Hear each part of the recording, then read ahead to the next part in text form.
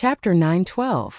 The total number of soul walkers in the new creation star had reached 300,000. After negotiations between Guangdong and Mitran, more than 100,000 of them were taken away. They were loyal to the Heavenly Father and loved their land and people.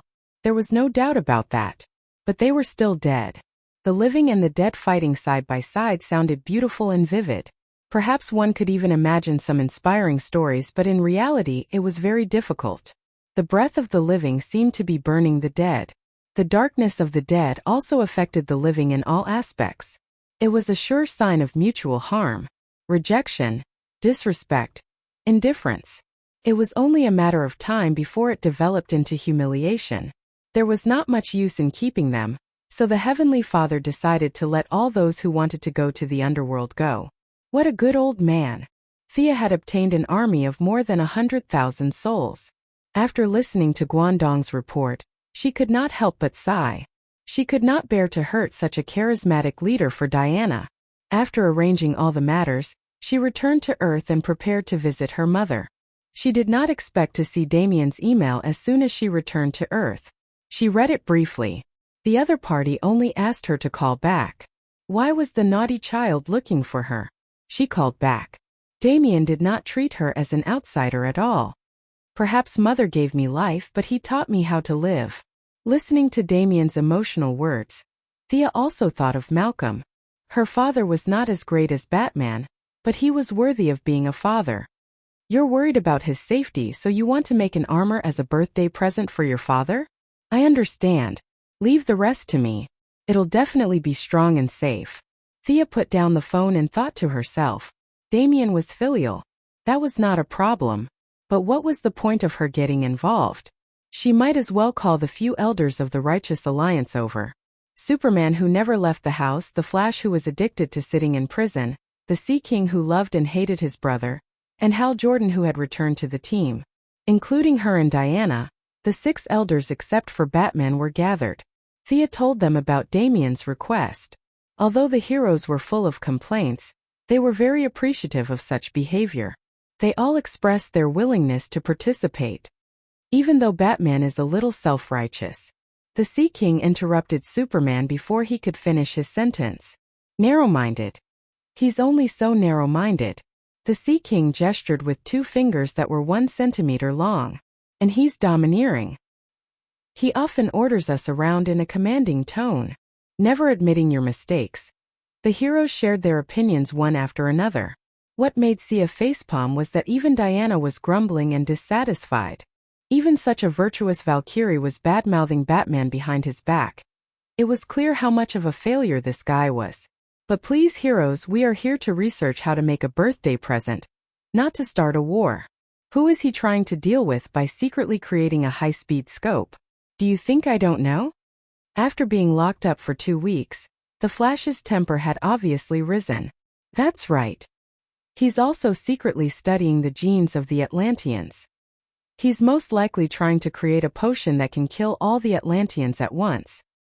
He's probably hiding a yellow light ring.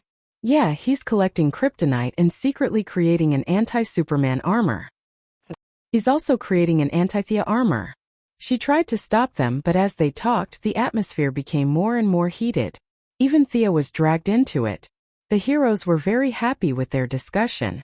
Everyone found a common topic, and their previous troubles seemed to have been forgotten. The atmosphere was extremely heated. They could almost see the image of Batman being pressed to the ground and calling for his father. Superman was smiling especially enchantingly. Even Thea was wondering if she should drag Batman over and beat him up. Then they finally remembered their main mission. We seem to be discussing how to make a birthday present. How did we get sidetracked? The heroes reflected. It's not that we're being shady, but we've been under too much pressure recently. Ahem. Thea coughed twice and tapped on the screen. A set of black armor appeared. This is the outer appearance designed by Damien. It's called the Hellbat armor. Let's divide the work. Superman and Neptune were in charge of the outer shell.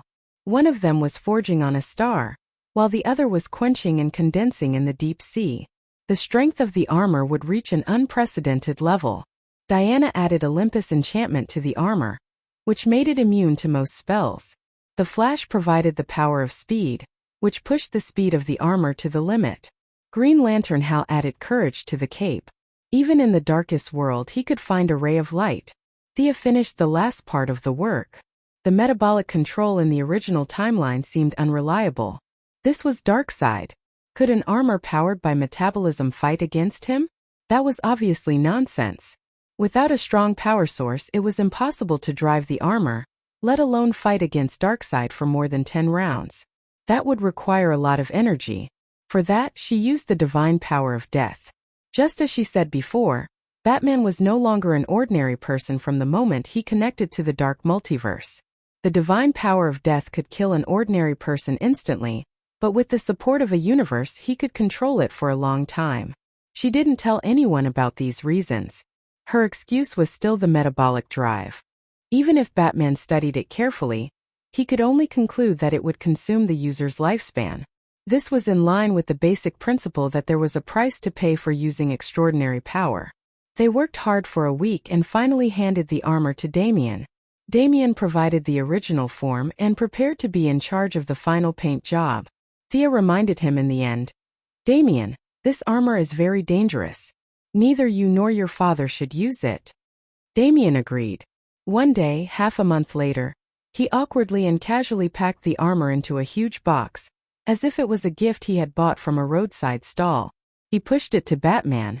"Hey, your birthday present." Oh, Batman wasn't good at handling father-son relationships either. He didn't know how to respond.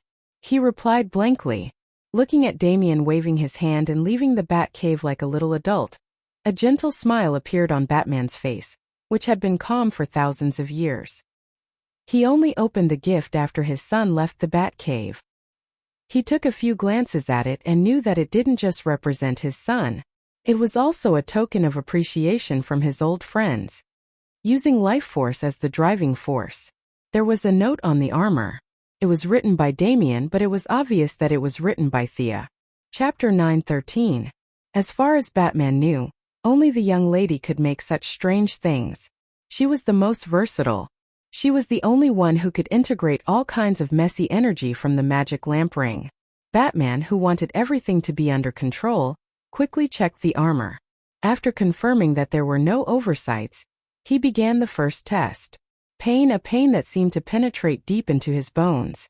Even though his willpower was inhumanly strong and he had done a lot of mental preparation, the pain was still unbearable. In a place he couldn't see, a deep energy from a distant void replenished his body and helped him share the pain. Batman thought that he was gradually getting used to the pain and didn't notice this abnormality. After taking 2 deep breaths, he finally experienced the power of this armor. The dozens of testing devices in the Batcave were all maxed out. This wasn't a coincidence, but because the armor's value had exceeded the testing limit. Its strength could shatter mountains. Its speed was so fast that it seemed like it could run to the moon, and its remaining endurance and reaction speed had reached a terrifying level. What an intoxicating power! The piercing pain made Batman complete the test quickly. Looking at this dangerous and deadly armor, the power that seemed to control everything and destroy everything was very fascinating, but he suppressed it with his willpower. Damian didn't know his father's worries about happiness. He left the Batcave and found his good friend, little Jonathan Kent. I don't think he likes it very much. When his friend asked about his birthday present, Damian said with uncertainty, "How can that be? I gave my dad a fountain pen last year. He was so happy that he jumped. No, he flew." Little Jonathan looked like he was very experienced. Then he suddenly realized something. "What did you give him?" Damian's eyes widened and his face fell. "A fountain pen? That thing can be a present? The materials of my present alone are worth $1 billion, not to mention the cost. It's the kind that money can't buy. Your dad was so happy that he jumped up. Actually, my dad almost jumped up too, but he was in pain." The 2 half-grown children studied it for a long time, scratching their heads in confusion. They could only say that they didn't understand the world of adults. Just as they were about to return to their respective homes, they saw a large truck speeding past in front of them and quickly disappearing from their sight. Chase after them. Damian pulled little Jonathan and ran forward. "Is Robin also responsible for traffic accidents?" "Idiot. There's a magic reaction in that car. Damien transformed into a cloud of black smoke and quickly chased after him. Little Jonathan's ability was intermittent, but after being stimulated by the Blood Brothers in the Sahara Desert, he seemed to have stabilized a lot and could maintain a relatively elegant flying posture. As the second generation of famous bears, they had been influenced by what they saw and heard, so they were very methodical in their work. They would not lose track of a suspect, nor would they be discovered because they were too close. The truck quickly left the city and drove into the country roads, creating a lot of obstacles for them to follow. When they caught up with it quietly, the truck had been parked in front of an auto repair shop for a long time. Don't go any further. Damien pulled little Jonathan back. There's a very powerful magician in there. Other than Sister Sia, I've never seen such a powerful magician. The two brats stopped in their tracks. Little Jonathan wanted to use his supervision to investigate, but Damien stopped him. This won't work, that won't work. Do you have a solution or not? Little Jonathan was a little dissatisfied. Calm down, we need more information. Why should I listen to you? I'm older than you, so you have to listen to me. I'm tall. You should listen to me. The two lowered their voices and bared their teeth as if they were going to eat each other. They quickly quarreled. Damien finally decided not to use supernatural powers and used technological means to investigate. In terms of atomization technology, Thea's methods had long been surpassed by the Atom Men, but Damien had gotten a lot of nanomachines from Thea, so it was not a problem for him to do some investigation. The image was quickly transmitted back. A man as strong as a lion was half sitting and half lying on the side. He seemed to be injured and was now barely able to sit up to prevent himself from falling. Opposite the man stood a very seductive woman. There were 7 or 8 strong-looking men, some in suits, some with tattoos all over their bodies. They were obviously ordinary people, but at this time they were all lying in a pool of blood with their heads cut off. The murder weapon was a serrated sword in the lion's hand. How dare they kill people? Little Jonathan's voice was very angry. After returning to his parents' side, he had gained a lot of understanding of this world. Unlike the wasteland world, anyone who casually killed in this world was a bad guy. This was the idea that Superman and Louise had instilled in him. Don't get so worked up. Those people are already dead. Let's see what they're going to do. Damien's worldview was relatively intact. He was born in the League of Assassins. After that, neither Thea nor Raven were saints. Even though he respected his father, he did not think that killing people was a terrible thing. How long will it take for your injuries to recover? The woman asked a little impatiently. If it's just ordinary people of this level, then it will take more than 10 million lives to replenish my divine power. The Lion Man seemed to be very tired and spoke a little slowly, which was completely incompatible with his big body. The woman laughed sarcastically. Kalibak, you don't think the two goddesses will let you kill 10 million people in their home without doing anything, do you? She did not mention their names, but the Lion Man still felt his heart palpitate. You don't have to test me. One of them is in the new creation planet, and the other just returned to the underworld. I have my sources of information. Don't play around with your little charm in front of me, Circe. If you still want to join the new gods, then you must continue to find sacrifices for me. My injuries can only be healed by massacring. Circe shook her head with a playful expression. Those who don't know would think that you're the god of massacre. You're actually the god of torture. How impressive. If you don't want to go back to the underworld and wag your tail to beg for mercy, either find a large number of lives for me to kill, or send me an old god. This is your mission. Go, I still need to sleep. Kalibak hung up the call after saying that. The figure of the car repair factory turned into pieces and disappeared in mid-air. What's there to be impressive about? It's just that you have a father. Circe was so angry that her face turned pale. She waved her hand and several flames flew out. The broken bodies on the ground were all burned into charcoal.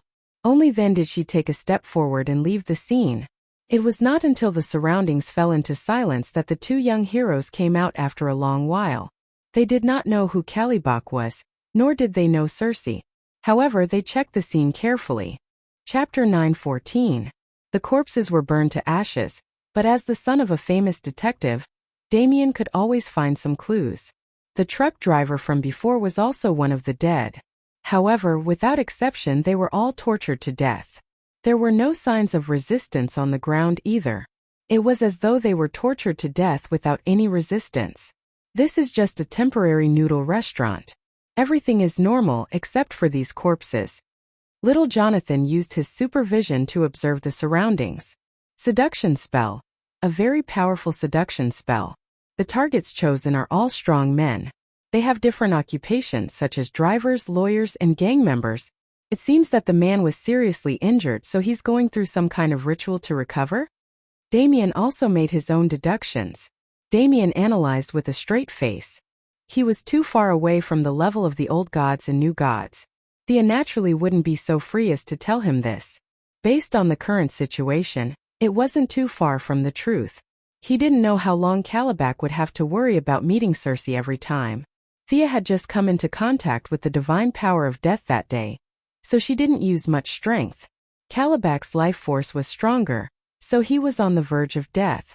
As Darkseid's son, and the eldest son at that, Calibac was saved even though his father looked at him with hostility. However, that was the extent of the relationship between father and son.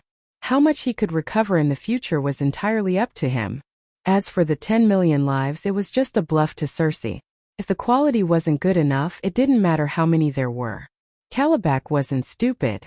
After regaining consciousness, he immediately sent his subordinates to search for the old gods in the multiverse. As the eldest son of Darkseid, even though his father looked down on him, there were still many who were willing to run errands for him. Circe, who had escaped from the underworld, entered his line of sight. Knowing that Thea had entered the underworld, neither her backer, Hecate, nor her mother, the queen of the underworld, who had made Hades a cuckold, could protect her. Circe was decisive and ran back to Earth without a second thought. She couldn't walk the path of the old gods, so she could only look for the path of the new gods. Coincidentally, Calibac's subordinates found her, and they hit it off. Circe would help him find an old god to restore his divine power, and Calibac, as the self-proclaimed heir of Darkseid, promised to accept Circe into the new gods faction. Their alliance was weak and had no guarantee, but under the strong pressure of the eldest miss, the two of them were still united. Calibac wanted to never step into this universe again. It would be much better to slaughter in another parallel universe. It would be safer and less troublesome. However, he was the eldest son of Darkseid. He could not say that he was afraid in front of the evil lord. He could only brace himself and stir up trouble. He needed to show that he wasn't afraid of him at all, even though he had defeated him in one move. It didn't matter if others believed him or not, as long as Darkseid believed him. Fortunately, Darkseid knew what he was capable of, and asked him not to lose the title of the Apocalypse Star. He didn't say anything like "bring your head to see me," or "die hard." Calibac's luck was really good. He had chosen a time when Sia and Diana were not around to come to Earth. Then he had found Circe, a guide, to help him. He was on tenterhooks as he wreaked havoc on Earth just to prove his bravery. Circe's charm was ineffective on him, but she was a beauty after all, so it could at least ease his mood. Otherwise, he was afraid that he would faint from the psychological pressure before he could even say a few words. Circe, the other person he was dealing with, was a narrow-minded person. She felt that everyone was narrow-minded. She didn't know that Diana didn't take her seriously at all. The eldest miss was so busy that she didn't care about her at all. Circe was scaring herself. She was so paranoid that even the slightest sound was an enemy. Calibac would occasionally show his face on Earth to prove that he wasn't a coward. Circe couldn't do that. She had nowhere to run. She was about to have a nervous breakdown.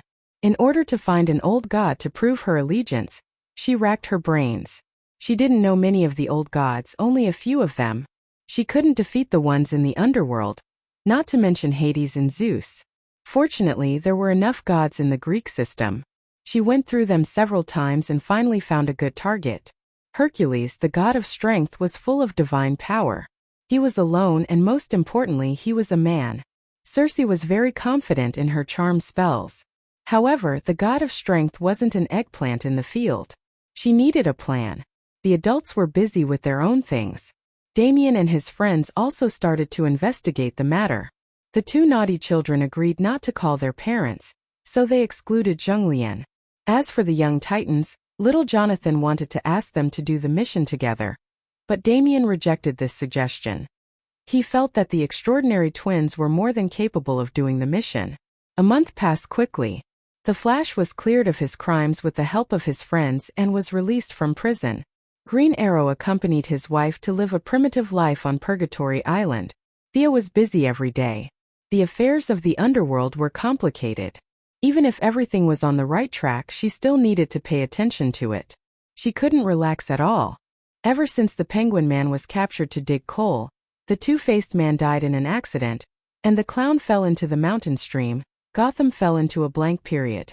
Evil might be late, but it would never be absent. Black Mask rose in Gotham. His influence was huge. He was rich and powerful. His marksmanship wasn't inferior to Death Archer. Most importantly, his mask had the ability to control the mind. Batman fought with him many times with his strong will, but he didn't gain any advantage. After knocking down a criminal with a few punches, a hurried shout came from his earpiece. It was the old butler, Fu. The old butler explained quickly. Batman forced himself to listen to it. He didn't want to care about Black Mask anymore and rushed back. He entered the Batcave and took off his mask. The old butler rushed out. "Young Master Damien, he..." The old butler choked up after saying a few words. Superman and little Jonathan walked out from the inner room. Little Jonathan was still upset about his friend's disappearance. Damien doesn't seem to be on Earth. Jonathan has been accompanying his mother for the past 2 days. Superman didn't know how to comfort his old friend.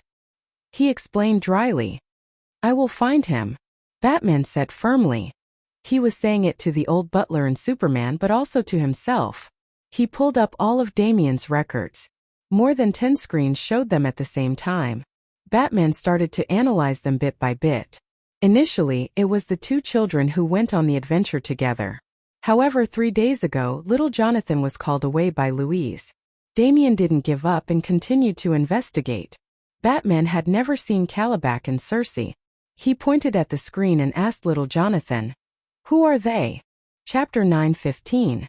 Little Jonathan shook his head. "Not yet, but Damien said that this woman is good at magic." Rubbing his forehead, Batman knew that it wasn't the worst yet. He trusted his instincts and forced himself to calm down. If Superman said that there were no such people on Earth, then these 2 people were definitely not from Earth. After all, Calabac was more than 2 meters tall, had a big head, and his hair and beard were all connected. His appearance was too obvious, and it was difficult for people on Earth to grow up like him. They don't look like aliens either, at least this woman doesn't. Superman seemed to know what Batman was thinking and reminded him.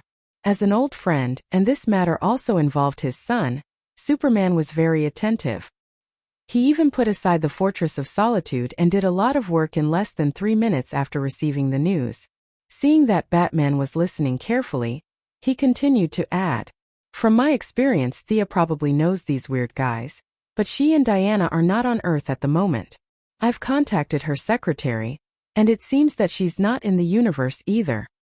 Maybe the White House has some information, but my identity is sensitive, so it's not convenient for me to go." Superman gave him a suggestion. Batman put on his mask again and nodded to show his gratitude to Superman. "I can find her." After that, he piloted the Batfighter, opened the cave passage and flew into the distance. Entering the main hall, he teleported to the New World School of Magic. Malcolm was drinking tea with Madame Xanadu. Astrology and divination were 2 subjects that were rarely studied in this era, and their worldviews did not match. You said that the star symbolized disaster, but he insisted that it was a comet. They were not on the same channel at all. The 2 did not insist. If they wanted to learn, then learn. If they did not want to learn, then forget it. Away from the hustle and bustle of the world, they looked at the stars and played cards when they had nothing to do. As if sensing something, Old Ma's eyes suddenly became extremely sharp, and he raised his hand and a white light flashed. With a swoosh, a throwing knife flew out of Old Ma's hand. Batman, who had jumped in through the window, did not even look and grabbed the handle of the knife. Whether it was throwing knives or grabbing knives, they all used the techniques of the League of Assassins. Batman? What an honored guest. Of course Malcolm knew who he was. Even though they had never crossed paths before, they knew of each other's existence. However, Malcolm was a little puzzled. What was this guy doing here? Where's Thea? I have something urgent to talk to her about, Batman said stiffly. Thea? The daughter of the president?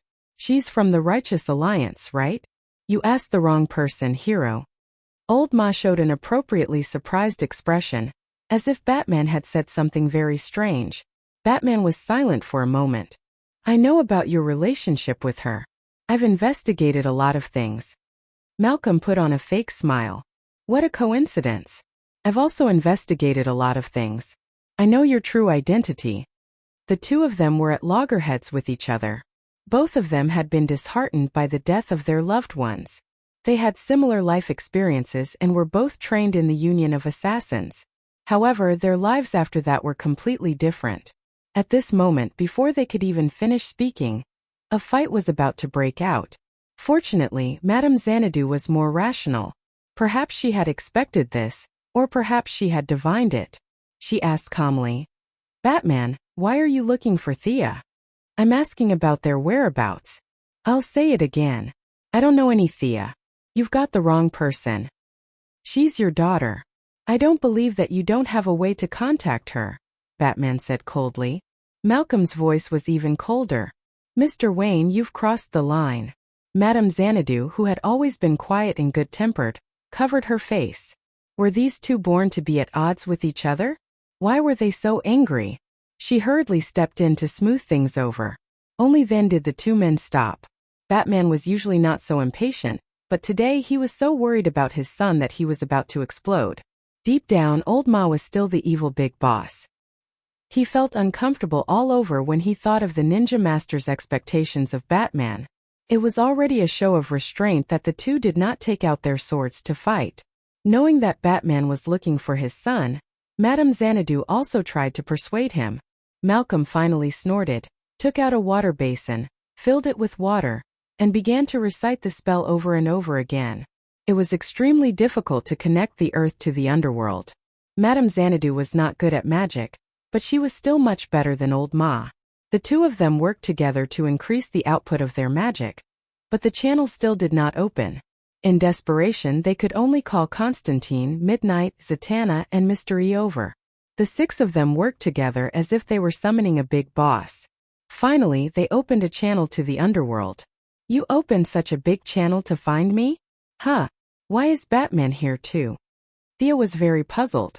She had only left the channel for Old Ma to transmit her voice in an emergency. Who knew that these people would forcibly expand it, and the original phone channel would be expanded to a video connection? What was the other side? It was gloomy and cold. Constantine had been to heaven and hell, but he had never been to the underworld. Out of curiosity, he wanted to take a closer look at the environment on the other side. Batman pushed Constantine to the side, brought up the image, pointed at Calabac and Circe and asked, Do you know these two? Thea was a little stunned. She looked at the image and said, I do. The man is Calabac. I have not seen the woman before, but Diana has seen her before. Judging from her outfit, she should be Circe. Batman heaved a sigh of relief. It was much easier to find them with a name. He quickly asked, Where are they? Thea answered truthfully, Calabac is on the Apocalypse Star. He is the eldest son of Darkseid. As for Circe, wait a moment, I will ask. The population of the underworld was now under the control of the two-faced man. As a former district attorney and later a gang leader, he was able to do well in both the underworld and the underworld. This guy was very good at organizing and coordinating. He was good at getting things done but weak at fighting. Harvey Dante was now equivalent to the Secretary General of the underworld. Thea wanted to call the two-faced man over for questioning, but she remembered that Batman knew him. It would be very troublesome to explain why this person was on her side, so she quickly changed her mind. In less than 3 seconds she reappeared. Circe is on the Apocalypse Star now. What happened? Batman pursed his lips and did not speak. Old Ma pretended not to know and drank his tea. Madame Xanadu was kind enough to tell them everything. Damien's disappearance. You suspect that the Apocalypse Star is behind it? Thea thought that her butterfly wings were big enough that some things would not happen again. She did not expect this to happen. Then, the next step would be Batman killing his way to the Apocalypse Star. As expected, Batman rejected her help and said that he would find his son. I really can't leave now. Hell is attacking me. It's not appropriate for my clone to appear on the Apocalypse Star. My grudge with them runs too deep. Chapter 9:16. Sia didn't refuse. The trade with the underworld had touched the nerves of some of the great demons of hell. The 3 stupid sons of the 3 palace demons were now attacking the underworld with a bunch of demons. She wasn't afraid of these 3 idiots, but she didn't want to fight with the 3 palace demons over such a small matter. Putting aside whether she could defeat them or not, the most important thing was that it was meaningless. As long as hell existed, demons would never die. They recovered much faster than gods, and they would be as good as new after 18 years. She had to control the scale of the war and show hell's might. She had to control the balance. As for accompanying Batman to Apocalypse Star, that was a joke. That wasn't saving people but provoking them. Hell wasn't strong enough to fight on 2 fronts, not to mention that Damian wasn't dead yet. Even if he was dead, Hell was a direct subordinate organization. With Sia opening the back door, they could revive him. How big a deal was that? However, there was no need to tell Batman this. As the goddess of death, she absolutely couldn't appear on the Revelation Star right now. If she appeared, a mega battle would immediately follow. If the Heavenly Father, 3 imperial palaces, and demons were dragged into the battlefield, many of the multiverse would be rebooted ahead of time. Therefore, she could only let Lord Bat go alone. There was another advantage to Batman going now. The gods on Apocalypse Star were either dead or injured. None of them were in good condition. He could go to Apocalypse Star and save his son, earn some achievements and then run away. In theory, there was room for maneuver. As a reserve member ranked within the top 50, she could already use a small part of the second sister of Death's power.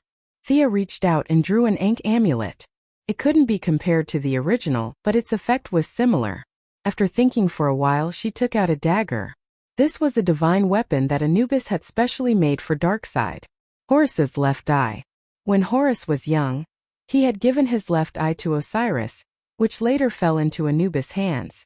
In order to take revenge on Darkseid, the current god of death had used Osiris' teeth, Horus's left eye, and his own finger bone to create this divine weapon. It contained the blood feud between the Egyptian gods and Darkseid. Thea had a feeling that Batman would have a chance to stab Darkseid in the back. If Fatty Blue were to launch another expedition against the Egyptian gods for revenge, it would definitely help her consolidate the underworld. They might not be able to take the initiative to attack, but Hell wasn't afraid of any other power in a defensive battle. He threw the teleportation talisman and the dagger to Batman through the passage between the 2 worlds. Perhaps the Apocalypse Star will close the Mother Box's authority at the end. You and Damian can use this to teleport back to Earth. The dagger only has 1 chance. Seize the opportunity and find Damian. She spoke the last 2 sentences very seriously. Then, she told him the coordinates of the Mother Box of the Apocalypse Star before closing the passage. The few magicians automatically looked at the dagger. This blood-red divine weapon was surrounded by a murderous aura, which contained endless hatred. Batman didn't waste time talking nonsense with these magicians. Zatanna offered to help, but he refused. When he returned to the Batcave, he found that the members of the Bat family had been waiting for him for a while. He knew that it was the old butler Foo's idea. Not only Nightwing Dick, Red Robin Tim, Batgirl Barbara, and even the second-generation Robin Jason were called back. How's Damian? Any clues? Nightwing was the first to speak. When Batman told them the details, the 4 immediately said that they were willing to accompany him no matter how dangerous the situation ahead was. He refused without even thinking about it. Bruce, you're too stubborn. What do you think we are? You hide all your problems in your heart. Can your heart hold so many secrets? Barbara's words were tactful. The Red Hood wasn't so polite. Yes, you told us that the Joker doesn't know who we really are. What happened? You almost got us killed. You almost got all of us killed. Everyone who trusted you. Batman was silent for a long time. I trust you. The Red Hood snorted in disdain. I trust you. No matter how you look at me, you can't change that. But I don't trust myself. Batman took off his hood and continued. His face was no longer young. Years of not being exposed to the sun made his face look a little pale. No matter how good his diet was or how hard he worked, time had left its mark on his face. He was no longer young. I trust you. I poured all my effort into this identity of Batman. You can continue my duties. That's the greatest affirmation for me. Nightwing deliberated for a long time before speaking slowly. Why don't you ask the Justice League for help? If they help, saving Damian will be easier. Batman shook his head firmly. This is my business. It has nothing to do with justice or the safety of Earth. This is the duty of a father. I won't let any hero of Earth die on Apocalypse. Their expressions changed. They immediately guessed what Batman was going to say. That's why I won't let you go either. Your duty is to protect Earth and Gotham, not to accompany an old man to save someone. Nightwing erupted like a volcano. Damian is like my brother. You're like my father. I'm willing to do anything for you. How dare you treat me like this? Batman looked him in the eye. If I don't come back, inherit my cape and cloak. That's what you should do for me. Tonight, Black Mask has a group of subordinates trading at the dock. You should leave.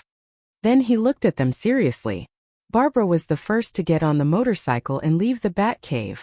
Then Red Robin and the Red Hood followed. Nightwing was the last to leave. You must come back safely. Nightwing's voice floated to his ear.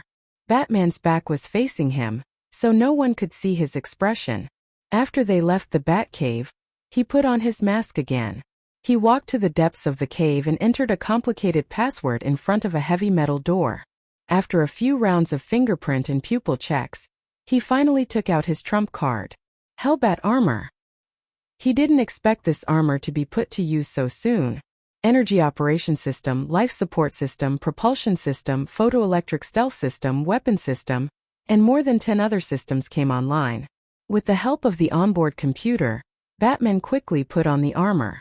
What followed was pain. Under the worried gaze of the old butler, Afu, Batman opened the mother box. This was the loot from the last battle. He waved at the old butler, set the coordinates and walked into the orange tunnel. He turned on the photoelectric cloak and entered stealth mode. Wearing the ink-black armor with a blood-red bat symbol on his chest, Batman quickly rushed out of the tunnel. Flames scorched the sky. Smoke from countless discarded materials rose into the air. Countless slaves were walking quickly with their heads lowered. The Apocalypse demons that Roland had seen in the New World were working as overseers. Blood, sweat, curses, and screams mixed together. This was a terrible environment to be in. Chapter 9:17. Batman did not know how his son could survive in such an environment. There was almost no oxygen here. Anxiously, he turned on the detection device and was overjoyed. Damian's life force was still there, and he did not look like he was severely injured. He secretly ordered the armor to extract his life force and activate flight mode. A pair of 5-meter-wide bat wings spread out behind him. Amidst the light, he was like a large bird flying silently across the sky. Many of the Apocalypse planet's citizens felt something strange above them, but they could not see anyone. Robin, please reply if you hear me. Damian, I'm coming. Hurry up and reply. Amidst the tearing sounds, the communication device was hung up. Batman felt as if a ball of fire had ignited in his heart. Damn it! He cursed. On one hand, he was worried about his son. On the other hand, wearing the armor was really painful. Every second felt like needles stabbing into his body. The Apocalypse demons were driving the slaves into the volcano to appease the anger of the Apocalypse planet. In Batman's eyes, they were killing innocent people for their own entertainment. He could no longer control his temper. With a whoosh, he revealed himself and grabbed the necks of the two apocalyptic demons, smashing their heads together. Then he used his speed to break the bones of more than 10 soldiers. He adhered to the principle of not killing. Even if it was the Apocalypse demon, he would not kill them. However, this did not mean that he would allow them to continue doing evil. These soldiers would probably have to spend the rest of their lives bedridden. That was if the Apocalypse Star had such benefits. Once the battle began, Batman would not hold back. He needed to vent his anger and the pain in his body through battle. Like a certain beautiful lady from a month ago, a bloody path paved with the corpses of defeated soldiers appeared on the Apocalypse planet. Batman did not say that he would fight Darkseid alone. He followed the signal from the tracker and went straight for the Apocalypse planet. The Apocalypse demons were not very intelligent, and they were ruled by fear. They only knew that this black guy was an enemy, so they stopped him at all costs. The Hellbat armor was a combination of the wisdom of all the people in the Alliance, and it was powered by Sia's god of death. Ordinary soldiers were no match for Batman at all, and the path of wounded soldiers was not inferior to the path of death that day. Seeing that there was no way to resist, someone immediately reported to the commander of the Apocalypse Star Army, Comrade Wasteland Wolf. What? Someone else is coming alone. The Wasteland Wolf's eyes were wide open. He couldn't understand. Our Heaven Enlightenment planet isn't some holy land of revolution. Is there a need for all of you to come and visit us? Are you sure it's a person? He asked the messenger.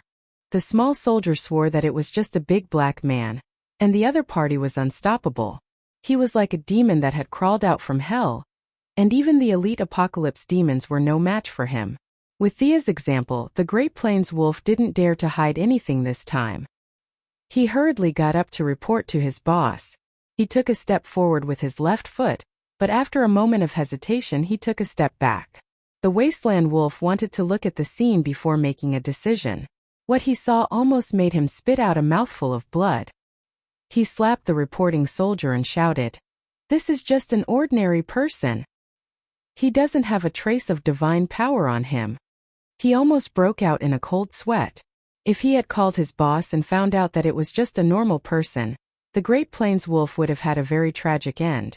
Even though this normal person looked very powerful, the Great Plains Wolf's eyes were very sharp. He saw through the truth at a glance. The armor was indeed powerful, but the person inside was definitely a normal person. The Great Plains Wolf was very cautious, afraid that the other party was pretending to be weak. He observed for another 5 minutes. In the end, he confirmed that Batman was undoubtedly a normal person. He wasn't even a demigod, let alone a new god. However, when he saw the Hellbat armor, he fell silent. He didn't know how this armor was made, and he couldn't figure out the source of power inside. The Great Plains Wolf could see that the armor was a threat to him. After all, he wasn't in his best condition. He was Khan Yoja's younger brother and Darkseid's uncle. It was understandable that he was beaten up so badly by Thea. It wasn't strange that the goddess of death couldn't defeat her. However, now that a normal person couldn't defeat her, he was in deep trouble. The Apocalypse Star's brotherly friendship came into play again. He was prepared to send someone else. However, when he looked at the combat strength of his side, he wanted to cry but had no tears to shed. He found that his side was full of defeated soldiers. Mantis was heavily injured and still unconscious. Kalibok was heavily injured, but he had been awakened by Darkseid. As for how much combat strength he had left, it was a sad story. Guangdong had been removed from the list of traitors, and the mental hospital's core had been damaged. He had gone into seclusion somewhere to recover. The kind grandmother had also been sent out by Darkseid to rebuild the Nemesis team. She wasn't at home at all.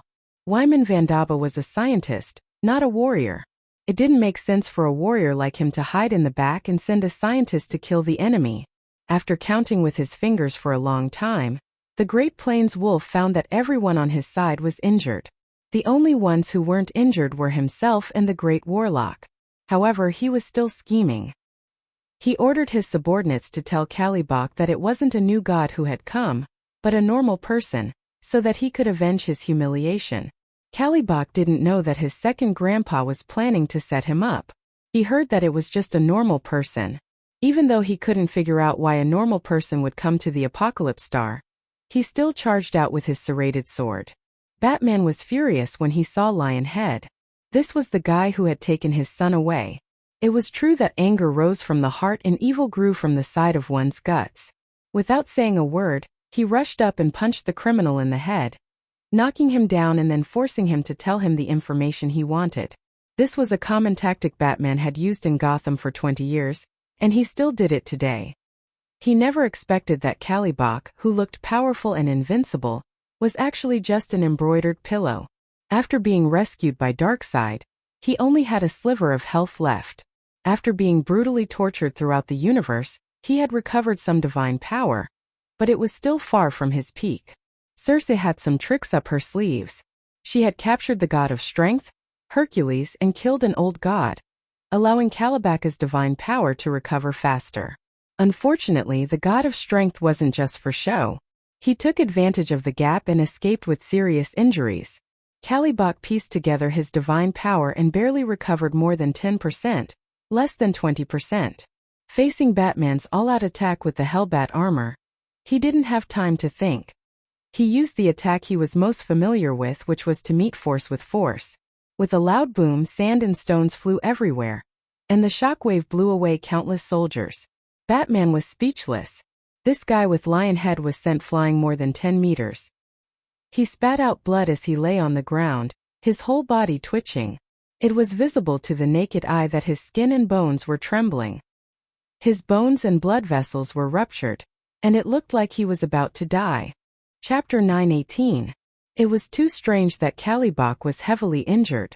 How could a paranoid person like Batman believe it? He grabbed a soldier, curled him into a ball, and threw him at Kalibak. Pfft.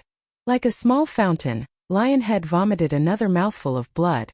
His eyes had been filled with unyielding hatred when he looked at Batman earlier, but there was nothing now because he was in a trance and was about to die.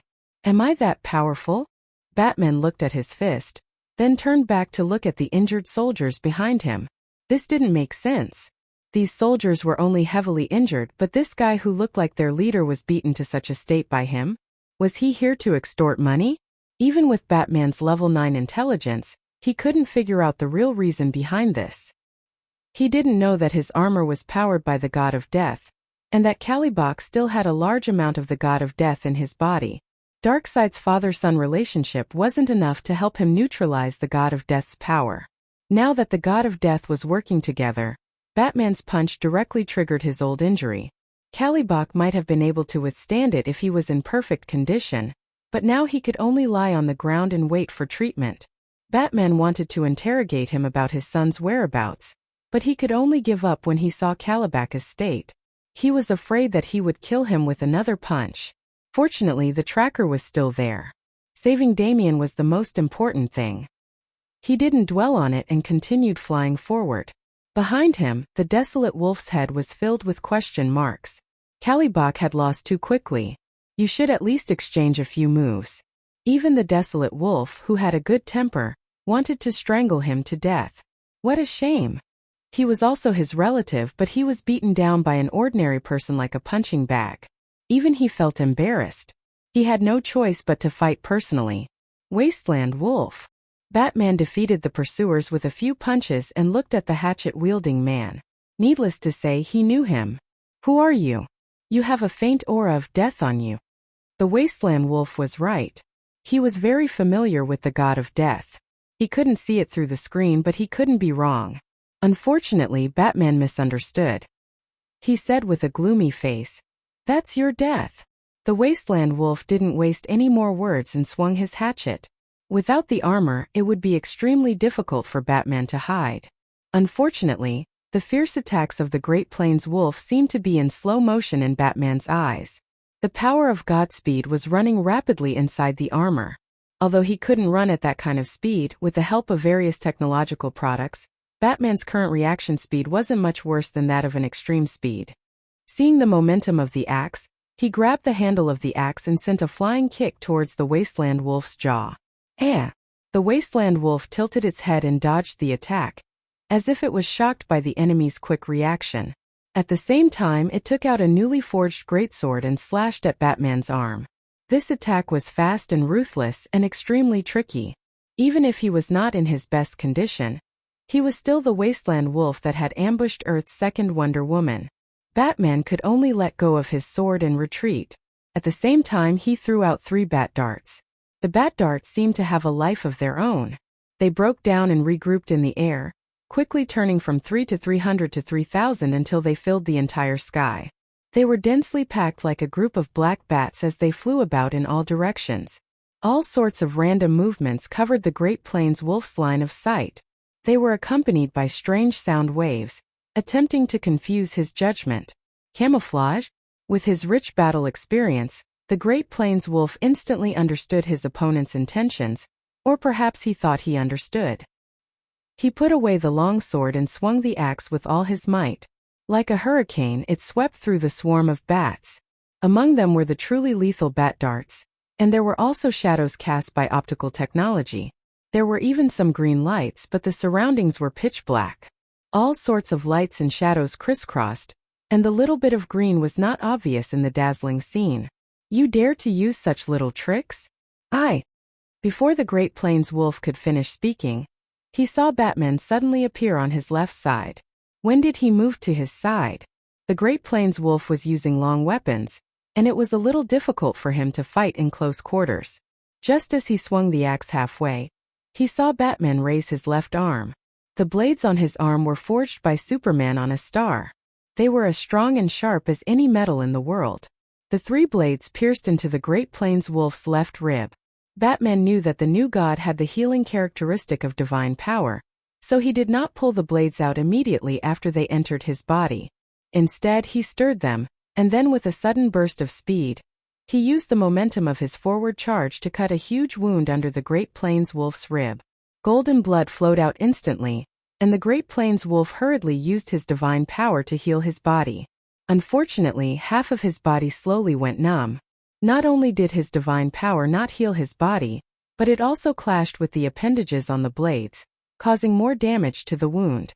The Great Plains Wolf was familiar with this divine power. Was this not divine power of the soul? And it was not just divine power of the soul. There was something else mixed in as well. It seemed to be similar to Darkseid's attributes. It was a pity that they had no intention of communicating. Otherwise, Batman would have told him that this was the nameless thing extracted from the area where Thea and Darkseid fought. The Blood Brothers could make poisonous smoke, and Batman was not far behind. Current technology could not even analyze what this thing was. It could only be used as a poison by the Assassin League. They could smear some on their weapons to achieve excellent results. The Great Plains Wolf could not speak of the mixed divine power. After all, there were only a few of them. Given some time, he would definitely be able to dispel them. However, Batman was very experienced. He did not give the Great Plains Wolf a chance to recover. He attacked with all his might.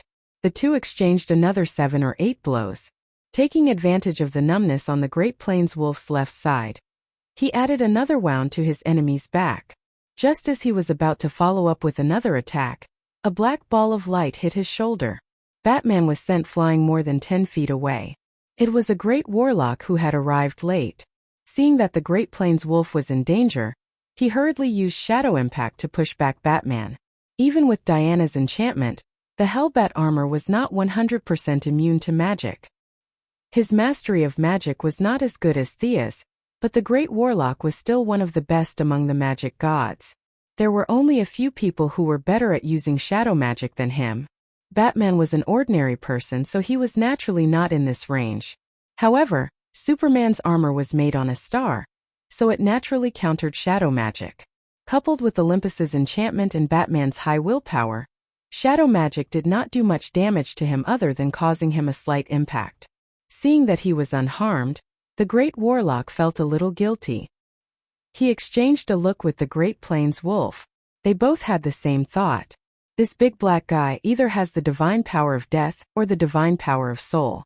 Could the goddess of death be lying in ambush nearby? Thinking of how Thea had tortured them like vegetables, the two gods trembled a little. Their movements unconsciously slowed down. Chapter 919. Batman immediately realized this. He didn't know what the enemy was thinking and thought that all the bad guys in the evil faction were like this, guarding against each other and hindering each other. The bad guys in Gotham were like this, and it seemed like the Apocalypse Star was like this too. This was good news for him. Relying on the fact that magic didn't deal much damage to him, he attacked the Great Warlock fiercely, and then flew towards Damian's location on the tracker. Come back here. The Great Plains Wolf threw out a metal chain, wrapped it around his ankle and pulled him back. At the same time, he was curious about Batman's goal. He wasn't flying towards the palace, nor was he going to deal with the heavily injured new gods. Instead, he was flying towards a private house. The Great Plains Wolf suspected that there was an inside story that he didn't know about. He hurriedly asked the Great Warlock in the telepathic channel, "What's in that direction? What's he going to do?" The Great Warlock was also confused. He had just entered the battlefield and didn't understand the situation as well as the Great Plains Wolf. Both of them came to the Apocalypse Star to play. The two gods studied for a long time but still couldn't figure it out. The only one who knew the whole story, Kalibok, was knocked unconscious 30 seconds ago. They could only fight with Batman in a daze. They didn't want to kill the enemy. As long as they could trap the enemy, they would win. They were fighting very conservatively. Batman calmly analyzed and realized that he had to break out of this situation. Otherwise, he would be chased and beaten up, and it would be useless even if he found Damian. The Great Plains Wolf had accumulated hundreds of millions of years of battle experience, and could be considered extraordinary. Although he was beaten like a dog by Thea, that was because of the difference in attributes. At the same level, it wasn't an exaggeration to say that the Great Plains Wolf was invincible. Although Batman was conceited, he didn't think that he could beat the other party. The Great Warlock became the key to breaking out of this situation. It wasn't that magic gods didn't know how to fight in close range. After all, they were at a high level and more or less dabbled in all aspects. For example, Thea could fight in close range and Diana could also cast spells. The Great Warlock naturally had the ability to fight in close range as well. At this moment, the Great Warlock Desard was holding a dagger and dancing up and down, cooperating with the Great Plains Wolf to attack Batman. In the Great Warlock's mind, Batman's armor was powerful, but he was essentially immortal. He really wasn't worthy of the two new gods joining hands. Unconsciously, the battle became a little perfunctory. His armor must have a time limit. This level of energy is not something an ordinary person can handle. This reasoning process was not complicated. He shared his thoughts with the Wasteland Wolf through the telepathic channel, and the Wasteland Wolf deeply agreed. If an ordinary person wearing a suit of armor could fight with them for hundreds of rounds, then the new god would be too worthless. Wasting time and letting the other party suffer the consequences of his own actions, they could almost see the scene of Batman wailing endlessly, lying on the ground and turning into a pile of bones. The Great Warlock's bursting fireball smashed into the armor. Unexpectedly, the fireball seemed to have smashed into empty air and flew far away. Batman, who was originally in front of him, was like a mirror, drifting and distorting before directly disappearing into the air. A mirror image? The Great Warlock had also learned a lot of scientific knowledge. He could see that this method wasn't magic, but rather a very ingenious optical technology. Knowing that he had been targeted by the enemy, he softly uttered a word. A dark flame ignited and enveloped him in the middle. Before he had time to rejoice, he saw a huge fist rapidly approaching from the left side of his vision. The Great Warlock had fought with the Martian Hunter in the New World, and Batman had seen the video of their battle dozens of times. There was definitely no secret to dealing with a magic-type god. However, Batman only slept for an hour every day, so he managed to figure out a trick.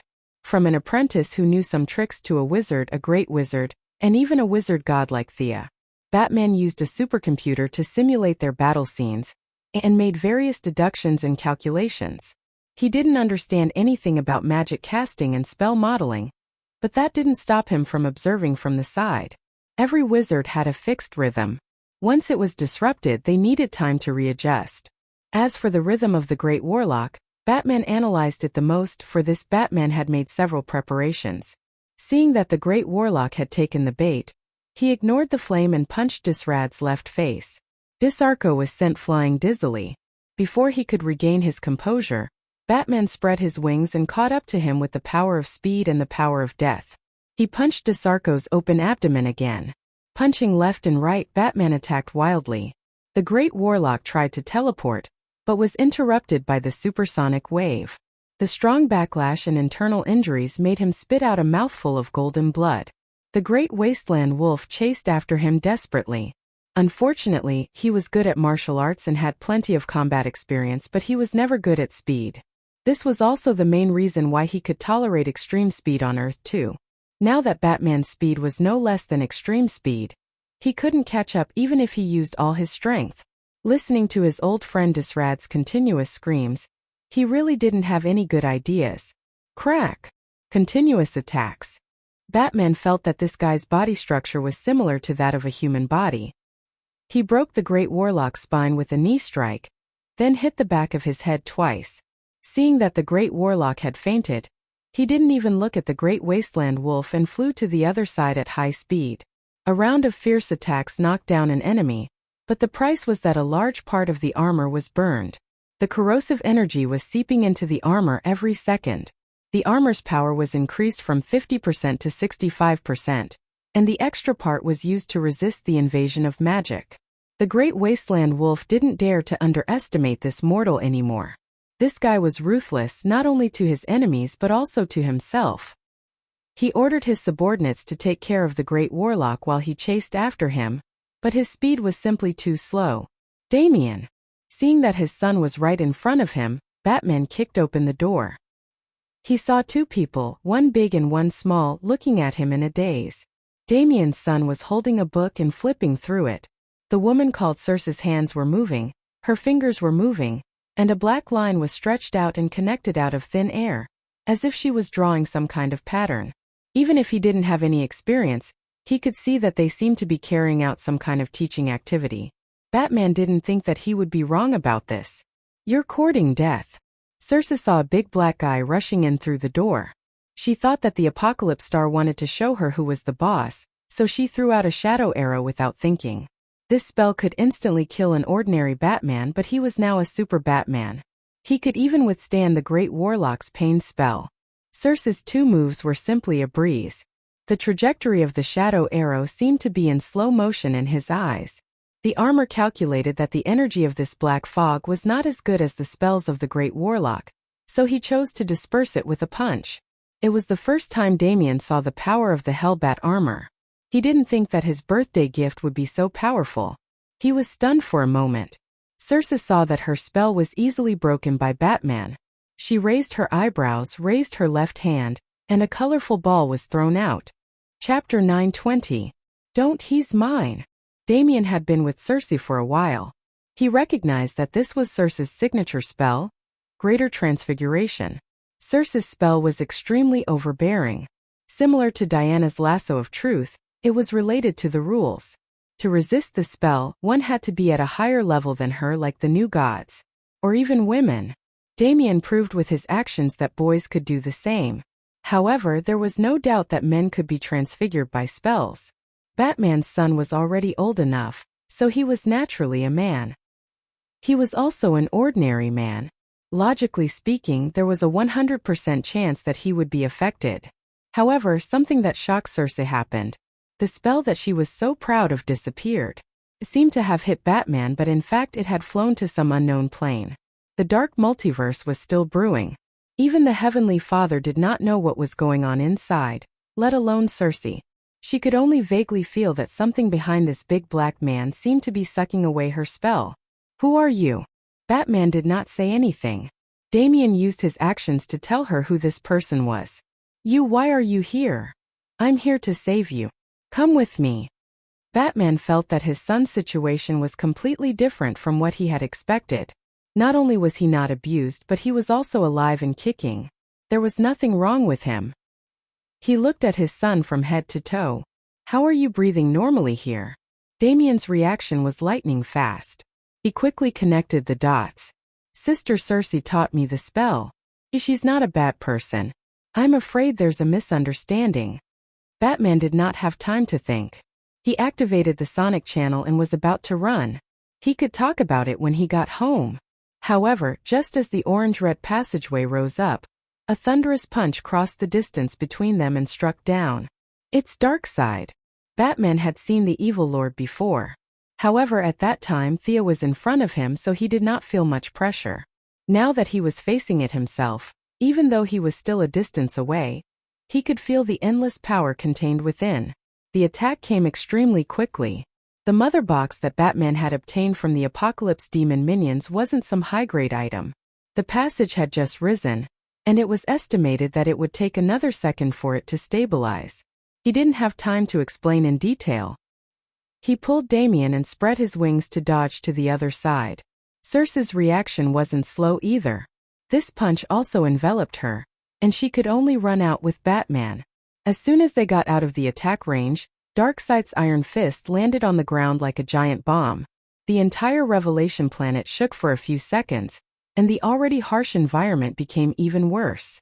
Volcanoes erupted and earthquakes erupted.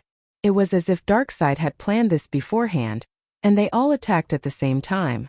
The number of civilians who died on the Heaven Enlightenment planet instantly broke into the 5 digits, and this number continued to increase as the disasters increased. Thea would never do such a thing as making a hole in her own home. That would be too stupid. But Darkseid didn't care. He was about to explode with anger. It had only been a month, and yet another person had come to the Revelation planet alone. Thea wasn't a big deal. After all, they were on the same level, and they couldn't defeat each other in a fair fight. Now that Darkseid had suddenly obtained the deity of death and wanted to challenge him, the Lord of Evil expressed that he could understand. Where did Batman come from?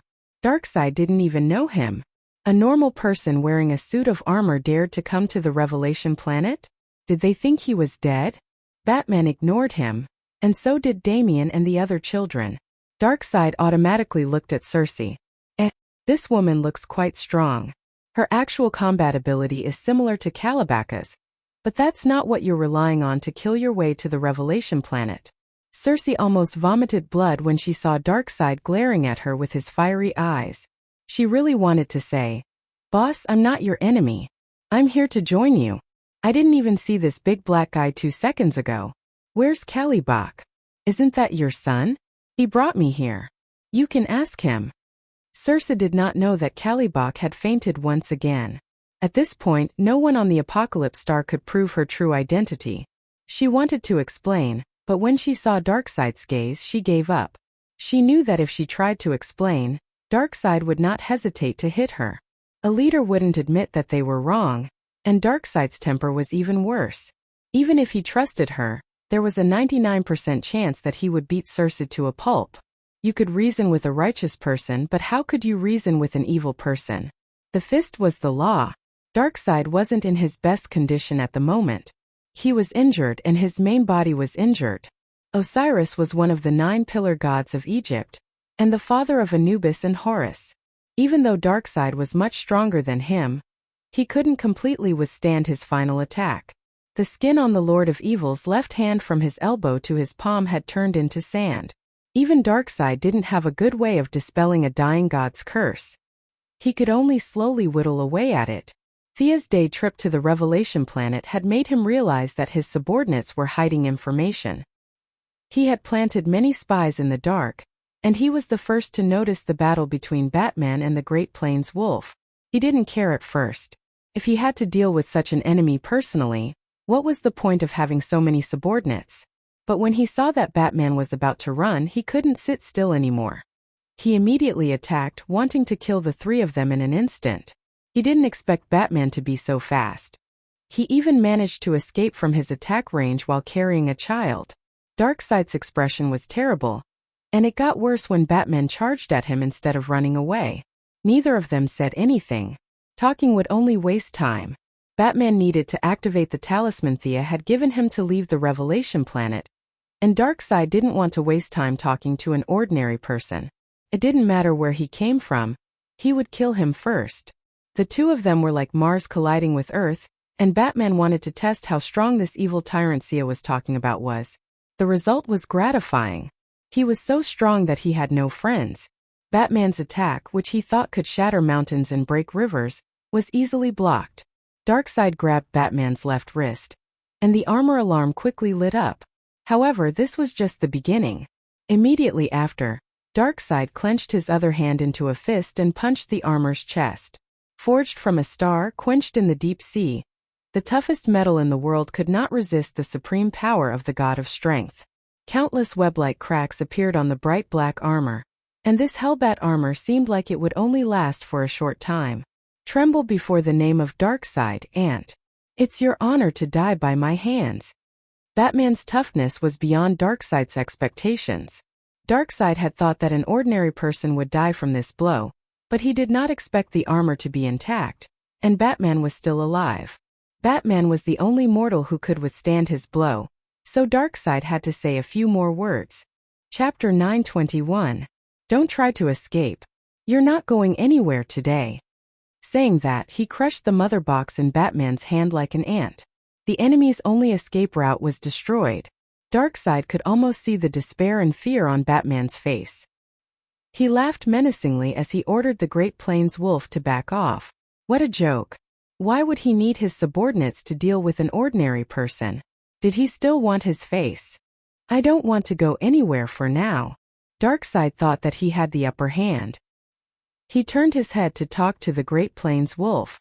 This was not a big flaw, but Batman still took advantage of it. He twisted his waist, raised his elbow, and used all his strength to punch Darkseid in the face. The Lord of Evil was caught off guard and staggered. However, he was far stronger than Batman. He only took half a step back before he could stop himself. You've angered me, you ant. He grabbed Batman's arm and threw him to the ground. There was a dull thud, and a large number of armor fragments scattered on the ground. The armor's defense was at its maximum, but it still could not make up for the difference in strength. Darkseid was punched by Batman. Although he wasn't actually hurt, he was still embarrassed and was about to go berserk. He grabbed Batman's arm and smashed it repeatedly. He wanted to shock this ordinary person to death. Batman was quickly mobilizing the armor's power. He did not care whether his metabolism was harmful or not. He only needed power to defeat Darkseid, even if it was only temporarily. The armor's damage was getting worse, and its power soon exceeded 80%. It was approaching 100% or even 200%. The pain numbed his body. He even gave up most of the armor's defense in exchange for enough attack power. He only had one chance. Don't you dare hurt my father. Damian saw Darkseid raising his fist again. He did not have time to think about the huge difference between the two of them. He threw out 2 bat darts. The darts could not hurt Darkseid even if they were 100 times faster or 100 times sharper. However, Darkseid still cared about his reputation. He raised his left hand and swatted it horizontally as if he was swatting a fly. This move was not only aimed at Damian, but also at Cersei. The witch was not happy about it. However, she was also an extremely intelligent person. Now that she was in the same boat as the father and son, in order to have a way out, she had no choice but to flash away with Damian and hide. Armor shattered at 75%. Life safety system overloaded. Power assist system overload. The armor will disintegrate in 5 seconds. Seeing that Darkseid's attention had been diverted, Batman thought to himself, this is a good opportunity. He didn't give up on this hard-won opportunity. Ignoring the various statistics in his armor, he pushed himself up with his left hand, twisted his waist, and kicked Darkseid's face from the bottom up. Darkseid's heavy body was kicked off the ground, but before he could retaliate, he saw the blood-red bat mark on Batman's chest glowing with a bright red light. As the energy gathered, it posed a threat to him. The blood-red energy was comparable to the full power of the main cannon of a level 9 civilization battleship. Even Darkseid could not defend against it. The quality was not high enough, but there was enough of it. The Hellbat armor had used a self-destructive method to squeeze out all of its energy and fire a shot at him. Darkseid was sent flying for 1,000 meters. The powerful energy wave destroyed all the buildings along the way. He lay sprawled in the middle of the street. The blood-red energy was still burning around him. From afar, he looked like a bat with its wings spread. What hit him? Darkseid felt that he was very slow. It was as if he had 2 minds. One was telling him to kill someone and the other was dizzy. He tried for a long time but he could not get up from the ground. He did not see that Batman had stabbed another dagger in his chest during the explosion of energy. That was the Egyptian god's revenge. It had only one effect. Chaos. Even though he was a new god, he could not resist the erosion of time. The Egyptian gods, who played with sand every day, were very knowledgeable about time. He did not know how many side effects this dagger would have, but he could easily be confused for 3 days. Why are you so strong, mortal? What's your name? Realizing that he had lost, Darkseid asked loudly while lying on the ground. Because I'm Batman. Batman was in a terrible state, but he still shouted this sentence. His voice came out of his facial armor, and it was very distorted. After 2 seconds of attack, the Hellbat armor was on the verge of collapse. Everything below the mask was exposed, and the armor on his chest and arms were falling off. His breathing device was completely destroyed. He could barely open his wings. He forced the Great Plains wolf to retreat with a fierce glare. Batman spent another second to find Damian. He then crushed the talisman, turned into a white light, and teleported back to Earth. Circe was dumbfounded when she saw Darkseid being defeated. Even if Caliban was here to testify for her, she did not dare to stay on Apocalypse Planet. She could imagine Darkseid's revenge. It was now or never. She had to run. At the critical moment, she grabbed Damian's arm, and the three of them disappeared from Apocalypse Planet. Wah! As soon as they returned to Earth, Batman spat out a mouthful of blood before he could even see where he was. His armor had completely disintegrated. Even with the dark multiverse helping him take some of the damage, Batman was still heavily injured and on the verge of death. Thankfully, Damian had healing gems on him. He picked the one with the highest quality and the strongest spell and applied it on his father's body.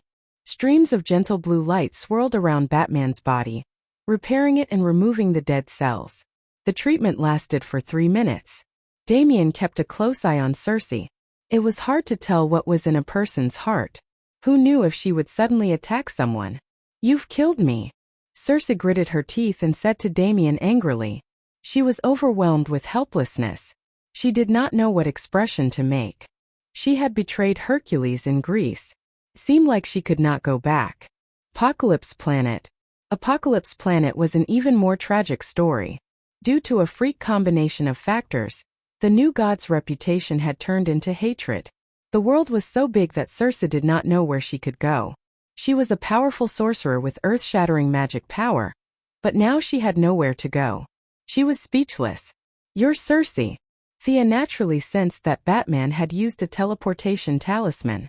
She followed the traces of the teleportation and returned to Earth. Looking at this goddess who was not inferior to Darkseid, Circe felt bitter.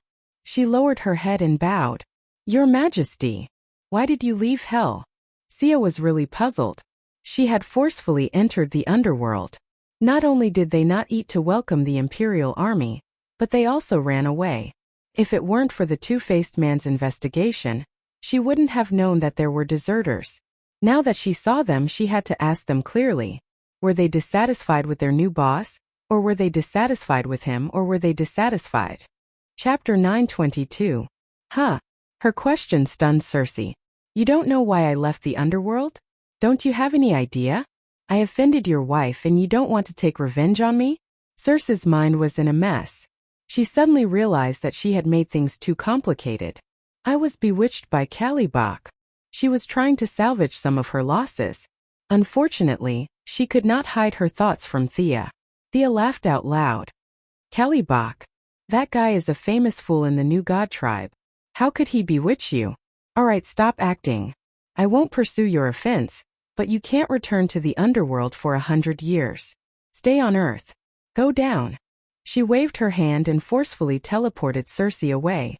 Circe was definitely capable. With her powerful magic, her combat power was not inferior to the new gods. Unfortunately, she was Diana's nemesis in the original timeline, and had gone against Wonder Woman countless times.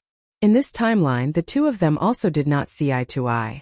From a personal point of view, Thea definitely could not recruit her. She checked Batman's injuries. It was not a big problem. His lost life force was being replenished. His mental exhaustion was greater, but he could recover after a few days of rest. She then turned to Damian. "Tell me, what's going on with such a big commotion?" The matter was complicated and simple at the same time. Damian was investigating the clues alone, and happened to see Caliban torturing Hercules. He had been by Batman's side for many years and had a chivalrous heart. Damian immediately pulled out his sword to save Hercules. Caliban was just a projection projected from the Apocalypse Star to Earth. He did not have much combat power. The two sides of the battle naturally became Circe and Damian. In the original timeline, he could beat Diana to a pulp. Against Circe, the brat was no match for her even if he used all his means. Seeing that she was no match for her, Circe asked, "Who is your master?" Damian never called Thea master. Thea was also afraid of being called old, so the two never talked about masters. Now that he heard Circe's question, he replied, "I don't have a master." Even though Thea was lazy, she would teach her when she wanted to and self-study when she couldn't. Damien was smart and hardworking, and with some guidance from Raven, Damien had a deep understanding of magic, even though he had learned a lot of different things. After exchanging a few blows, Cersei was shocked. Damien's foundation was too good. After knowing that he didn't have a master, Cersei thought that he had groped his way to where he was today. Cersei's transformation magic was indeed unique. Damien was half forced and half willingly dragged to Planet Revelation. The two of them had just started teaching each other when Batman came knocking on their door. Thea knew the rest of the story. Eldest Miss didn't comment on this. This was the story of Guoxiang and Jinluan Fuwang from another world. Alright, that woman isn't a bad person. If you want to learn it, then learn it. Her transformation technique is indeed not bad. Thea didn't have any prejudice against sections. She could live for hundreds of millions of years, and she didn't expect Damien to pass on his legacy. There were still a lot of things waiting to be dealt with in hell. A month passed quickly and Batman recovered. Damien once suggested that he rebuild the Hellbat armor, but he rejected it. That power is too deadly. You shouldn't get involved. He was afraid that his son would go on a path of no return for power, so he repeatedly advised Damien to give up on the idea. Damien even specifically asked for Thea's opinion. Eldest Miss nodded and fooled the naughty child. Batman's words could only fool children. If he didn't secretly make another set for himself, he wouldn't be worthy of being called Batman. The affairs of Hell came to an end. Under the influence of Guangdong's secret assassination and a large number of rumors, the three stupid sons of the three palace demons fought among themselves in the middle of the war. Hell launched an all-out attack and drove away the Hell army.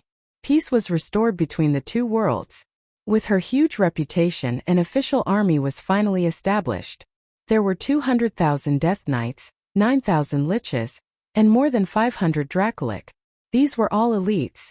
The number of Soul Walkers and Banshees was rapidly increasing. As for the low-level undead warriors, they couldn't be counted at all. The military force of Hell that belonged directly to her finally had some scale. Thea was finally able to find her way forward after she was done with the trivial matters. In order to turn the two-dimensional world into a three-dimensional world, she recruited Lady Styx to Hell. Dragging a long-lived species to Hell was like hanging herself. This native alien was scared out of her wits. It was as if there were countless murderous intents in Hell that wanted to kill her at every moment. Unfortunately, she couldn't leave yet. According to Thea's words, Lady Styx could only continue to improve her spiritual power after experiencing the stimulation that went deep into her bones here.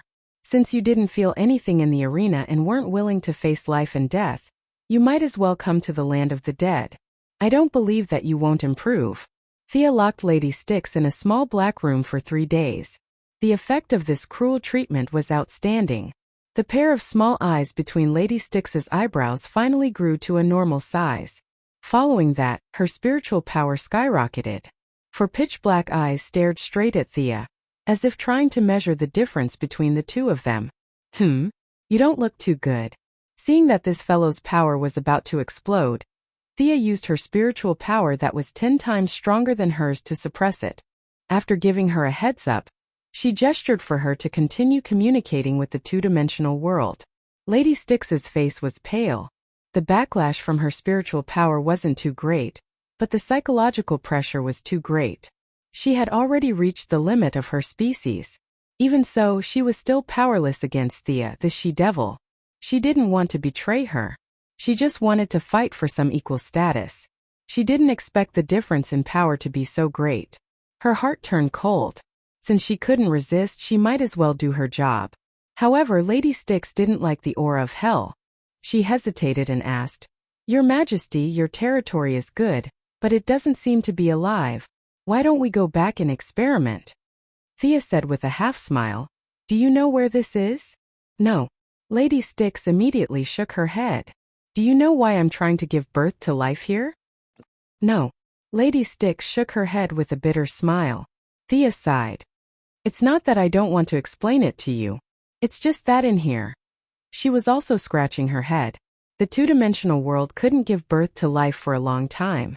It would greatly affect their future path. Without the experience of others to refer to, she could only try all kinds of methods. She couldn't explain to an alien like Lady Styx about the Oldine giving birth to the young Yang. the search for life in the midst of death, and the Tai Chi theory. Besides, she didn't know if she was right. She was just feeling her way around. If she said something wrong, it would greatly affect her reputation. Chapter 923. She could only put on an expression as if there was a lot involved and she couldn't say too much. Miss Styx didn't care whether there was an inside story or not. When she knew that this was the underworld, all the living had to come here. And the boss she was half forced to recognize was the master of the underworld. Her joy instantly overwhelmed her fear. In other words, as long as she didn't court death, her future would be very secure. She wasn't immortal. She had a lifespan of tens or hundreds of years. When her lifespan came to an end, it would be useless even if the underworld opened a back door. She, Miss Styx, was a long-lived species. In theory, she could live for hundreds of millions of years. In order to live longer, she bowed her head. This time, she bowed willingly and swore to never betray the underworld. Thea didn't take these vows seriously. After that, she asked her to continue to communicate with the two-dimensional world. She must create something out of nothing and create a life. Your Majesty, there seems to be a reaction. In order to prove her worth, Miss Styx really used all her strength. Her 4 eyes allowed her spiritual power to cross the boundaries of time and space. Relying on her powerful earth ability, she forcefully squeezed out a small gap in the world that was as stiff as stone. Lead my spiritual power in. Before, the two-dimensional world was a pool of stagnant water. Thea's spiritual power was 100 times stronger than before. Now, relying on Miss Styx's ability, she finally opened a gap. As the vanguard and part-time guide, Miss Styx spent a lot of effort to lead Thea into the two-dimensional world. It was crowded and narrow. Even if it was just a trace of Thea's spiritual power, it was like a living person running into concrete. She couldn't turn over, raise her head, or lower her head. She couldn't do anything. The world was rejecting her as an outsider. This feeling was like passing through a group of whalebones. Even breathing became an extremely difficult thing. However, Thea was very happy. Everything was difficult at the beginning. As long as she could get in, she had a way. Very good, Miss Styx. Thank you very much for your help. This talisman can resurrect the holder. I will ask Guangdong to send you back. Thea called Miss Styx's old friend, Guangdong, and gave her a talisman. This talisman was not a teleportation talisman, but a resurrection mark. When Lady Styx and Guangdong met, both of them felt a little awkward. More than a month ago, they were still fighting to the death. Now they were reunited in the underworld. Fate was really strange. The ascension of the two-dimensional world was very important to Thea. She threw it into the untainted land, which was the foundation of her Taoism. The effect was similar to the 24 Dinghai pearls of Taoist Randang. It had to be her own imprint from inside to outside. How could she allow outsiders to touch it? She did not care even if she was said to be getting rid of the donkey after it had outlived its usefulness. Seeing that Guangdong had sent Styx away, she then turned her attention back to the two-dimensional world. If the world will in the real world was like a titan, then the world will on Earth too was like a baby at most. In the two-dimensional world, the world will was not even a single cell. Even though her divine might had been weakened thousands of times, it took her less than 10 minutes to subdue the will of the two-dimensional world. The reason why this thing could resist for so long was related to Rao's death. However, Rao was dead in the end. The remnants of his chaotic will were no match for her. He quickly made a miniature person and put on a white lamp to try to bestow life to it. As expected, the miniature person couldn't withstand the white light at all, and exploded into pieces. The first experiment was a failure. Milady was not discouraged. The human structure was too complicated. She would start with a single-cell organism. As a medical giant who had done many evil experiments that made people's hair stand on end, there were not many who could surpass her in the field of cell genetics.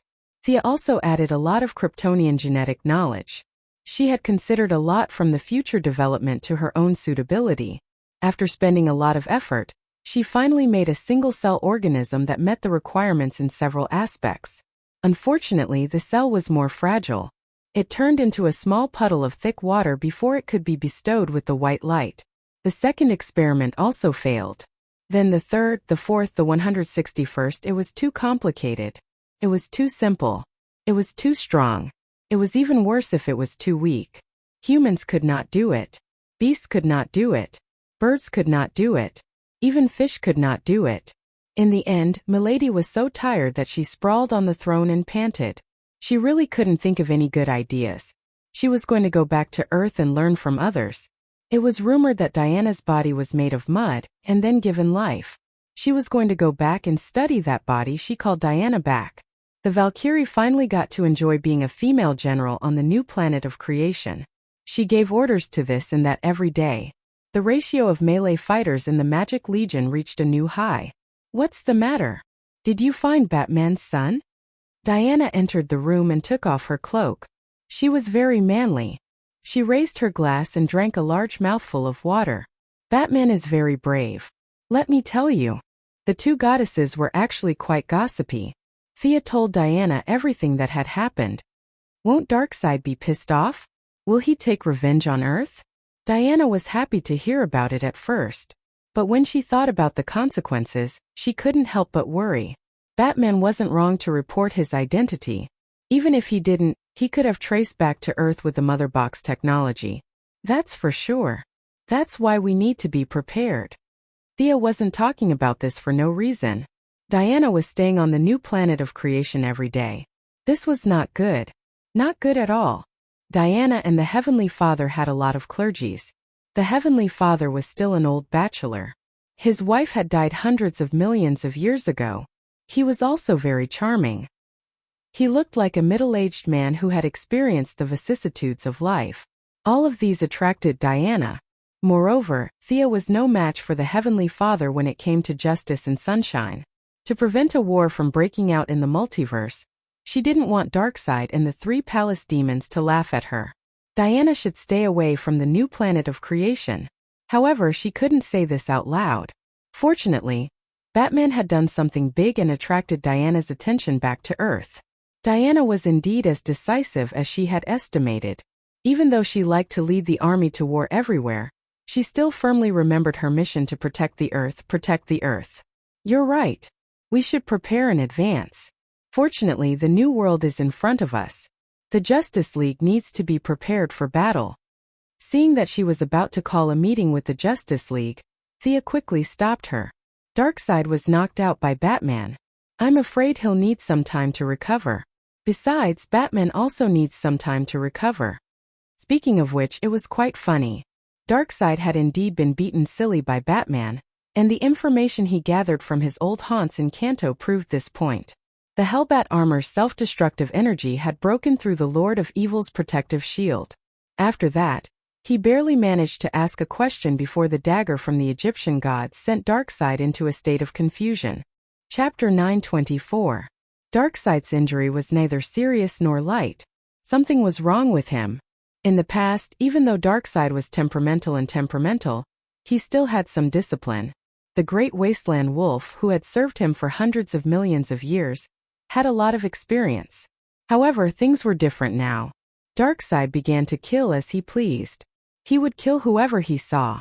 If he didn't like someone during the day, he would kill. If he was sleeping well at night, he would jump up and kill. The few mage-type gods could not dispel this curse at all. They could only wait for their boss to heal himself with his divine power. When Guandong asked around, he found that the Great Wasteland Wolf was so worried that his hair was turning white. Diana also knew that Darkseid was injured.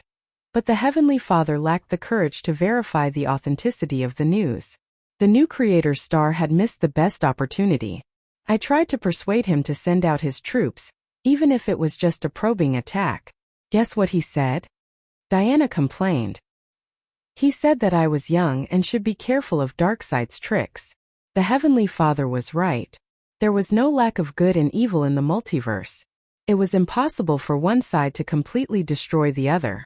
When the battle reached a critical moment, there would definitely be higher-level gods who would step in to stop the battle. Moreover, it was not difficult to wake Darkseid up. At most, he would lose some of his divine power. At least Thea knew a few ways. Besides, as the younger brother of Yuga Khan and a new god who had lived as long as the Heavenly Father, the Great Wasteland Wolf also had his own trump cards. He did not want to show his hand, probably because he wanted to hide his strength. However, there was no need to explain. Thea agreed with Diana, But she did not mean what she said. She was trying to portray the Heavenly Father as a coward. At the same time, she made up her mind to use Hell's knowledge to bribe Mithrin, so that he would speak ill of Diana in front of the Heavenly Father. It would be strange if they could still see eye to eye with both sides stirring up trouble. Her thought process was extremely fast. She rolled her eyes and came up with another brilliant plan. "Since you're the leader of the Magic Legion, you can wear my robe," Thea said casually. He took out the god's punishment robe. This silver-white robe could be said to be the top-tier god's equipment for God of Magic. He then put on the hood. It was mysterious, tranquil, and exuded a sense of unapproachable aura. Diana hesitated for a moment, but still accepted it happily. She thought to herself that Thea was right. It was indeed inappropriate for her, the leader of the Magic Legion, to hold a shield and a sword. "Come and try it." The eldest miss took off Diana's clothes without hesitation. They were so familiar with each other that it didn't matter if they changed clothes in front of each other. Soon Diana changed into her robe. Now you look more like a wizard. Your previous outfit was really..." Thea looked at the war goddess from head to toe and was very satisfied. A wizard's robe needed to store magic books and various spellcasting materials. It had always been a synonym for loose-fitting. Once she put on this robe, Diana's curvy figure was instantly covered. If she put on the hood, only her hair could be seen, and her face could not be seen. This was very good. The Heavenly Father was a warrior god. His wife, who was killed by the Great Plains wolf, was also a warrior god. Diana's curvy figure, which resembled a western horse, suited his taste very well. Thea was prepared to nip this idea in the bud. "Very good, very good." Thea clapped her hands and cheered. "This is inconvenient for battle." Diana's beautiful eyebrows furrowed, and she made a kicking motion. Her movements, which were usually as agile as a cheetah, were obviously slower today. Thea had plenty of reasons. She acted as if she was talking facts and reasoning. "Look, you are now the god of courage, protection, and perseverance. Do you know how much damage you can cause to Earth with a full power attack?" Diana was surprised. This was not a complicated question. She immediately realized that her power had far exceeded the limits of what Earth could bear. Thea continued to reason. "Look at Rongen, the Martian hunter. He can fly as fast as 7,000 kilometers per hour in the atmosphere. Of course, he can go even faster. Unfortunately, Earth can't bear it. The same goes for Superman. Our power must be suppressed to a certain extent. Otherwise, Earth will explode without Darkseid. This robe can limit your power. Wear it properly." Thea made Diana accept the robe logically. The war goddess was a little depressed. She had been working hard for a long time, but her power had exceeded the limit. She sat on the sofa in a daze, not knowing what to do. In order to distract her, Thea sighed. "You are already much better than me. I don't even dare to do anything in the universe now. I can easily destroy half a star system." Diana narrowed her eyes and looked at her. "Little girl, you are very proud of yourself." Thea scratched her face. "Proud of myself? Why do I feel like your tone is full of praise for yourself?" Thea denied. "Of course not." Suddenly, she remembered her purpose. Damn it, didn't she ask Diana to come back and study her background? Why did she stray to this extent? She forced herself to change the topic. "How were you born? Didn't Hippolyte tell you?" Diana did not know why she asked this, but the two goddesses had asked each other more embarrassing questions. This was nothing. She thought for a while and said, "Mother said that I was born with the blessing of Zeus soil, but Antiope said that I was born in a tree hole, and Angeli said that I came to this world with a flash of lightning in the temple, and that person, blah blah blah blah." She gave 4 or 5 different answers. The war goddess looked at Thea from the corner of her eyes, as if she was asking her which one was the most reliable.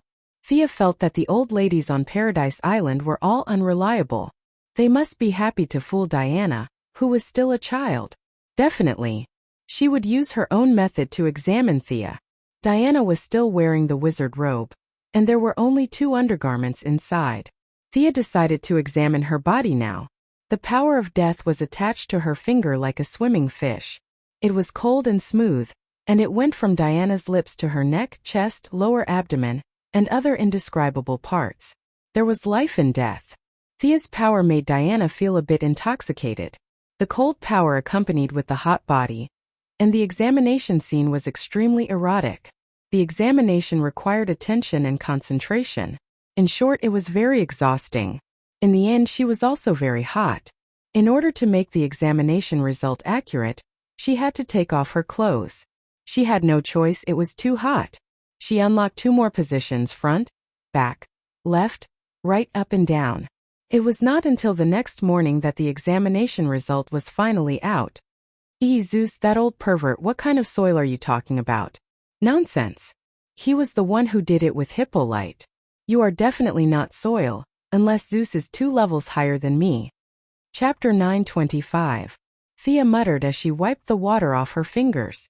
Even though they had never fought before, she could roughly estimate that she was now half a level higher than Zeus.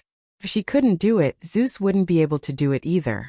For example, the stone golem created by Lady Styx was the result of top talent and top ability. Gods wouldn't be much stronger than her. Zeus, this perverted demon, dared to do it but didn't dare to admit it. For the sake of his glorious image, he made up a lie about Hippolyte praying to the heavens for an heir. Diana's strength was about to catch up with Zeus. Whose creation could catch up with the original owner? All these achievements showed that she was a living person, not a person made of mud. If there was such mud, Thea would definitely ask Zeus for 10,000 pounds.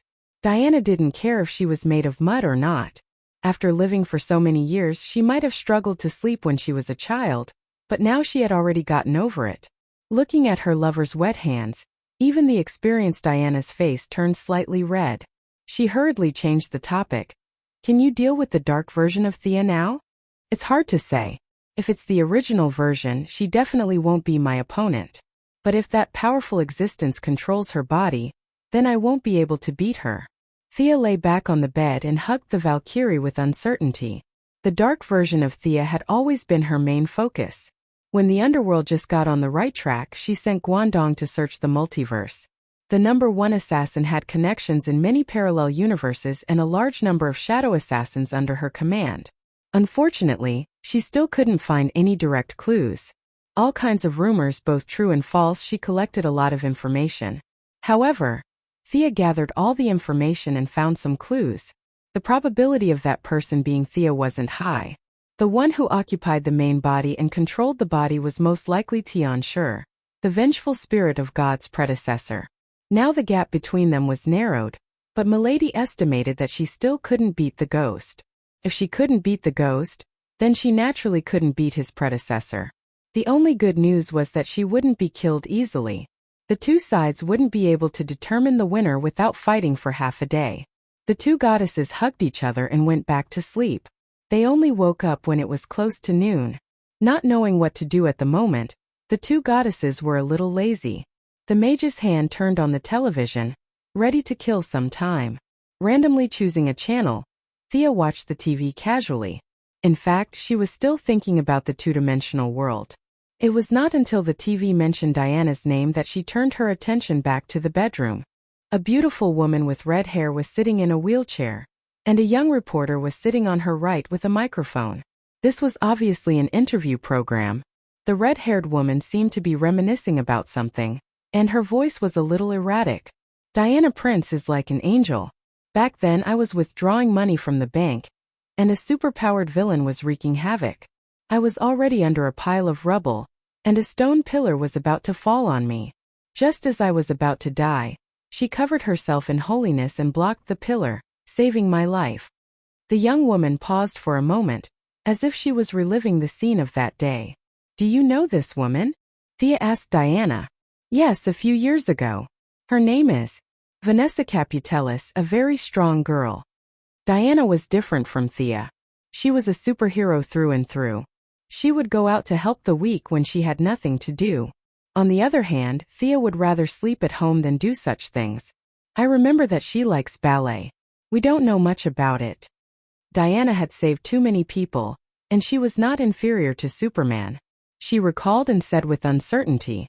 However, the woman on the TV held her chest and said with a fanatical emotion, Diana is my best friend. She encouraged and supported me when I was injured. She told me about Greek mythology. As a mixed Greek and American, I knew too little about the Greek gods. This made me very ashamed. I taught her how to play cards and taught her the names of each step in ballet. Thea looked at Diana strangely.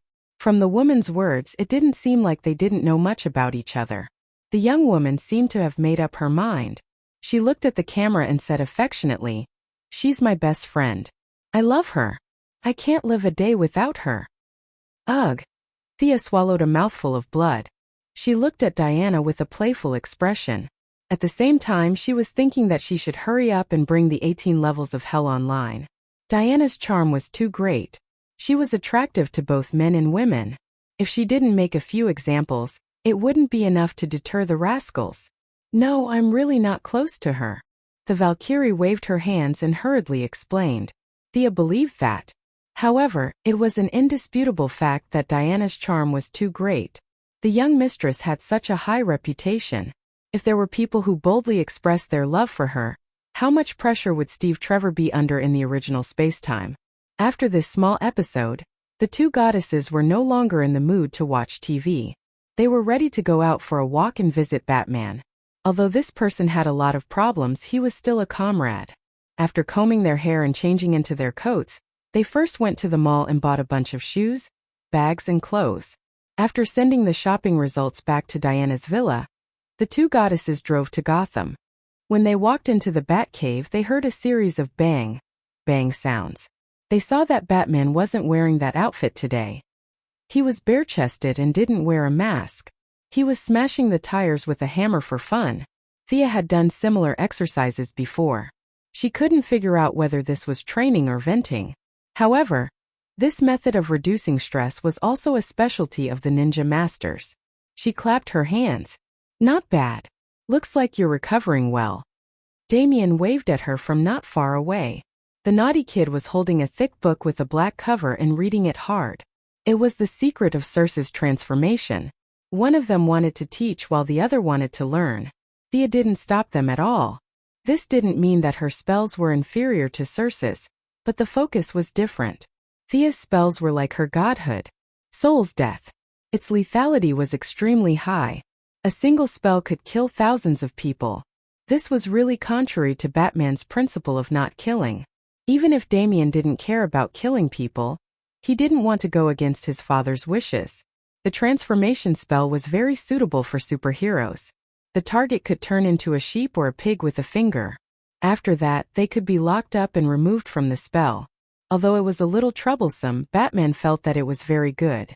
She casually answered a few of Damien's questions. She didn't dabble in the art of transformation, but she was at a high level.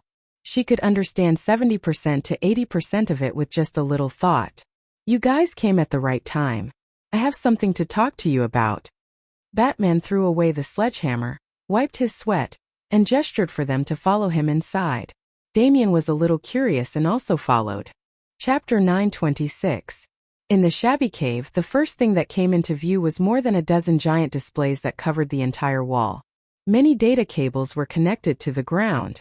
If he was not wrong, it was the supercomputer that Batman used. It might even be an artificial intelligence. Thea did not have any objections. Brainiac sounded powerful, and of course he was powerful. She had no way of killing a god that existed in the cyberworld, but she was not afraid. The artificial intelligence was no match for her. Batman quickly pulled up the screens. Without exception, they were all images of Darkseid. There were blurry images of the battle in the New World, but most of them were images of the battle on Apocalypse Planet. "I hit him. He will definitely come for revenge, right?" Batman asked. "Yes. Darkseid has conquered countless planets and wiped out countless races, but he has rarely failed." "I'm sure of that," Diana answered before Thea could. "You will still protect Earth. Is that right?" "Of course. This is my mission," Diana answered firmly. Thea smiled and replied, "Don't give yourself too much pressure. We have defeated Darkseid before. He will invade Earth sooner or later. It has nothing to do with you or Damien. I'm stronger than before. He won't start a war unless he's confident." In order to stop Batman from nervously tapping on the tires, she gave him some reassurance. Batman frowned and looked at her for a long time. Ever since he met Superman and Thea, The world had changed so much that he could not take it all in. He felt powerless, especially after the battle with Darkseid. That invincible power often appeared in his dreams. He had pinned his hopes on others. To be honest, he did not like the feeling of his fate being controlled by others. Are you gods in your current state? Why is it different from what I imagined? Are you like Darkseid too? He asked a question that had been on his mind for a long time. In Batman's eyes, the two goddesses were laughing and scolding each other. They were a little funny. Darkseid was like a mad dog biting whoever he caught. They did not look like gods at all. Thea asked him, "What do you think the gods are?" Needless to say, ever since he met them, Batman didn't sleep most of the night and read almost all the theological books he could find. This answer came out of his mouth immediately. Omniscient, omnipotent, clearly real, but ordinary people can't see or hear. Before he could finish, he was interrupted by Diana. "How is that possible, Bruce? It's impossible for us to reach the level you described, right?" She turned to look at Thea with uncertainty. Milady smiled. "Indeed. Your standards are too high. Darkseid is just a strong ant in front of the truly omnipotent and omniscient, possessing eternal life and the ability to create and destroy universes at will. Only when these two conditions are met can one be considered a true god." Batman felt less stressed. "What about you guys?" Thea counted with her fingers. "You have to look at this question from two angles. From the perspective of ordinary people, we are gods. Even Superman is considered a god." Batman nodded expressionlessly and gestured for her to continue. "From the perspective of those supreme beings, we are still mortals. The difference between us and ordinary people is that we represent a certain trait. For example, Diana represents courage and I represent wealth. We are just a representation. We are not exactly the same as those traits. I don't know if you can understand this." Thea chose her words carefully. Some of them were not accurate in English, so she mixed in some Chinese, French, and even some Arabic to describe them. Before he could finish his theology class, he was interrupted by the alarm in the Batcave. The sharp, ear-piercing sound made the two goddesses uncomfortable. Being in such an environment for a long time might cause them to have a nervous breakdown. The father and son were used to it. They quickly operated the machine, called up various satellites, and searched for images. Batman wanted them to leave, but the two goddesses did not. Instead, they found stools and sat down. Unlike Diana, who was not familiar with modern electronic products, Thea could tell that Batman's artificial intelligence was not weak. At least, it was not worse than Gideon's. The father and son only needed to input some basic conditions, and a large amount of search work was completed. "Very good artificial intelligence. What's its name?" Thea asked casually. Batman's expression was calm. After a few seconds he answered, "Brother One, you're terrible at naming things." Thea could not help but complain. Not far away, Damien covered his mouth and laughed secretly. "Be careful of your artificial intelligence betraying you. It's best to add a few more locks," she said. Batman instantly became vigilant.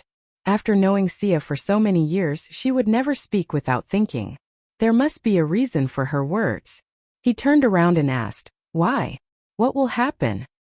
"Your artificial intelligence will kill all the superheroes and destroy the world. Do you believe that?" If it was an ordinary person, he would have denied it and said that everything was under control. He would have patted his chest and promised that there would be no problem. However, Batman was not an ordinary person. He had his own set of standards to identify danger. He did not even believe in himself, so how could he believe in artificial intelligence, a supervillain that appeared repeatedly in science fiction movies? "I believe that there is such a possibility. However, I have prepared several backup plans. The chances of it destroying the world are very small." Damien also heard their conversation. He lowered his little head and observed carefully. It was as if the computer would turn into a robot and start a massacre in the next moment. Things that can go wrong will always go wrong. If you're worried about something happening, then it has a high chance of happening. Murphy's Law. This is a psychological effect. It lacks data to support it. If this assumption is made, then there are too many sources of danger in reality. Batman's answer was not very certain. Thea decided to expose the big news. "You've seen the Council of the Time Masters. They dominate time. One of the timelines, to be precise, is 35 years later. Your artificial intelligence will cause the moon to crash into the earth and destroy all mankind. All the superheroes will be sacrificed and transformed into machines. Batman shook his head decisively this time. He glanced at his supercomputer. How is that possible? Even you can't defeat a machine? If Thea nodded and said yes, Batman was ready to pack up his supercomputer and throw it to planet Tianqi. If his supercomputer was so powerful, there was no need for him to stay up late at night to think about Darkseid. I used the word possible.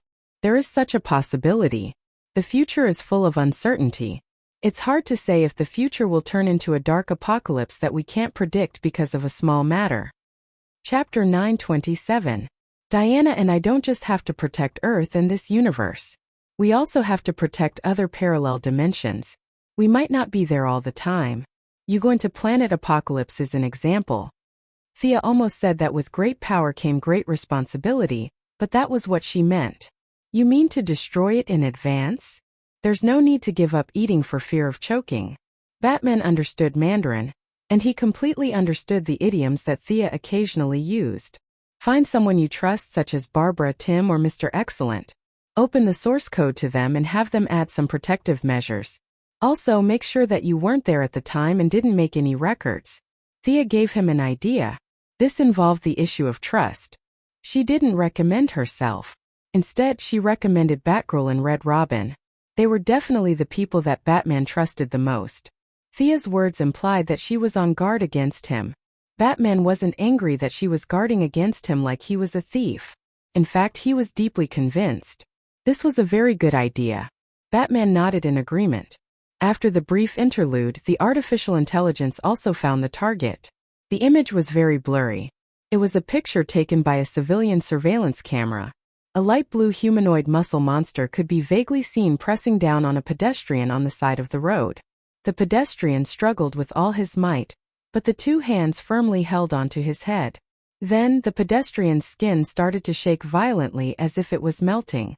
Finally, it turned light blue. The pedestrian's muscles swelled, his clothes were torn, and something flew out of his chest. After that, the two people disappeared from the camera. What was that thing that flew away? Damien whispered. The heart, but it's a little deformed. Thea saw it clearly. Diana asked Batman to play it again. Was it a coincidence? Or was it a psychic? Brother One has a threat level algorithm that I wrote. There should be a reason why it listed this as the highest level. Batman was still looking at the details frame by frame. Thea had some guesses in her heart, but she wasn't sure. There were too many people with unknown superpowers in this world. Give me the address and I'll go and catch one. Before she could finish speaking, she saw a purple light ring fly out of Diana's bag. As an honorary member, and in addition to giving face to the young mistress, Queen Zamelin had given Diana a purple light ring. Carol Ferris, a warrior of the Purple Lantern Corps, was crying on the screen. Hal Jordan is dead. His body has been desecrated, and the purple lamp cannot resurrect him. It was as if a clap of thunder had struck the ground. Even Batman's eyes were filled with shock. If there was anyone who liked to go against Batman, it would be Hal Jordan. Reckless, impulsive, undisciplined, and without using his brain. These were the labels that Batman had given to Hal. But no one objected that Hal was a hero. The Purple Lantern was also a type of emotion that had the ability to resurrect. However, they could only resurrect their loved ones, and they could only resurrect them when they had just died. Once the time limit was exceeded, the ability would lose its effect. How did he die? How did you confirm his death? Batman asked Carol. Carol didn't expect Batman to be there. If it was in the past, she would have definitely observed the famous Batcave. But now she didn't have the mood to do so. The Purple Lantern has a spiritual connection with her loved one. It was suddenly cut off, so could it be that she entered an unknown space? No space can stop the love of the Purple Lantern. Carol's answer was firm. Even Diana nodded in affirmation. Stop researching. Hal is indeed dead. Not only him, but Sinisto is also dead. The body has been found. Judging from the wounds, if the analysis is correct, it was done by the Black Hand. While they were talking, the Yellow Lantern had contacted her. The Yellow Lantern General Akiro, had just finished reporting to her. Black Hand? William Hand? Wasn't he locked up by the Green Lanterns? Diana smelled a strong conspiracy. It's most likely that the Guardians have come up with some new tricks. Thea was expressionless. She turned to Carol. Don't worry, Hal will be resurrected. Carol thought that she was going to use the White Lantern and expressed her gratitude. As for the aftereffects, she couldn't care less. Batman's lips moved slightly as if he wanted to say something, but in the end he stopped himself. Even if he didn't consider the feelings of the main alliance, Hal should be resurrected based on his achievements. This was fundamentally different from resurrecting the relatives of heroes who had died. Thea didn't think too much about it. With the underworld in hand, it would be difficult to live or die. Unless Hal Jordan believed in those Greek and Egyptian gods, he must be strolling around the underworld. As for whether Sinisto had any extraterrestrial beliefs, she didn't know. However, the resurrection process in the underworld was different from that of the White Lantern. The White Lantern had serious aftereffects, but it was indeed fast. Once the White Lantern shone go, as an administrative organization, the underworld had its own set of procedures: registration, queuing, processing, and keeping records. This set of procedures would take at least a month, and this was under the condition that they open the back door. If there were no acquaintances, just wait. Thea thought for a moment and said to Batman, "Gather the main alliance. I'm afraid this is another universal disaster. I'll go back to the White House first." The blue-skinned monster was not a coincidence. The reality was similar to her estimation. Hundreds of people in the United States had seen the blue-skinned monsters. They could fly and were extremely strong. Most importantly, they could assimilate ordinary people. In less than 3 seconds, they could turn an ordinary citizen into one of them. The Pentagon had canceled all soldiers' leave and raised the alert state to wartime. Not only on Earth but also in the universe. There were many of them, and they were like a virus that constantly assimilated ordinary intelligent life. The Yellow Lanterns, the Green Lanterns, and the Blue Lanterns were all attacked to varying degrees. This time it was different from the Black Lanterns. Even the sharp Zerg could be transformed. The Zerg army sent by Queen Kerrigan was trying their best to kill them, but the effect was not great. It had only been half an hour since Thea received the news in the Batcave and gathered the information from several parties. However, in just half an hour, the number of the blue-skinned monsters had exceeded 1 billion, and the growth was getting faster and faster. These things ran very fast. When the lanterns went to surround them, they ran away. When the lanterns left, they returned and continued to transform ordinary people. Thea, what the hell are these things? Moira felt more and more that it was difficult to be the president. There were too many problems. The aftermath of Raoul's incident was barely settled, but now there was another problem. She was already in her second term as president. In the past, the candidates of both parties had already started to build momentum. They colluded with each other in the primaries, exchanged various interests, and even smeared the reputation of the previous president. But now there was complete silence, as if they had all lost their minds. Some of the aides even joked that if this trend continued, due to reasons that could not be explained, she might be in office for another term. Chapter 928. Thea had also advised her mother not to do it if she felt too much pressure. Now that things had come to this point, no one dared to laugh at her. Who would dare to laugh at her? The President of the United States was the riskiest job in the entire universe. There are these things all over the universe. The ones on Earth are just the aftermath. Facing her mother's nervous face, she said confidently, "The Third Army." If she remembered correctly, this should be the name of these blue monsters. They were a new product created by the Blue Guardians for the sake of universal peace. The Mechanical Hunters were the first army. These robots followed the preset orders and massacred the entire 666 sectors, making the Guardians think that machines were unreliable. The Green Lantern Corps was the second army. They used emotions as weapons, but in the eyes of the Guardians, the Green Lanterns succeeded and failed because of their emotions. They were too free and unrestrained, and they repeatedly treated their orders as waste paper. Hal Jordan was a living example. The army of assimilators that had vitality but no thought served the Guardians completely. This was the so-called Third Army. The Third Army sounded arrogant, but in fact, it was just to pave the way for First Lantern's appearance. In the original timeline, Black Death Emperor killed First Lantern instantly. Now only Thea could fight. Fortunately, the battle was in space and Earth would not be affected. Don't panic, it's not a big problem. That was what she told her mother. The Righteous Alliance could completely solve this small problem on Earth. If the people asked, they could just say that it was a mutant causing trouble. On the surface, her mother had many agents from the Heaven's Eye Society protecting her. In the dark, she also had Death Knell and Poison Ivy. Thea also asked Guangdong to send 2 shadow assassins to help. With such a strong defense, there was really no need to worry too much. Thea teleported to the Righteous Alliance and found that they were not idle either. Batman had captured an assimilator and was dissecting it for research. The brain has become a new substance. It has no heart. There are signs of activity in the eyeballs, but the brain has almost no thoughts, so it's impossible to determine if it has thoughts. When Thea entered, Batman had just finished dissecting it. Even though Superman said that he could see through it, he still did it according to his own method. I've contacted several forces in the universe. This disaster has little to do with Earth. It's basically a problem in the universe. Batman calmly asked, "What else?" Thea was surprised. "What else?" "This is the Green Lantern Corps' problem. It has nothing to do with Earth, so don't worry. But I've calculated that if this thing is allowed to wreak havoc in 3 months, all life in the universe will be wiped out. So, I'll leave Earth to you, and I'll settle this matter in 2 days. After Thea finished speaking, she left Earth and returned to Odium, the main planet of Blue Lantern. The battle situation here was much more intense than on Earth. The Third Army was attacking ferociously. The Yellow Lanterns, Blue Lanterns, and Green Lanterns were defending together. As time passed, the offensive and defensive positions had long shifted. The enemies were endless, and their own forces were beginning to deplete. Defeat was only a matter of time. As she landed, a silent black ripple swept out. The Third Legion was like a group of toys. Under the power of the goddess of death, they were like countless ants. There were enough of them, but unfortunately they were useless.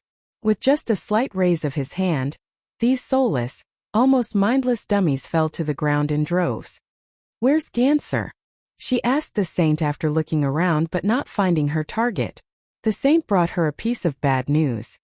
Lord Gon and Lord Set have both returned to the main planet of Ura. They were running around again.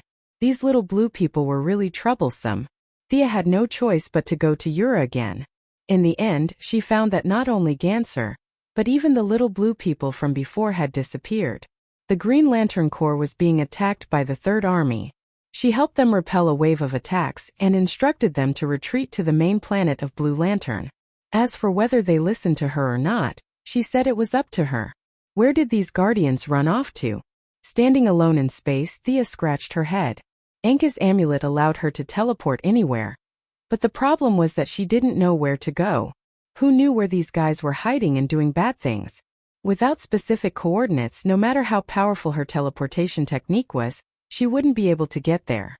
Fortunately, she had learned a lot from Batman, so she had a lot of backup plans. Guardian Haruba was under her control. This little blue person had information about the seal of the First Lantern in his memory. She only needed to teleport according to the coordinates. However, she didn't know if the coordinates were wrong, or if she had read fake information. She wandered around the empty void for a long time. Forget about the seal, there wasn't even a stone. Did this guy hide fake information in his head? She didn't know whether to laugh or cry at this answer. She could only teleport to the main planet of Sharp and start reading the memories again. She was now a big shot. Her reading speed and ability were several times more profound. Soon she found the problem. There were problems with the Guardian's memories, and there were many contradictions. However, this guy had lived for hundreds of millions of years and had experienced too many things. Sometimes, if she didn't look carefully, she wouldn't be able to see the problem. There was nothing else to say. She could only continue reading the memories. She was very unhappy. She told Batman that she would solve it in 2 days. In the end, this group of guardians found a place to hide. She couldn't hit the enemy even with her earth-shattering divine power. Needless to say, she was very depressed. No matter how unhappy she was, she had to take it step by step. She started reading the memories without stopping. At the same time, whether it was Earth or the main planet of Blue Lantern, a few battles happened. The Green Lantern ring was already a thing of the past to Thea. She couldn't even be bothered to pick it up if it was thrown on the ground. However, for some people it could change their fate. It was a sharp weapon that could reach the pinnacle of life. Simon Baz, the Arab American, was treated differently countless times because of his appearance. When he was driving, he was pulled out by the police to be interrogated and searched. In the departure hall, he was taken away by a group of fully armed people for questioning. When he took public transportation, he was looked down upon for no reason. In short, as an Arab American, he had lived in a highly oppressive environment since he was young. Although later, aliens invaded repeatedly, resurrected the dead, and descended on Earth, causing countless disasters. In comparison, the two buildings that his Arab American fellow crashed into were not a big deal. However, this didn't change his situation at all. Aliens came and went, and the dead continued to return to their coffins. He was different. He needed a job, a salary, and food. This guy was very unlucky. He casually stole a car, and after 2 minutes of fun, he was chased by dozens of police cars and several helicopters. During the chase, he learned that the trunk of his car was full of bombs. Just as the Third Army was wreaking havoc in the universe, the Pentagon was on the highest level of alert, and it quickly attracted the attention of all parties. The local garrison, the National Guard, the CIA, the FBI, the Heaven's Eye Society, the Alien Administrative Committee, and many other agents all came out to capture this unlucky guy. Chapter 929. The mothership arrived immediately. In order to take care of the military's emotions, Digger had now returned to the military ranks with the rank of colonel. After 2 years of experience, the next step would be to become a brigadier general. It could be said that Digger's fate was 1,000 times better than Green Arrow's in the original timeline. Take down the suspect. Wearing a long black trench coat, an eye patch, and his hands behind his back, Digger looked dignified. 5 individual mechas flew out of the mothership. Miss Voodoo took the lead and knocked down Mr. Simon Bartz with a few punches and kicks. The mastermind behind the scenes saw that things were not going well and detonated the bomb. If not for Miss Voodoo, Mr. Simon would definitely have been blown to ashes. After a few simple questions, he learned that it was just an ordinary car bomb. Digger was a little disappointed. It was not that he was not patriotic, but the target was too small and boring. He handed the suspect to Amanda and continued to support other places in the mothership. Amanda did not pay much attention to an Arabian car thief. Such a small character was in her missing file every day. If he did not sign 7 or 8 documents every day, it meant that he was not doing his job well. However, just as his subordinate finished interrogating him, a green ring flew over and took him away with a whoosh. Amanda was unhappy this time. Many years ago, when Abensu crashed on Earth, it was also the ring that flew away and chose Hal Jordan. After that, the battle at Seaside City happened right under her nose. If it wasn't for Thea, Black Panther would have died. If Thea was there, she would have told Black Panther that this was the ring from back then. Honesty had not changed at all. Hal Jordan was sacrificed. His ring seemed to obey a will and returned to Earth and chose a new owner. Simon Bartz was not taken far by the green light ring before he was intercepted by the Alliance. With his level, he could not beat a superhero, not to mention all the other superheroes except Thea. However, his luck was heaven-defying. The few of them were not hostile to the Green Lantern, and the assimilated people of the Third Army were wreaking havoc nearby, drawing away most of the troops. Simon Bartz relied on the wisdom he had developed in countless pursuits since childhood to shake off the Flash and ran back to his residence alone. Realizing that his home was not safe, he hesitated for a moment and rushed to the hospital. His brother-in-law, who was also his good friend, had been seriously injured in a car race. Even though he had used the most expensive medical cabin of the Quinn Group, after several resuscitation attempts, he had still ended up in a vegetative state due to his injuries. His sister, whom he had relied on since childhood, had lost all hope in life because of this. Now that he had obtained the legendary omnipotent green light ring, he felt that he should do something for his family. It was already late at night, and there were only a few people on duty outside the ward. He quietly opened the window and jumped in. He raised the ring and pointed it at the patient who had been sleeping on the bed for years. He said in a low voice, "Quick, restore his consciousness." The ring flashed with a green light, then completely extinguished. Help me, he's my family. I beg you, please wake him up. This is my only request. He's my friend. He's the only person my sister can rely on. Please. The green light flickered in and out of the ward, like a naughty child playing a game. As a fugitive, Simon, Bartz didn't know how much time he had left. He still hadn't given up hope. If one time wasn't enough, he would do it 10 times. If 10 times weren't enough, he would do it 100 times. He felt that the ring was omnipotent and could naturally wake up a vegetative person. A strong obsession crossed the distance in an instant and floated to Thea's ear.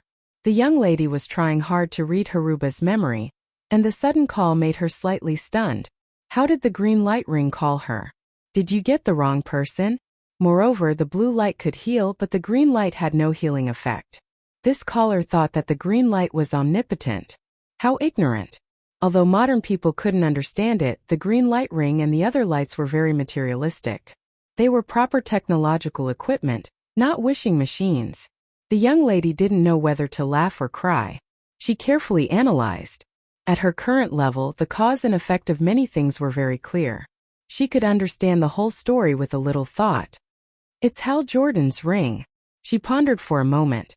If it was just Hal Jordan, it wouldn't matter. Whether he died or not had nothing to do with her. But this ring was different because she had worn this ring before. Although the time she wore it was very short, from her point of view there was a cause and effect between her and the ring. Is it such a small matter? All right, as you wish. Thea talked to herself. This was between her and the ring. It had nothing to do with Hal Jordan or Simon Baz. She didn't even need the power of death to wake up a comatose person. She only needed a small part of the soul to complete it. To her, this was a task that couldn't be any easier. With a flick of her middle finger, a small cloud of gray energy crossed the distance and returned to Earth, to Simon Baz's ring. Give up, Lantern Simon. I understand your pain, but many lanterns have experienced all this. The ring isn't omnipotent. Buddy, the big squirrel of Sector 1014, who had been to Earth before and was Hal Jordan's good friend, followed the trail of his friend's ring. Unfortunately, he saw that the ring had a new owner. Green Lanterns had seen many life and death situations. She felt that she had an obligation to guide this new colleague. But when she saw Simon struggling against the bed, she couldn't help but comfort him. I don't believe it. I can definitely do it. I have this feeling. Simon was very stubborn. He firmly believed that he could do it, or rather, the ring could. The big squirrel looked helpless. Maybe the blue light can, but our green light doesn't have this function. She couldn't figure out where Simon's confidence came from. She was still trying to help. With a big furry tail and a chubby body, Buddy was one of the few Green Lanterns that Thea liked.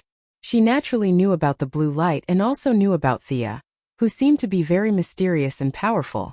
However, she had more feelings for the Green Lanterns, so she rejected the blue light's invitation. At this time, she was wondering if she should go back and ask the saint to help save the man on the bed. Unaware of the big squirrel's kindness, after Simon had called out for the umpteenth time, the ring finally changed. Rays of green light flew out of the ring. They were like a group of returning swallows, shuttling back and forth, relying on each other. They flew into the patient's body and disappeared without a trace. What does this mean? The big squirrel was puzzled. As an experienced Green Lantern, although she was still a distance away from the title of the greatest Green Lantern, she had seen Hal Jordan, Sinisto, and even the artist Kyle Rayner, who was known as the Lantern. In terms of experience, she was not inferior to any lantern. However, she had never seen what Simon had just done. The Green Lantern ring had such a function?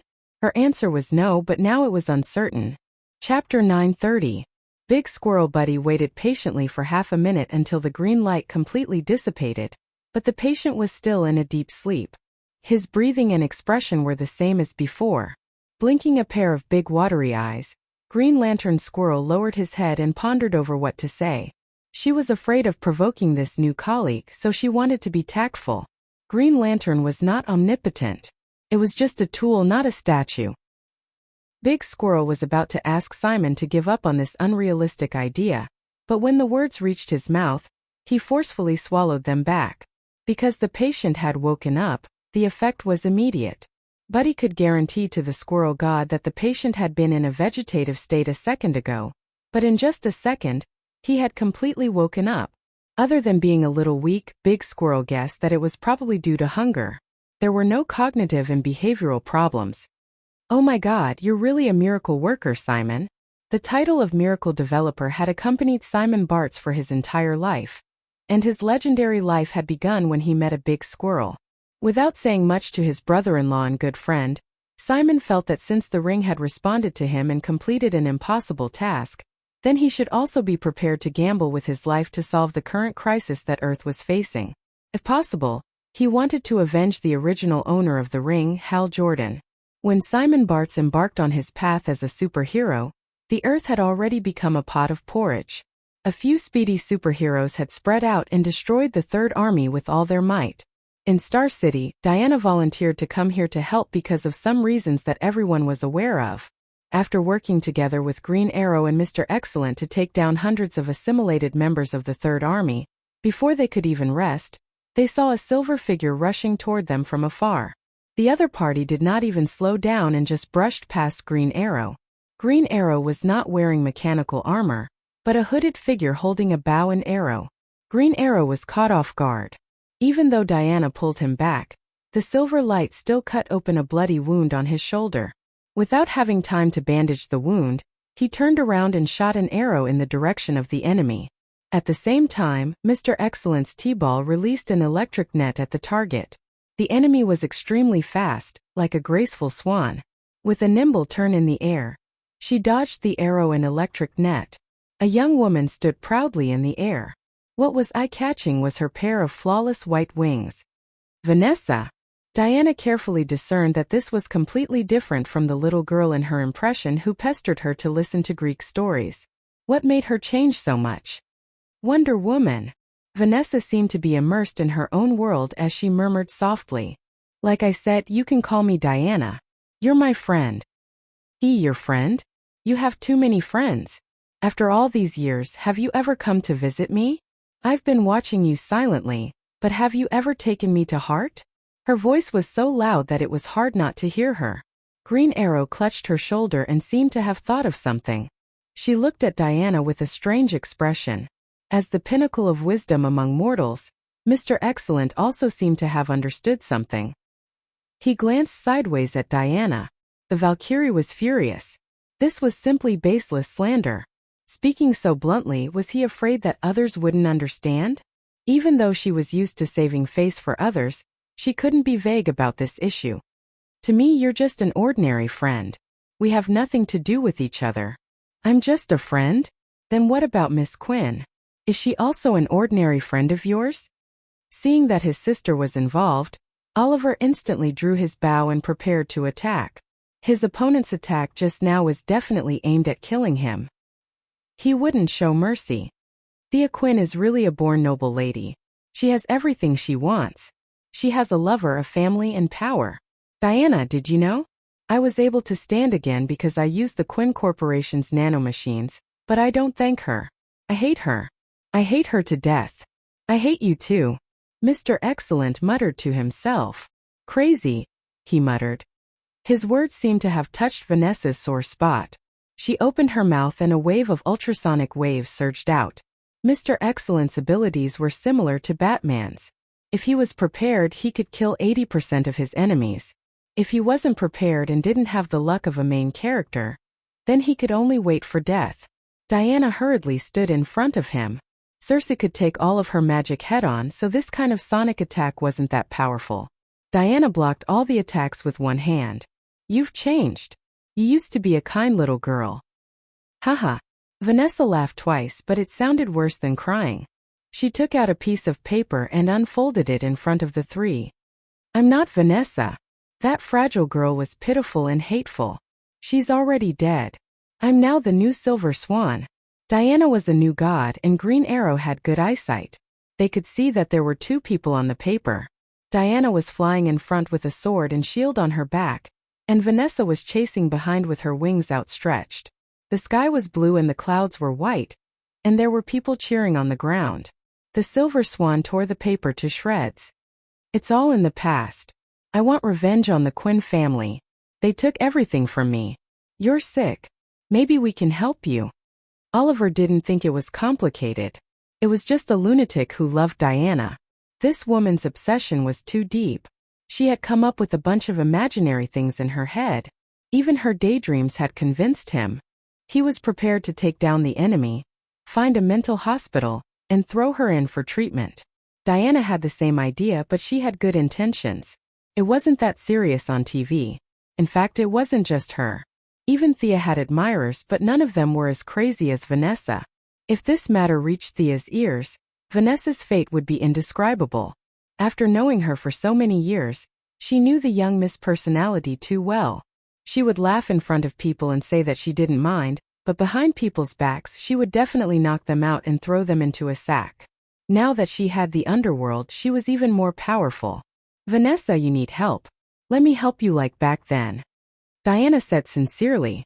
A hint of struggle flashed in the Silver Swan's eyes. Unfortunately, the struggle quickly faded and was replaced by Scarlet. The Silver Swan's voice was trembling, but her tone was eerie, like an evil spirit that crawled out of hell. You all deserve to die. You took everything from me. I'll tear you apart. Silver wings spread out like a bird. With a thunderous sound, the Silver Swan flew past Diana and circled around to attack the black man, Mr. Miracle. F***ck. You're bullying me because I'm a pushover. Mr. Excellent didn't care about his image at all. He rolled lazily to avoid the attack. Chapter 931. On the other side, Green Arrow had already shot 3 arrows at Silver Swan. Diana hesitated for a moment. She could fight enemies without hesitation, but against a normal person, even a friend, she could not do it. Fortunately, her combat power was high now, and her attributes were superior in all aspects. With a casual glance, she found several flaws in Silver Swan. Her opponent was just a ballet enthusiast, and Green Arrow's archery was undeniably the best in the world. She dodged the arrows awkwardly, mostly relying on her high speed to dodge. Diana took 2 quick steps forward, and under Silver Swan's horrified eyes, she grabbed Silver Swan's ankle and dragged her down from the sky like a dead dog. Hold her down, I'll check. There seems to be a problem with the implanted device in her spine. Mr. Excellent looked more like a researcher than a superhero. His T-sphere contained almost all the common functions of modern technology. He quickly opened the operation interface, aimed at Silver Swan, and began scanning. I suggest you let her go. A short, middle-aged man wearing glasses walked out from the shadow of the building. The middle-aged man's hairline was a little high, but his aura was not weak at all. His head was held high, and he looked at them with a slightly scrutinizing gaze. Stop, stranger. Green Arrow drew her bow again and spoke first. Diana did not steal the limelight from him due to various considerations. The middle-aged man ignored the arrows and raised his hands calmly, indicating that he was unarmed. I'm just a normal person. I don't have the ability to fly in the sky like you. Although he said it casually, the hostility towards superheroes in his tone was very obvious.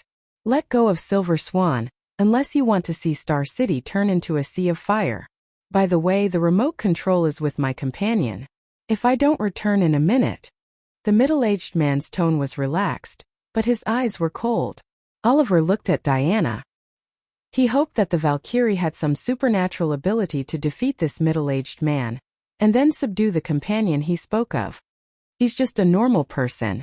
He has no abilities, no magic, and no technological equipment. Diana first observed the middle-aged man. At her level, there were many things that could not be hidden. But I can't see if there are any enemies around me. There are many things that Thea can do that I can't. Diana was a little depressed at the mention of this. She was a very pure warrior, and she had only started learning magic recently. He was good at lifting buildings and towing ships, but it was difficult to find an enemy in a residential area with complicated terrain. Without the super speed of the Flash, Superman's X-ray vision, and Thea's time stop, Diana can smash a planet with all her strength, but her search ability is really not strong. Why are you threatening us with the safety of Star City's citizens? We don't even know each other. Diana tried to find some clues from the enemy's words. The other party was not fooled at all. Let go of the Silver Swan, madam. You should go find the bomb. That's what a hero should do. Why are you doing this? Don't you know that Earth is facing a crisis now? The Righteous Alliance was eliminating the Third Army on a global scale. She really did not expect someone to cause trouble at this critical moment. Did these people think that the Third Army would let them go? Madam, you have your duty and I also have my mission. I don't care how many people will die on Earth, but let me remind you that there are only 30 seconds left. My companions are watching me from afar. If my freedom is restricted, then Star City will become a sea of fire. Call a few more companions. I have installed 6 bombs. Diana had no choice but to let go of the Silver Swan. The Green Arrow used a skateboard, and Mr. Excellence T-Ball had the ability to fly. The 3 of them split up. Diana called the Flash and Felicity, who were also in Star City. The other party's installation was very obvious and did not hide at all. The 6 of them searched the city and quickly removed the bombs. When the dust settled, the middle-aged man and the Silver Swan were long gone. The identity of the Silver Swan was not difficult to find, but the identity of the middle-aged man was a question that lingered in their minds.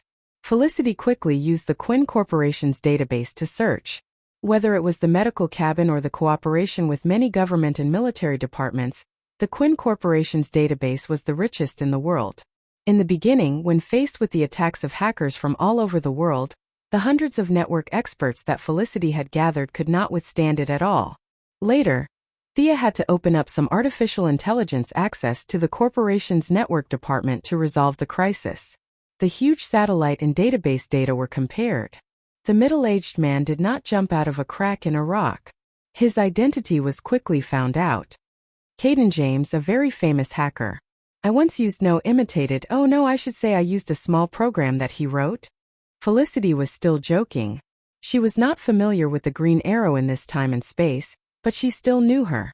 Even though she had been on land for many years, she was still exuberant when it came to her old job as a hacker. Why is she looking for trouble with us?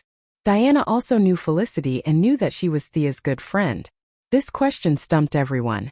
The Flash, the Atom Man, Felicity, and Mr. Excellent, who came to help, split up to investigate. Caden James was recently arrested by the Heaven's Eye Society for the crime of endangering national security. Felicity had more contact with the military and the government, so she was the first to find a clue. 10 days ago, a sum of $30 million was transferred to his account. The Atom Man, who had a close relationship with many banks, followed closely behind and found clues. 13 days ago, he was rescued from the Heaven's Eye Society by a person single-handedly. The Flash also found something. He enlarged the image on the screen. A tall man wearing purple soft armor and a white cloak held 2 samurai swords in his hands as he moved about freely. The Heavenly Eye Association's trained agents didn't have the ability to fight back at all, as they were slaughtered like chickens. Following that, the purple-robed man took Caden James and left. This guy should have been nearby just now. He's Caden's partner, right? His martial arts are so strong. It's hard to believe that he's an ordinary person. The 2 big shots, Diana and Oliver, were not good with electronic devices. They could only watch from the side. To be able to beat Nightwing without using a bow and arrow, Oliver was more than qualified to call himself a martial artist. Even though his learning process had been honed by being beaten up and had characteristics that could not be replicated, his insight was commendable. According to Thea's joke, her brother had a pair of civilian version of the Sharingan and was born with great dynamic vision. At first he was weak and had no one to teach him. He basically relied on these eyes to learn his martial arts while he was being beaten. Chapter 932. Although Oliver and Diana were much weaker than each other in terms of combat ability, unlike Thea, who had become a martial artist despite not liking martial arts, Diana liked to fight and kill. Now she could tell that the ordinary person on the screen was extraordinary after just a few moves. His movements were not fast, but they were deadly and efficient. He did not waste a single bit of energy. This person had already used the ingenuity of his moves to the extreme. She had long heard that Guangdong was the #1 assassin in the New Gods, and was skilled in hundreds of millions of combat skills. Later, before going to the Bat Cave, she casually heard that he had been recruited by Thea. She did not hesitate to call him over for a spar. The result was awkward. He suppressed his strength and competed purely in martial arts. Diana was no match for him even when Guangdong went easy on her. The Greek combat skills she was so proud of were easily broken by him. Now that she saw this incomparably powerful earthling, she secretly compared him to Guangdong. Unfortunately, she could not determine whose martial arts were better. Prometheus. This guy is very famous in the assassin world. I don't know why he's with Kane. Mr. Excellent and Batman hit it off so he could access some of the information on the Batcave. He quickly found Batman's description of this person. Proficient in all combat skills, proficient in all known weapons. Many tools are hidden in his armor. A master tactician. Suspected to have the special ability to learn other people's martial arts. Once defeated Madame Shiva 3 times. Mr. Excellent read Batman's description to the others. The investigation was carried out quickly, or rather, the other party did not plan to hide it. Felicity found 2 videos on one of Kane's servers. A middle-aged man and a young man. They were both shot to death by green arrows without exception. How is that possible? I was there when the middle-aged man died, but I didn't kill him. I've never seen this young man before. Oliver cried out, but regardless of whether he was innocent or not, the other party was certain that he was the killer. Prometheus's father was killed, Kane's son was killed, and Kane's son was killed. Together with the Silver Swan, who hated the Quinn family to the core, the 3 of them came together and prepared to fight for revenge. A warrior with extraordinary skills, a super hacker, and a silver-winged killer with great mobility. The combination of the 3 was quite strong. The other party had revealed a lot of clues. If they continued to investigate, they would definitely gain something. Unfortunately, there were too many things to do tonight.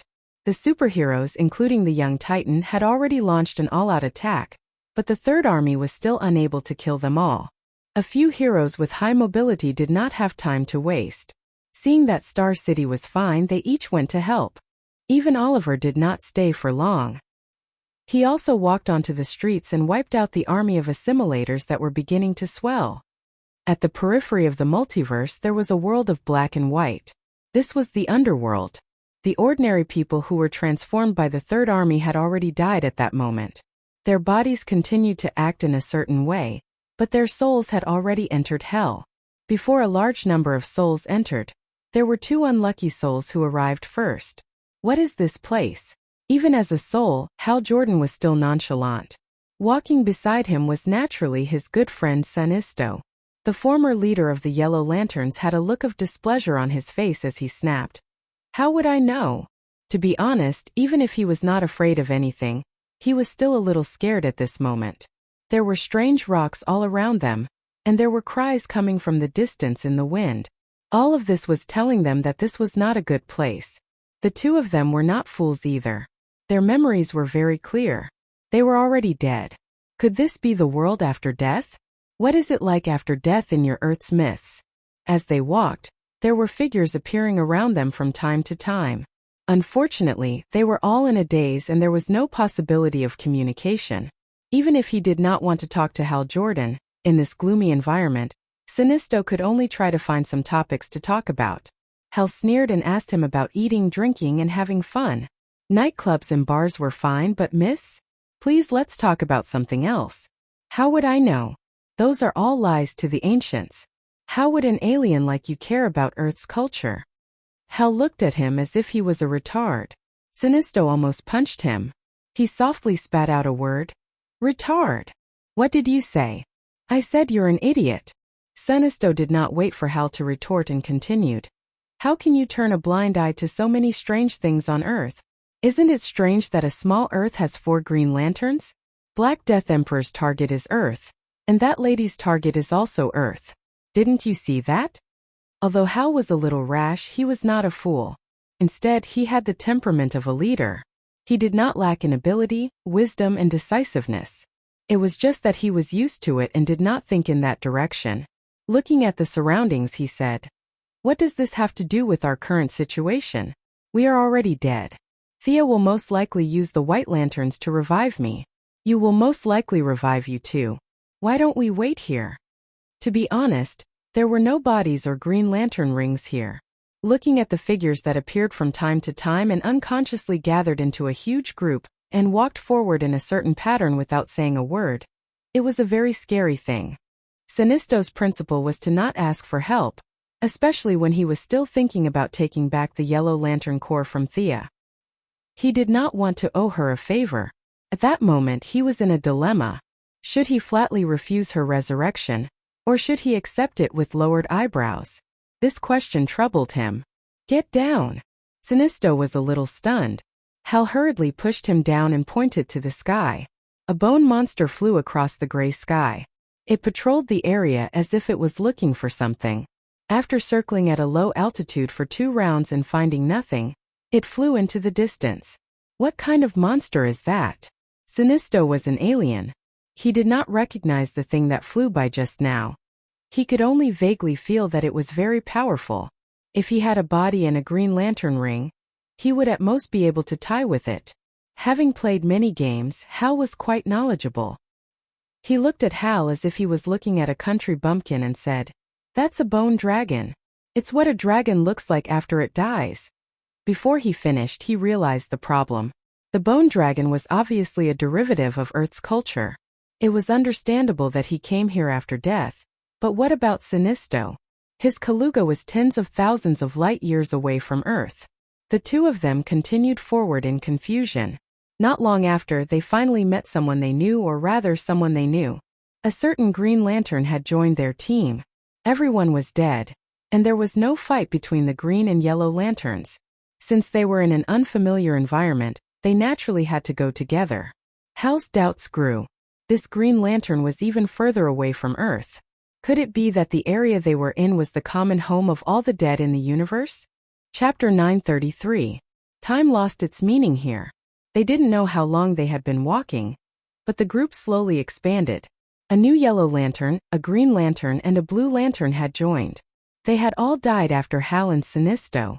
From their narration, Hal also learned about the Third Army and realized that it wasn't a coincidence that Black Hand had attacked him and Sinisto. Unfortunately, he was already dead. Other than cursing at the Guardians, he couldn't do anything else.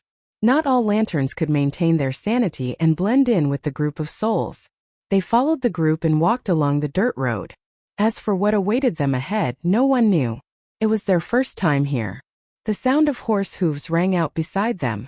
Even though he told himself to keep a low profile, Hal couldn't help but look up.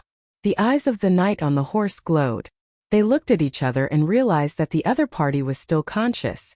The knight was stunned at first, but then he suddenly thought of something. He raised his left hand gently, and the group that had been moving forward since ancient times stopped in unison. The knight lowered his hand as if he had done something insignificant. He took out a piece of parchment from behind him and looked at Hal's face carefully. "Is this you?" The appearance of a skull was similar to that of a living person. In fact, it was the same the other way around. The knight wasn't very sure and could only ask Hal for confirmation. It was a piece of yellowed parchment that looked like a wanted poster. Hal's face was on the paper, and there was a number at the bottom that looked like a bounty. This thing was very similar to an anime that Hal had seen on Earth about pirates. The big pirates in the anime were all wanted posters like this. The undead knight's eyes didn't have any ruthlessness or ferocity.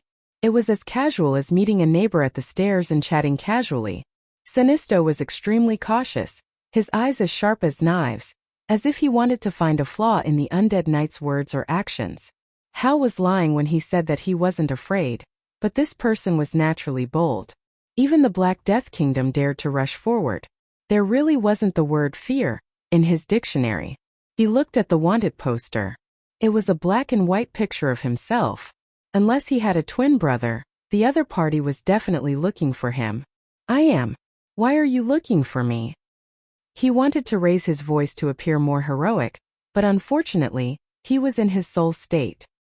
His loud voice hadn't been brought over from his body. The knight was overjoyed. His terrifying skull shook with excitement, and his lower jaw opened and closed, indicating that he was very happy. Just as Hal was wondering if this guy would turn hostile in a few seconds, the undead knight took out another wanted poster. "Do you know this guy?" Hal took a look and was overjoyed. Wasn't this Sinisto? When he turned his head, he realized that Sinisto was preparing to hide in the crowd. Unfortunately, there was no place to hide.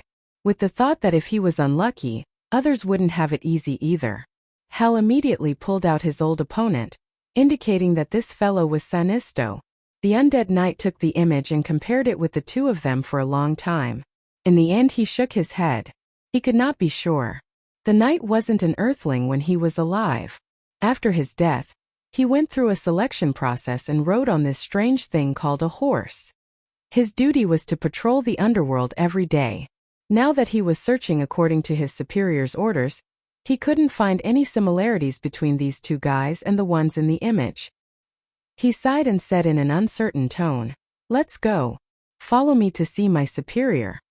Hal and Sinisto wanted to resist, but without a body, the two of them had no fighting strength. Seeing that the other party's attitude was rather amiable, they knew that there was no benefit to falling out with him. They could only obediently follow him. They waved goodbye to the few extras. No one could tell whether it was a blessing or a curse. The two of them followed the knight to another small path. After walking for an unknown period of time, they stopped in front of a huge shrine. When they entered through the side door, Hal saw a huge stream of people lining up to enter in an orderly manner. As they didn't enter through the main door, they didn't see the huge statue of a certain beautiful lady in front of the main door. They had worried for nothing. After entering the shrine, they passed through a long corridor. In a small room, the undead knight reported a few words to a skeleton in a long robe. Then he walked away briskly. The eyes of the skeleton in the long robe glowed. He also took out 2 wanted posters and looked at them. Without saying anything, he gestured for them to wait here before pushing open the side door and walking out. The two of them looked at each other and lost interest in bickering. There was no heartbeat or footsteps here. It was so quiet that it made them feel uncomfortable. However, their souls were stronger than the average person. They searched the room but didn't find any clues. They left alone. In the end, they didn't dare to leave. In the end, they leaned against the door and listened to the commotion outside. In the empty hall, there was only one voice echoing around. The two of them were a little far away and could only hear some words intermittently. Hummy Merit. Return to the human world. Beautisha useless. Take him away. Aaliyah life excellent. Go to heaven or return to the human world. Let her choose. Take her down.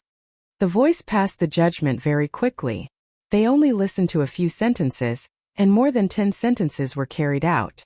Most of them were useless. Only a few could return to the human world. Very few could go to heaven or hell. Sinisto didn't understand these terms. Although Kaluga couldn't compare to Krypton, it was still a planet with a technological civilization. All myths and legends had disappeared thousands of years ago. Although Hal was unconventional, he was still an Earthling and wasn't unfamiliar with heaven or hell. He was just curious about this place. Did all the life in the universe come here? Was it a good thing or a bad thing that he and Sinisto were treated differently? The two greatest Green Lanterns muttered in their hearts. Time passed very slowly. They were like criminals waiting to be judged. The Flash had once told Hal about his experience of being sentenced to prison. At that time, Barry felt that every day was like a year. After that, he looked at his watch all the time in prison. That feeling of confusion of doing a lot of things, but in the end only a second had passed. Hal finally experienced it today. He once mocked the Flash because of his super speed. Now, looking at himself, he wasn't much stronger. He could only sit and wait. Calm down, Hal. It shouldn't be a bad thing. Sinisto looked at him, scratching his ears and cheeks like a monkey. He felt embarrassed and couldn't help but scold him coldly. Before Hal could refute, the door was pushed open. A voice with a hint of mockery entered his ears. It really isn't a bad thing. Green Lantern Hal Jordan, I've heard a lot about you. A middle-aged man in a dark suit walked in. Even though he had never seen him before, Hal recognized him just by looking at his half-destroyed face. Two-Face. Why are you here? Chapter 934. Hal looked left and right. Was he not dead? This was somewhere in Gotham. Everything before was fake. Was it the Scarecrow's fear gas or Black Mask's mind control that caused him to hallucinate? You're in luck. I only have 1 minute, but you'd better remember everything I say. Take this, go out, turn left and walk through a corridor. After that, you'll be in the 3rd room. Line up and go through the procedures. After saying that, the two-faced man handed each of them a slip of paper.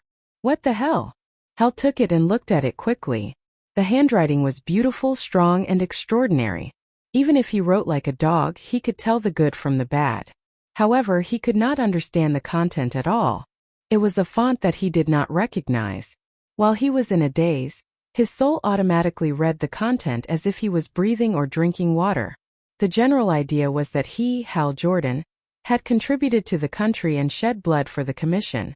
Therefore, he was allowed to be resurrected. The signature was even more familiar.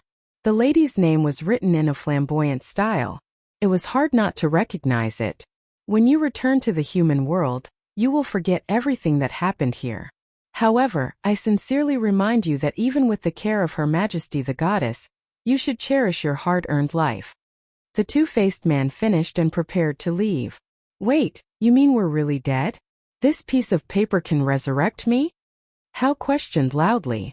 The two-faced man looked at him like he was an idiot. Finally, he nodded helplessly. Then why don't you resurrect? Are you guilty of so many sins that you can only atone for them here? Hal pondered. Why should I be resurrected?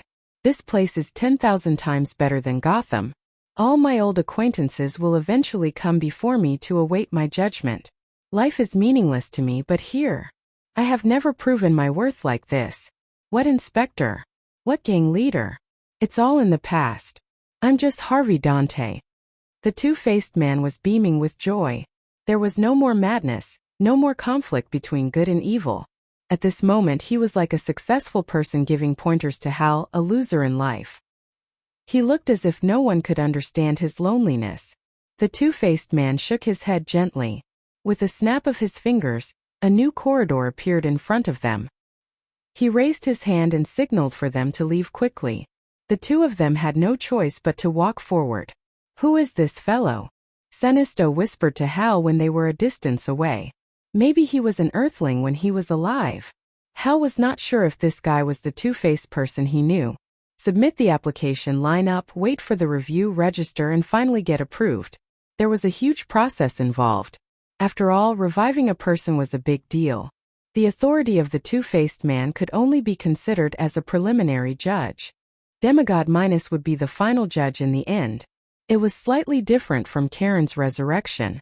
Hal had two modes of official resurrection and unofficial resurrection to choose from. People like Hal and the others were considered to be officially resurrected. The process was long, but there were no repercussions. During the long wait, Hal even saw a familiar person, or rather, a familiar ghost. The dead Boston Brand. This guy was currently roaming the realms of the living and the dead. There was no need to mention how comfortable he was. Even though he was the #1 ghost in the underworld, no one cared about him. Hal had a good relationship with the dead man. Sinisto knew that he would be resurrected soon, but he did not want to owe too many favors. Now that he was talking to the two people, he could only pretend to be invisible. The dead man did not talk too much about the young lady with Hal. He only talked about the things on the surface. The process in the underworld was so complicated. He would come over to chat with Hal when he had nothing to do. He gestured for the two of them to wait. Hal did not expect this companion to have such a powerful background. The goddess of death. Just the name alone was impressive. Sinisto was left with no choice. Thea was so powerful. Could he still snatch the Yellow Lantern Corps back? Even if he could, he would not dare to do so. The Corrigans were not long-lived. He would still end up in her hands. Even if he succeeded in seizing power, the consequences would be too severe. The two greatest Green Lanterns were killing time in the underworld. They silently criticized the underworld for its low efficiency, while eagerly waiting for their own resurrection. At this moment, the physical world was already in chaos. The Guardians absorbed the power of the First Lantern and used their own cells to create assimilated people. Then they all disappeared. Before they left, they even kidnapped Ganthercide, who came to question them. Thea killed a batch of assimilated people who attacked the main planet of Ura. However, they could not stop the assimilation speed of these things. In less than an hour, a larger wave of attacks came. The Night of Darkness destroyed the outer defense of the planet. A few Guardians with sores on their heads and pus on their feet did not repair it for half a year. The third army that came like a tide caught the Green Lanterns off guard. Several important facilities were lost one after another. If not for Thea's timely arrival, they would have been destroyed. Now that they were facing a larger attack, they could only choose to retreat. Retreat to the main planet of the Blue Lantern Corps. Retreat quickly. Let the new medics go first. The reserves are an important supplement to the Green Lanterns. John, protect them. Kyle Rayner's limelight was stolen by the young lady in this time and space. However, his light was still as bright as the stars. That was to say, the Guardians had run away. Otherwise, he would have been the greatest Green Lantern. Guy Gardner and John Stewart, two of his fellow countrymen, although they entered the profession earlier than him, their achievements were not as good as his. The Green Lantern ring that Gotham had forged for him, coupled with Kyle's abundant emotions, the combination of the two would allow him to fight against countless enemies by himself. The Green Lanterns were quite experienced in evacuating the main planet of Ura. After all, it was less than half a year after the Night of Darkness. They methodically covered the recruits and slowly retreated to Ura. Along the way, the Blue Lanterns, Yellow Lanterns, and Green Lanterns continued to provide support. In the end, Mogo, a self-conscious baby tooth planet, directly joined the battle. With the help of the Blue Lantern, a blue light with a diameter of hundreds of kilometers swept across the sky. Hundreds of millions of pursuers of the Third Army were wiped out. Kyle, please come with me. Her Majesty the Goddess is looking for you. The Saint's face was full of sincerity as he pulled Kyle Rayner to the temple. Kyle Rayner almost stumbled. He and the Saint had a very good personal relationship. Both of them were very emotional people. As Kyle's official girlfriend, Solanik, the daughter of Sinisto, even suspected that there was more than friendship between them. Slow down, Saint. I just finished a big battle. The goddess has been waiting for you for a while. Please believe me, it's really urgent. Kyle was even more embarrassed when the goddess was mentioned. He had the same thought as Batman. Was Thea a goddess or a human? She was a goddess, but she stayed on Earth every day. She went shopping from time to time and made headlines. Although she was a human, the Saint worshipped her to the point of prostrating himself before her. He would often pay his respects to her. Chapter 935. It was difficult for Kyle to determine whether the relationship between the two was that of colleagues, superior and subordinate, or the relationship between a god and a believer like the Saint. However, the situation was critical now, and he could only bite the bullet and pay his respects. Along the way, the Saint was still talking about Thea's miracles. As someone born in a free and democratic country, Kyle Rayner's heartfelt admiration for his good friend was not a matter of joy or anger. It was a personal choice. Everyone had their own way of living, and he had no right to interfere. However, he would not kneel to a living person. Distance creates beauty and faith. When one was too close, one would naturally lack respect. Now, even if Thea rebooted the entire universe, he would not bow his head to her. This had nothing to do with personal feelings. It was completely the nature of modern people. Hi. Kyle looked at Thea, who was in front of him. She was wearing a checkered shirt and jeans. She looked no different from the way she was dressed on Earth. Compared to the Saint beside him, who was directly bowing to him, he could only greet her without any awkwardness. Fortunately, Thea did not dwell too much on etiquette. Her main body was still on the main planet, but she had only cast a projection for the sake of setting up the situation. Thank you, Saint, for allowing me to speak with Kyle alone. The Saint didn't say anything and walked out in a very pious manner. Don't be nervous. I have many things to say today. Mr. Rayner, please take a seat. Thea gestured for Kyle to relax. She had done a lot of mental preparation for today's conversation. It was not for the current situation, but for a deeper purpose. We don't know much, but we both come from Earth. I protect Earth and the universe. Everything is fair. In order to obtain more power, I can only go to a higher position. She made a very sacred opening statement. Kyle nodded to show his approval. Compared to Thea, he was a new superhero who couldn't be more new. The universe is vast. Even the Green Lantern can't defend against it. There are many other universes as well. I can't guard this void forever. The stronger I am, the greater the area I can protect. The cloudy mountain mist shield sprayed out again, and Kyle could only nod his head. This universe needs a new guardian. The future will be very dangerous. It will endanger the people around you and the entire universe. Are you willing to do this and take on this responsibility, Kyle Rayner? Her expression was so serious and holy that even an atheist like Kyle felt a shock to his soul. Perhaps she really was a deity? Was the disguise just to experience life? Your Majesty, Goddess. The way he addressed her was a little bitter, but he was familiar with it. What can I do?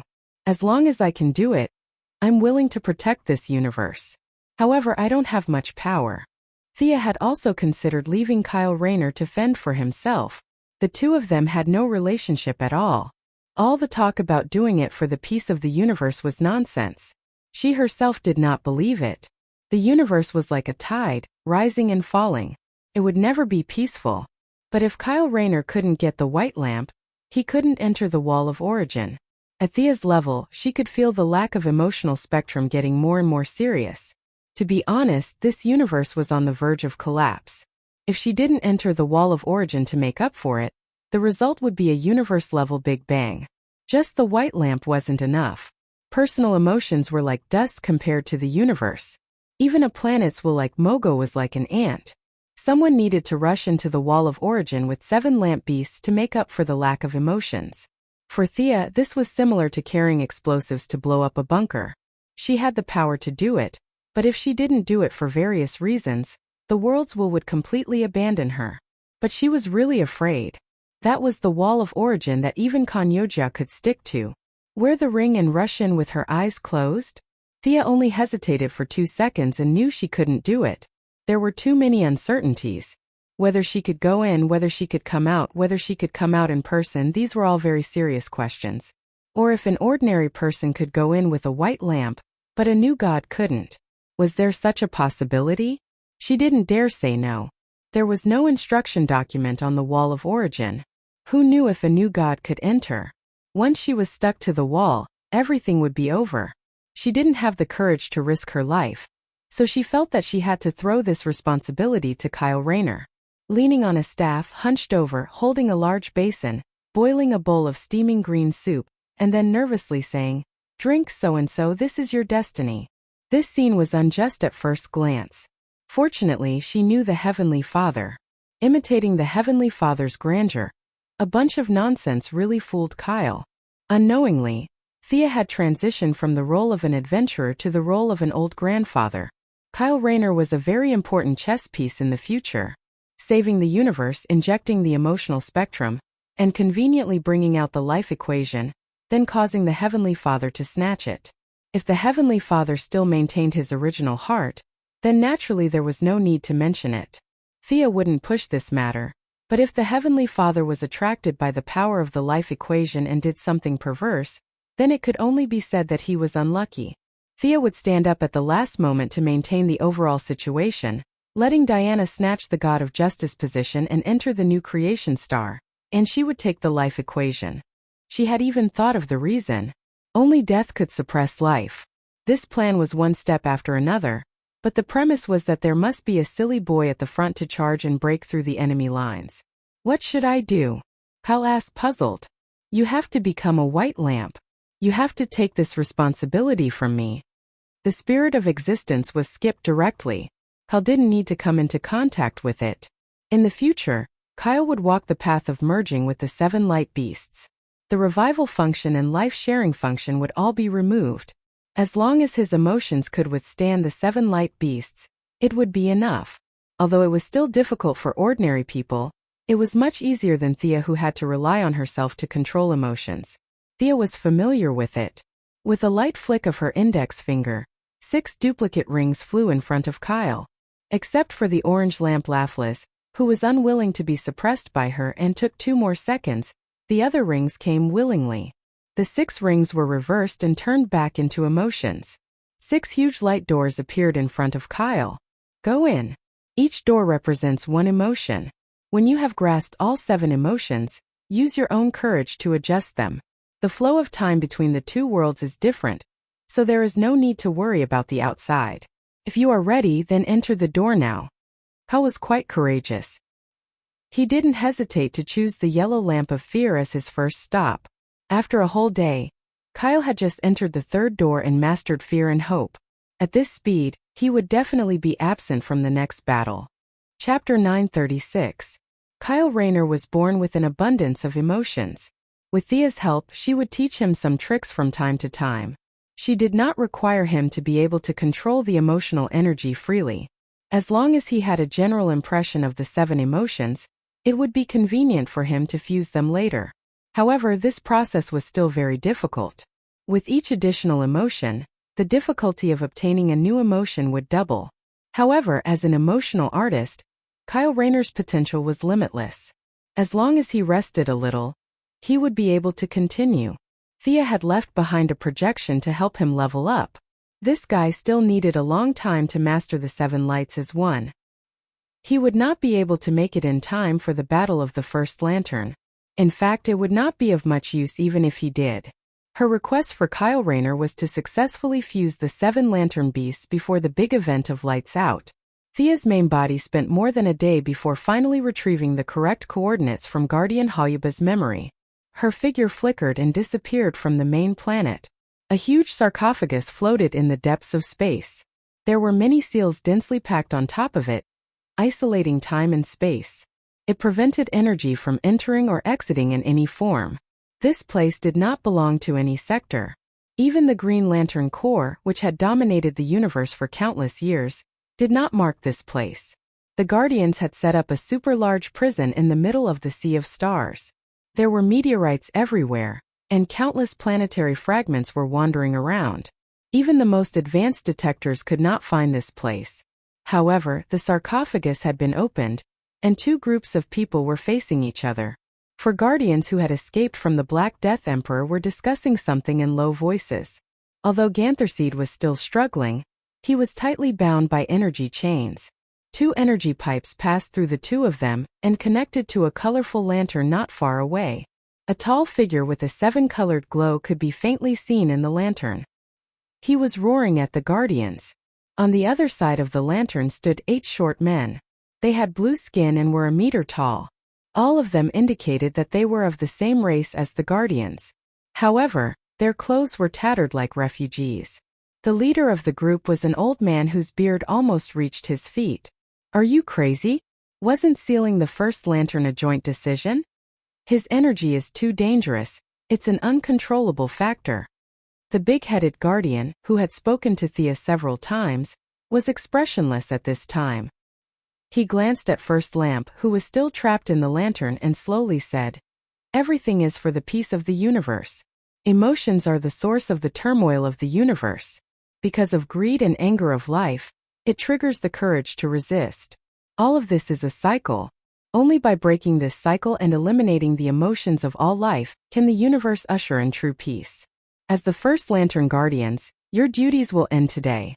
Come and join us." "Nonsense. You are insulting our sacrifice and perseverance for hundreds of millions of years.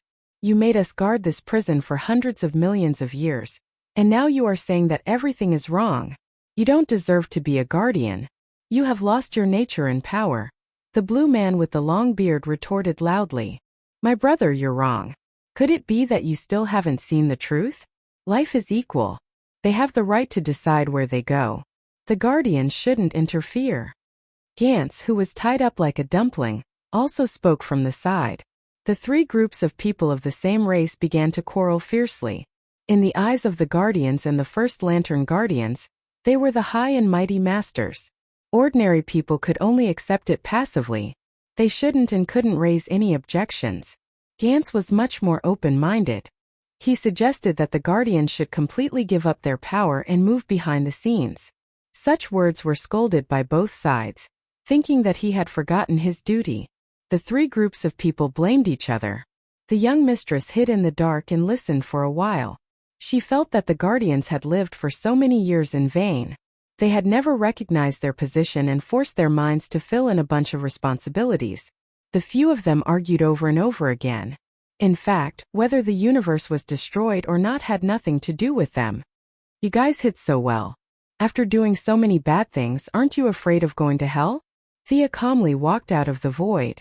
She first opened her eyes to look at First Lantern. The result was not bad. This guy was not strong. He was even weaker than Lady Styx. However, she also knew that he had lost his ring. Plus, he had been imprisoned for billions of years. Now he was used as a battery to power the Third Army scattered all over the universe. It was already very good that he still had such strength after all that. We're doing this for the peace of the universe. This shouldn't go against the new god's mission, said the big-headed guardian whose name Thea didn't know. Purely from the perspective of death, that was indeed the case. The world of death didn't need emotions. Ridiculous. Thea looked up at the sky and laughed. Just when the guardians thought that she was going to say something brilliant, she suddenly did a space jump.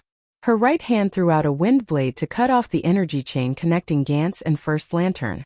At the same time, she set up a barrier in front of her. The four little blue men hurriedly attacked, but unfortunately, the barrier did not break at all. Seeing that they couldn't break the barrier in a hurry, the two guardians could only rely on their own energy to connect to First Lantern. Your Majesty Goddess, what you're doing is unwise. You don't understand the danger of prisoners. If you want Gantz, then they're yours. Please leave. After being ambushed, a normal person would have been furious. However, the little blue men had no emotions. They were still the same as before. They were like a mechanical program. I'm neither omnipotent nor omniscient. However, I know this guy. He's a transmigrator. He traveled from tens of thousands of years in the future to your era 10 billion years ago. Am I right? Thea grabbed Gantz and calmed down a lot. She pointed at the colorful figure in the lantern and asked. The prisoner grinned and laughed silently. The four guardians' faces were blank. The prison guards didn't know what she was doing and chose to watch from the sidelines. Only Gantz nodded. Your Majesty Goddess, you're right. He brought us the technology to make lantern rings. We still don't fully understand that technology. Thea nodded slightly. She said to Gantz, I'm very sorry. Based on your tone, for the peace of the universe, I have to apologize. Gansei was stunned. He didn't understand what she was talking about. Just as he asked, what? He saw Sia's jade-like fingers stabbing straight into his chest. Why are you trying to kill me? Before he could understand what was going on, he realized that the opponent wasn't attacking his body. She was attacking something of a higher level. Suddenly, he thought of something and began to resist with all his might. The four guardians said, and the 8 prison guards also attacked together. Chapter 937. If she was still the goddess of soul, she might not have been able to withstand so many attacks. The Guardian's individual combat power was not inferior to Superman's. Now that the 13 little blue men were attacking together, their power was extraordinary. With so many people working together, even the Wasteland Wolves would be defeated. However, from her perspective, these attacks were not bad. She maintained the shield with one hand and searched Gantz's soul with the other. No. That's mine. Mine. First Lantern in the distant lantern was very aloof. He looked at them as if they were a group of ants, but Thea's sudden attack disrupted his plan. He began to struggle. Thea smiled because she found something in Gantz's soul. Although he resisted tenaciously, her level was really high. Ignoring Gantz's resistance and First Lantern's roar, she pulled out a dazzling 7-colored ring from the soul. This was the universe's first emotional ring. It was not a green or yellow light, nor did it belong to any single spectrum. It represented all the emotions in the universe. The ring did not belong to her, so it resisted with all its might. However, as a rootless duckweed, how could it resist the goddess of death? Thea cleared her mind and focused on pulling out the ring from Gantz's soul. The ring was mixed with countless threads. Under the forceful pull, the threads pulled at the soul. Gantz's face was full of pain. Bear with it, I'm very fast. What's wrong with you guys? Why did you hide this kind of ring so deep? She pulled as she complained. The soul would more or less be damaged, but this was not a problem for her. Gonda was not an ordinary person. At this level, the soul of a long-lived species was very strong. Most ordinary people would have fainted or been seriously injured, but Old Man Ganser was still able to yell and scream. As if realizing that she was determined to win, Gonda gave up resisting. Thea's movements were greatly accelerated. She had cut half of the hundreds of soul threads. Success was in sight. How dare you touch my things? You're just a primitive person. You don't deserve it.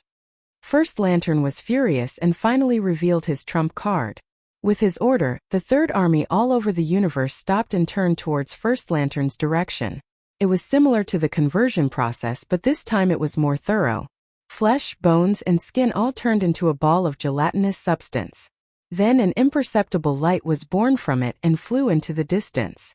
In an instant, the third army that covered the universe announced its end. All the assimilated people turned into lifeless mud. Morality, life, wisdom, everything related to the living was turned into a light. A light may be weak and imperceptible, but when this light spread across the universe, it was a spectacular scene. The Guardians used First Lantern's energy to function for the Third Legion, and First Lantern also used their Legion to help him escape. Both sides deceiving each other, and to say no one was more insidious than the other.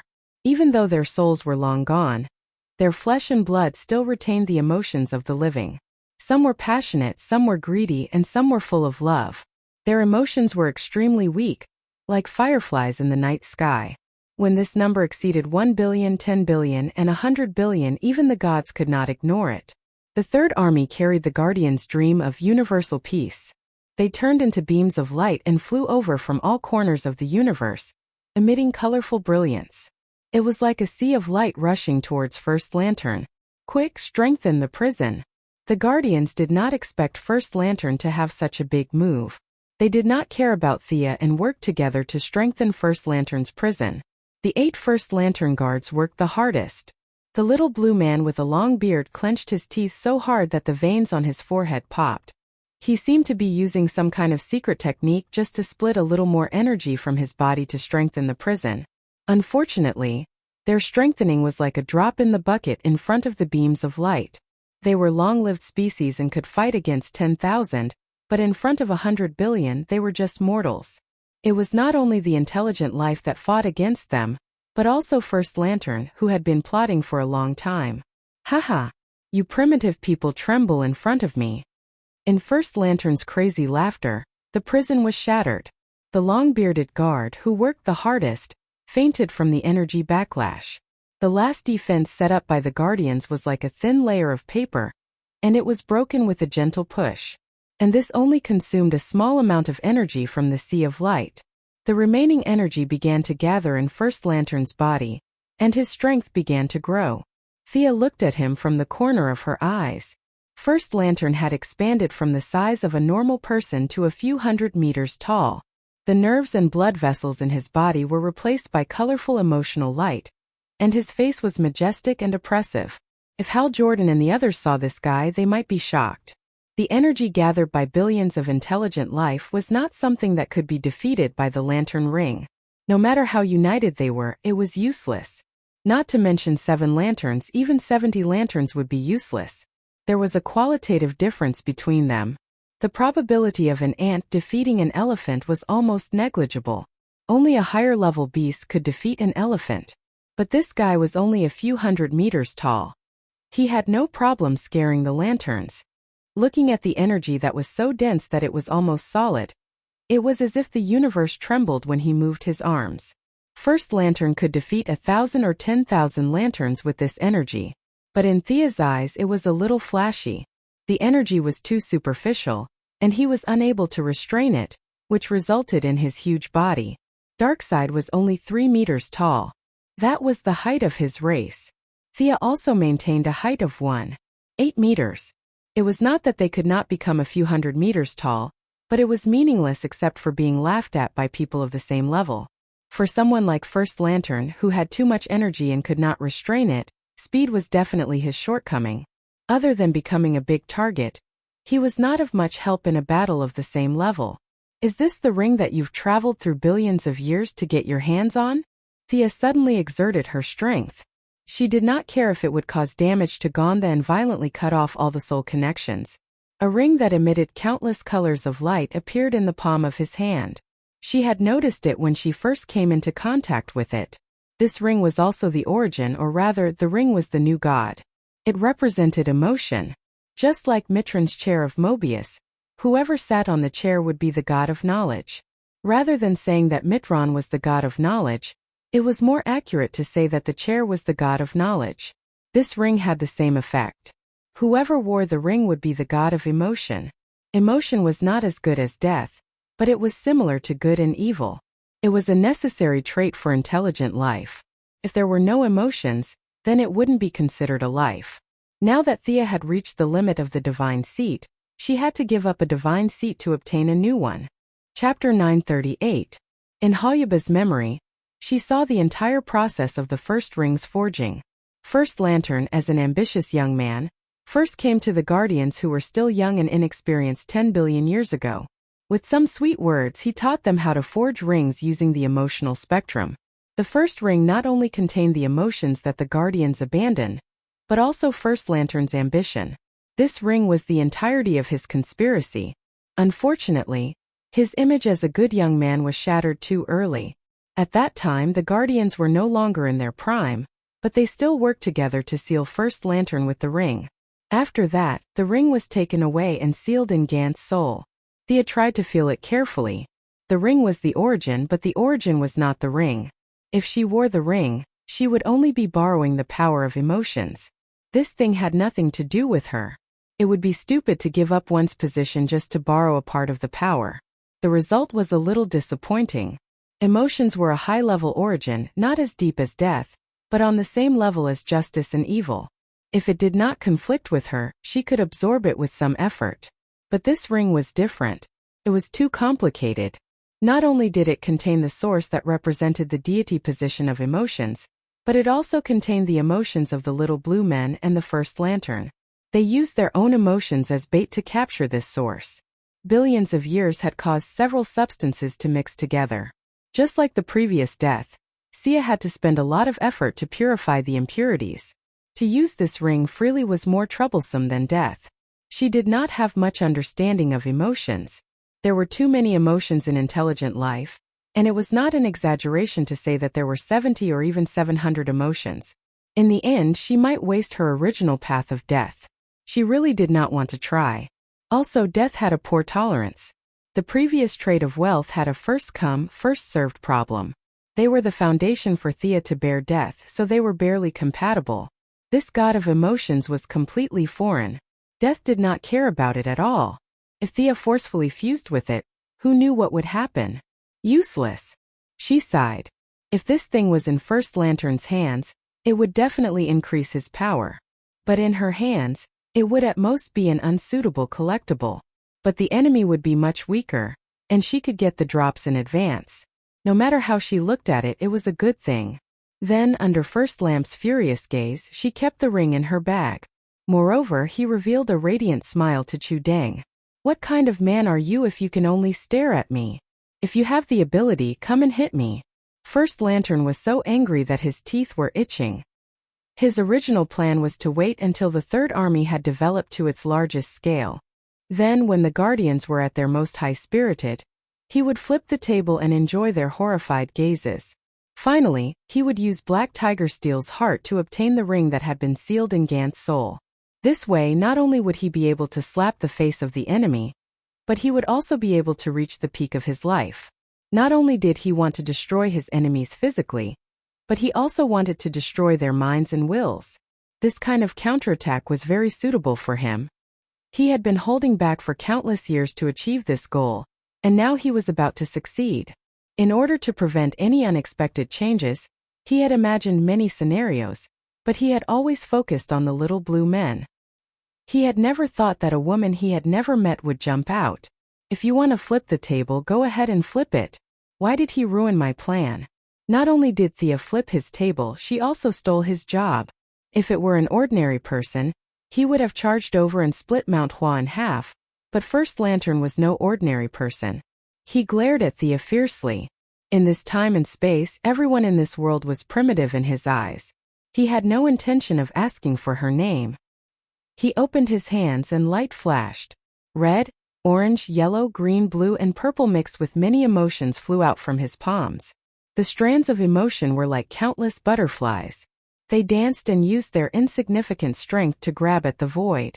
Thousands of strands of light gathered into a beam of light. Relying on this powerful energy, First Lantern tore a crack in the real world. He wanted to change the timeline and return himself to the point before Thea came. Even if he had to flip the table, he had to take back his job. A wise choice. Thea sighed. First Lantern did not come to snatch the ring from her. Instead, he went back to the source. This meant that he had not been blinded by the sudden increase in power. He could still make the best judgment for himself. Above all, war was war. Next, war was war. At this level, fighting was the same. Even with Darkseid's bad temper, he would try his best not to fight if he could. Going back to the timeline and not fighting with Thea, eliminating all the unfavorable factors before the germinal organization, this was a very smart choice. However, he still underestimated Thea. This move was invincible against Sinisto and Hal, but it was nothing in front of Thea. You're unlucky to have met me. In this day and age, those who dared to set foot in the timeline more or less had something to rely on. If First Lantern dared to attack, Thea also had her own ways to counter. This was her timeline, and First Lantern came from thousands of years in the future. Thea naturally had the home field advantage. Furthermore, she had someone in the timeline. Speed and Ballistic received the order.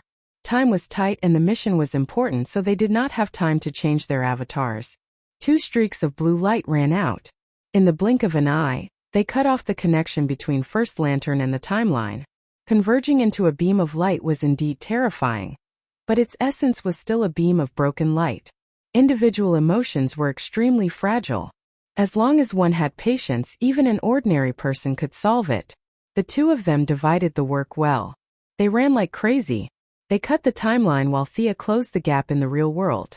Before First Lantern could understand what was going on, he was already forced out. First Lantern had never seen an extremely fast person before, but that did not stop him from attacking these 2 ants. The huge amount of energy gave him the ability to change reality, but the 2 extremely fast people were hiding outside of time, so he did not have a place to attack. As a combination of emotions, his speed was as slow as a turtle. Changing reality, twisting the timeline, and a few extraordinary powers could not be used. Facing an extremely fast person, he really did not have a good way to deal with them. The emotional impact was very strong, but if he could not hit the enemy, it would be a waste of effort. First Lantern tore the timeline again, but he was still blocked. Thea directly used legendary magic to test the waters. Hundreds of flaming meteorites were pulled out from the void. This was not her first time fighting in space. Meteorite magic was extremely powerful on the ground, but there was no gravity in space, so its power was instantly reduced by half. However, First Lantern was a few hundred meters tall, flashing with a rainbow light.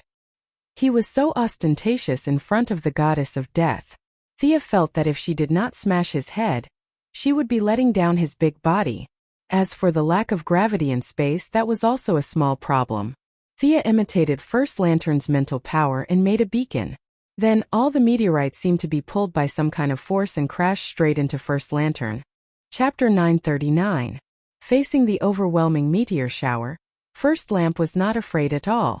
There was even a look of disdain in his eyes. He waved his left hand, and the violent fire elements were appeased.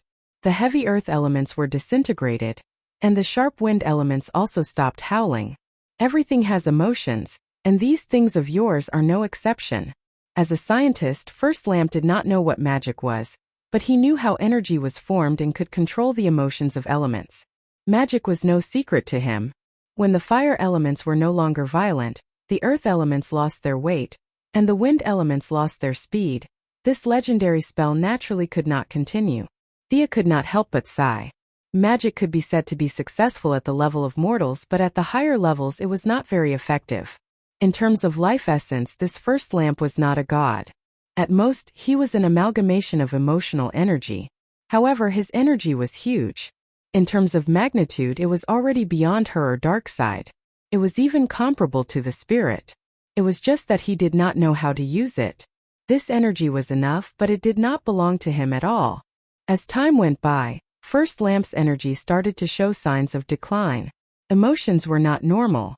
Ordinary people could not always live passionately. It was normal to be indifferent. This showed the value of lanterns. Otherwise, if everyone on the street had courage and willpower, why didn't the green light choose them? Because ordinary people lacked endurance when it came to emotions. After absorbing the emotions of billions of intelligent beings, First Lamp's energy was fluctuating. The general trend was going downhill. As a mortal, he could control so much energy. Without the help of the ring, First Lamp could only do some simple and crude work. Like tearing the timeline, there was no technique to speak of. His method of breaking magic was not very brilliant. He was just taking drastic measures. There were too many intelligent beings in the universe. There might be life forms like the fire and water elements that were later assimilated by the Third Army and turned into the source of First Lamp's emotions. After all, elements were not inanimate objects. It was not too ridiculous to say that they had emotions. First Lamp took Thea's attack effortlessly. This made him even more confident of his strength. He even smiled mockingly at Thea, as if to say, "You are not that great. How dare you look down on my magic? Here's a small gift for you." Thea said it was a small gift, but it wasn't small at all. With the godhood of death, her attainments in magic had long surpassed those of her predecessors, perhaps even far surpassing them. She might still be lacking in details, but her horizons were different. Even if all the great wizards from ancient times were gathered together, they would not be able to see as far and as deep as her. If ordinary people's spells were divided according to the weave's level, they would be ranked from the 1st to the 9th circle. Spells above the 9th circle could be considered legendary spells, and the weave had almost no effect on such spells. It all depended on the caster's own conditions. All legendary mages could cast level 10 spells, and a small number of them could reach level 11. As for the few people who could leave their names in the history of magic with the highest combat power, they could cast spells up to the 12th circle. Legendary mages often looked down on the gods because some spells could not be cast by them. For example, Ares, Diana. They were too focused on their own power, and even casting time stop took a lot of effort. As for a mage-type deity like Sia, it was easy for her to reach the 11th or 12th circle. Relying on her high realm and solid foundation, she was going to mobilize the divine power of death and the magic power of the universe to cast an unprecedented 13-circle spell. Even though she had made some preparations beforehand, this spell still took some time. Meteorite was an excellent camouflage. While First Lamp was proudly showing off, it bought her 5 seconds. Her hands moved quickly, and countless mysterious runes were quickly drawn. A huge number of magic circles were connected to each other, piling up layer upon layer. The total amount of magic power Thea poured into them was at least equivalent to 10 great wizards of Merlin's level. A grandfather clock hundreds of meters tall was created. The grandfather clock was not affected by the environment, as if it had been suspended in this universe since ancient times. It was thick and heavy, as if it had experienced countless years. The body of the clock was dark black, and the sun, moon, and stars were carved in relief. The dial was golden yellow, which was made from the fragments of time shattered by the anti-watchers. The needle was illusory, sometimes visible, sometimes invisible. It was filled with Thea's understanding of time. The crisp sound of the bell reverberated throughout the entire universe. All intelligent life felt a sense of helplessness fill their hearts. It was as if they had encountered their natural enemy. They were helpless, and in the face of the end of everything, some cried, some laughed. With just a crisp sound, the universe quieted down. This was the sound of the bell of fate. The main body of the grandfather clock was still in the hands of Big Brother Fate. Thea went to the Endless Clan from time to time, and naturally saw this thing. Big Brother Fate did not care. "Look at it if you want to, I have no objections even if you want to smash it." Thea was not so daring as to smash the entire Bell of Fate, but that did not stop her from simulating a part of its functions. Even with the support of a huge amount of magic, she had seen it with her own eyes, and after putting in a lot of effort, she could only simulate a tenth of its functions. The body of the grandfather clock was created with magic, but she borrowed the divine power of death to draw the projection of Big Brother Fate's clock over. First Lantern looked at it for a long time, but could not figure out the use of summoning a large clock. In his era, such primitive mechanical creations could only be found in fossils. He snorted. Boring trick. Although he said it was boring, he was actually very afraid. As the embodiment of the emotions of all living beings, he had super high resistance to all kinds of abnormal conditions. However, his resistance to the source of damage like fate was very weak. It could even be said that it was thousands of times more powerful. First Lantern of the original spacetime was instantly destroyed by Black Death Emperor. The problem was that his embodiment only had strength, but no realm to support it. The grandfather clock seemed to be mocking him. The golden dial shone, showing his childhood in a trance. the scene of him being imprisoned by the protectors. It also showed that he would meet his death today. How could it be? You must be kidding me. First Lantern did not hesitate. His body rose again. No matter what this broken clock was, he was confident that he could shatter it. He had traveled through countless years to this point in time. He wanted to be a god and enjoy the worship of all living beings. He did not want to be a stepping stone for primitive people. Anger, greed, fear, courage, hope, pity, love. The 7 Lantern Corps could not represent all emotions. There were many more, such as hatred, pain, numbness, regret, excitement, and joy. These were the source of his strength. Chapter 940. Countless positive and negative emotions merged together. Without the ring as a foundation, First Lamp was controlling the emotions of all beings as a mortal. He felt like his head was about to explode, and he was extremely frustrated. It's all because of this clock. He ignored Thea and colorful lights began to shine. Space seemed to be torn apart. First Lamp used all his strength and punched the clock. This punch was not physical strength but emotional strength. It contained his own greed, the fear, hope, courage, and other emotions that the little blue men had abandoned, and more of the emotions that the Third Army had captured from all the intelligent beings in the universe. Dong! The grandfather clock rang for the second time after it was summoned. The young mistress had already run back to the underworld before he was about to ring the clock. The little blue men did not know how powerful it was, and were watching the show from afar. The sound of the clock whistled past. There was no earth-shattering aura, nor was there a magnificent scene. Other than the long-bearded guard who had already fainted, the other 13 little blue men all spat out blood. Ced was afraid that Gonla would be hurt, so he put up a shield in front of him, but how could fate resist? Ced's shield did not work at all. The sound of the clock was like a breeze, gently brushing past their hearts. The next moment, it felt like they were carrying a huge mountain on their backs. The sound of the clock caused their spiritual strength to fluctuate, rising and falling. It was the first time these immortals had seen such a strange attack. Even with billions of years of knowledge, they did not have any effect. They all fainted without a sound. Thea ran away and the guard fainted. First Lamp, who bore the brunt of the attack, was the unluckiest. Others only fainted due to mental trauma, but because he was an amalgamation, he was hit 1,000 times harder than normal. 1/5 of the emotional energy that made up his body was instantly scattered, and his huge body shrunk. First Lamp tried his best to restrain the uncontrollable spiritual strength, and barely recovered his consciousness.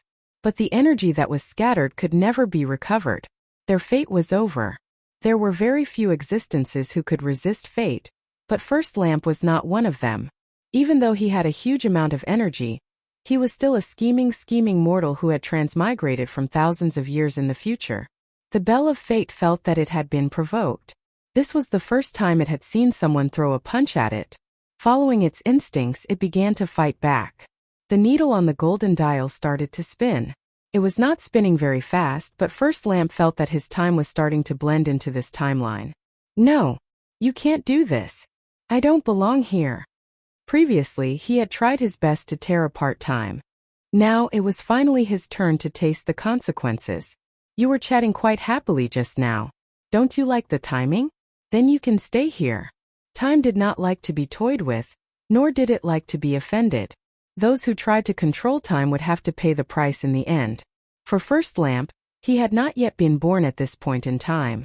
If he was solidified, what awaited him was obliteration. He began to resist with all his might.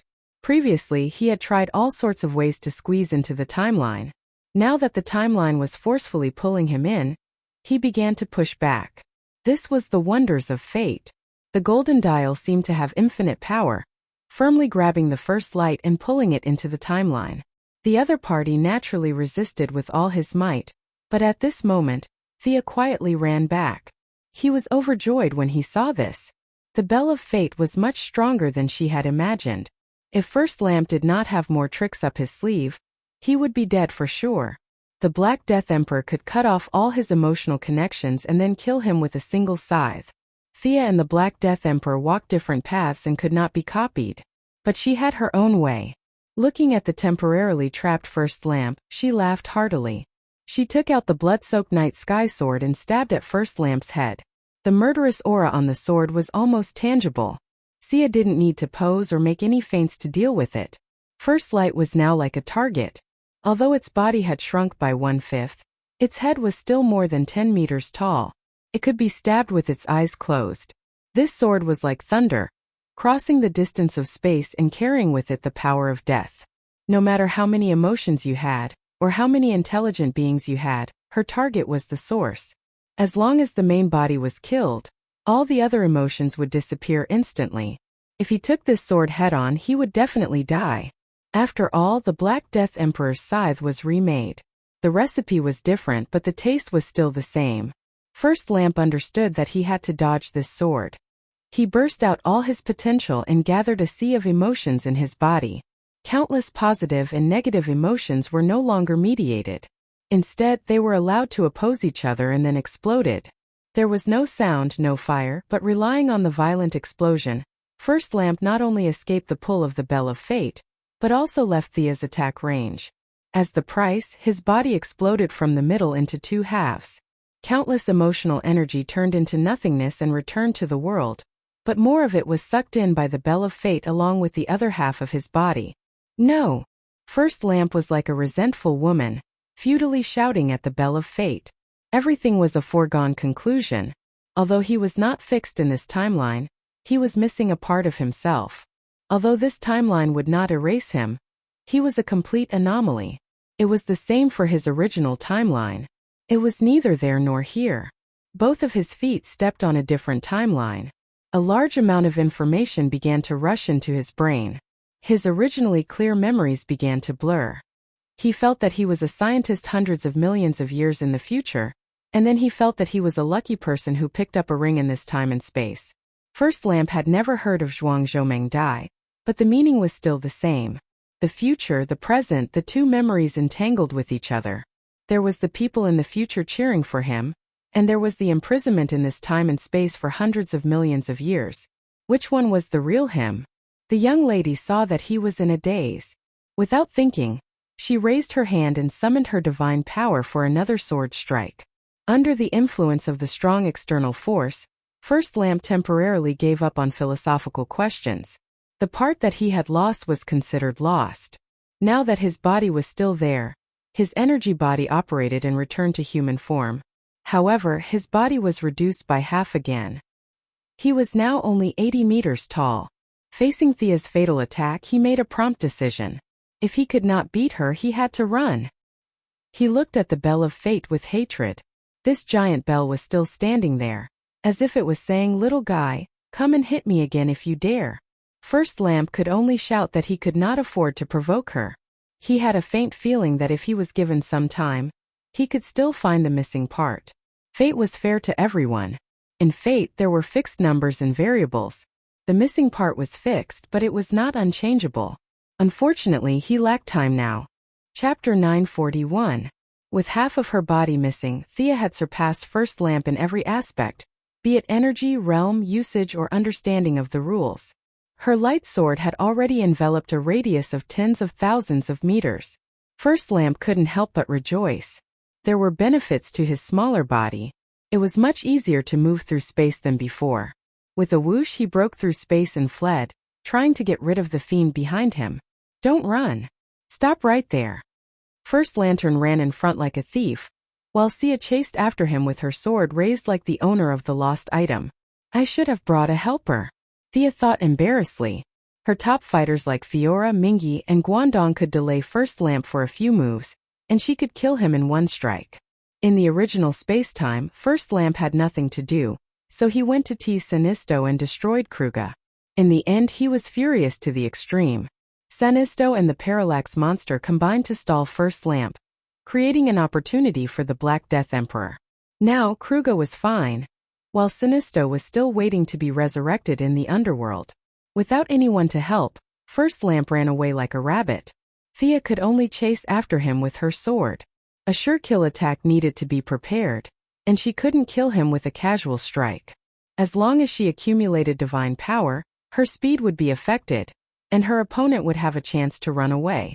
If she didn't accumulate divine power, it would be useless to chase after him. Thea regretted not bringing a few helpers. She didn't know that First Lamp didn't feel good either. He had endured for so many years, and just as he escaped, his dream of returning to the original spacetime with great power collapsed. He couldn't go back to show off. What was he trying to do for so many years? The more he thought about it, the angrier he got. However, he didn't dare to go back and fight with Thea for 300 rounds. He could only vent his anger on the planets by the roadside. He grabbed a planet about the size of the moon, ignored the cries of the intelligent life on it, ran to the side of the planet and threw it at Thea. Damn! Thea was shocked.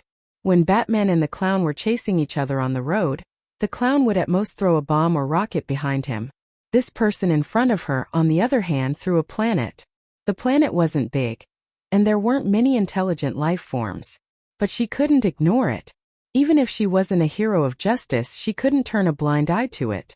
Thea raised her middle finger from afar. Ignoring the enemy, she quickly pushed the planet back into its original orbit.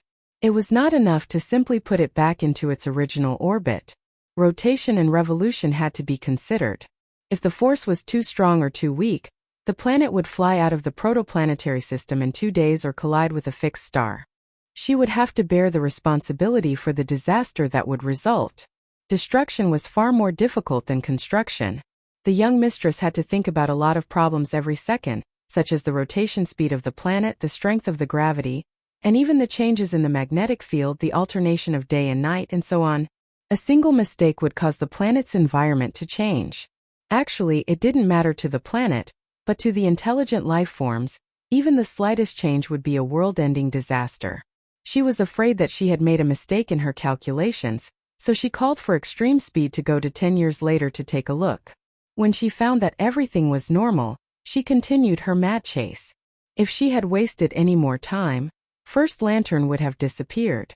However, before she could catch up, the other party threw another planet at her. Should she save them? He had to be saved. There were more people on this planet.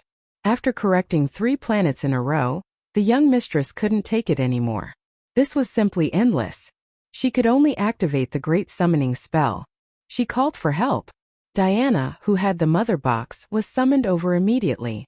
How could a green fitness exercise like pushing planets not involve Superman? Not only Superman, but Thea also dragged Supergirl, who was an otaku at home, out. After a simple conversation with the 3, Thea asked Diana to wear the purple lamp so that she could sense her position at any time. She left the 3 dumbfounded to correct the planets while she traversed space to chase after First Lantern. The 3 initially thought that this was just physical work, but they didn't expect to find that this was definitely mental work as soon as they pushed the planet into its orbit. Supergirl was a bad student. Even though calculus belonged to elementary school knowledge on Krypton, she was still a bad student. Bro Superman also didn't like to study. He clearly had a super mind, but he didn't become a scientist after graduation. Instead, he became a reporter. Diana was the best student of the 3, but she also liked swords, food, and fancy clothes more than science. It was really difficult for her to calculate the planet's orbit. The 3 looked at each other and didn't have any good ideas. They weren't Thea. Although the young mistress was a little lazy, her title was still a doctor. If the 3 of them didn't want to see intelligent life die in vain, they could only continue to ask for help. Diana found Qingnu, the secretary who had a super long-distance connection to Earth, and quickly explained the situation. The secretary directly found the remaining members of the main alliance and asked them to help calculate the planet's orbit. Batman was worthy of being called an all-rounder. He was able to use the existing technology on Earth to send the Watchtower space base into orbit. He was very knowledgeable in astronomy, and Mr. Excellent wasn't far behind. With the help of the Flash and the AI, the results were sent to the 3 of them. They had just solved this problem when Thea started to call for help again. They could only follow up. First Lamp saw that Thea was worried and was overjoyed. The number of lives in the universe had nothing to do with him. Seeing that Thea was hesitant, he was even more motivated. Pushing the planet was too troublesome. After all, he had lost more than half of his energy. He couldn't move a large planet at all. However, this person was indeed sinister. He had started to tamper with the planet's interior. Thea could only do the preliminary work and left the rest to the 3 of them. The 3 of them sent the analysis results to the think tanks on Earth and asked them to help think of a solution.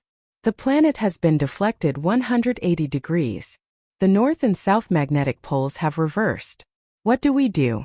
Waiting online urgent. The star has shifted. The entire galaxy has changed. What do we do? Waiting online urgent. Half of the planet has been pulled into the black hole. What do we do? Waiting online urgent. A bunch of messy problems were sent back to Earth. Batman was sweating profusely.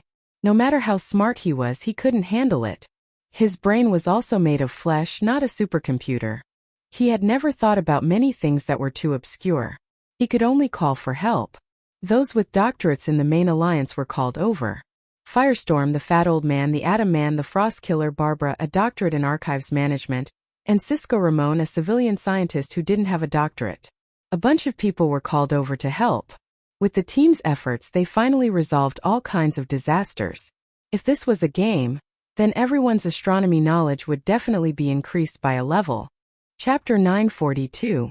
Thea didn't know that a bunch of people on Earth were so busy that they were vomiting blood. In order to catch up with First Lamp, the 7 Lantern Corps, including the Red Lantern and the Orange Lantern Corps, were all called over to stop the enemy. Laffles was also unwillingly pulled out by threats and promises. In her opinion, the Orange Lantern was the only one who could exchange a few blows with First Lamp, even though this guy's IQ was too low. She didn't need the Lantern Corps soldiers to deal much damage to First Lamp, as long as they could report their whereabouts and be able to stop him at the critical moment. Stop!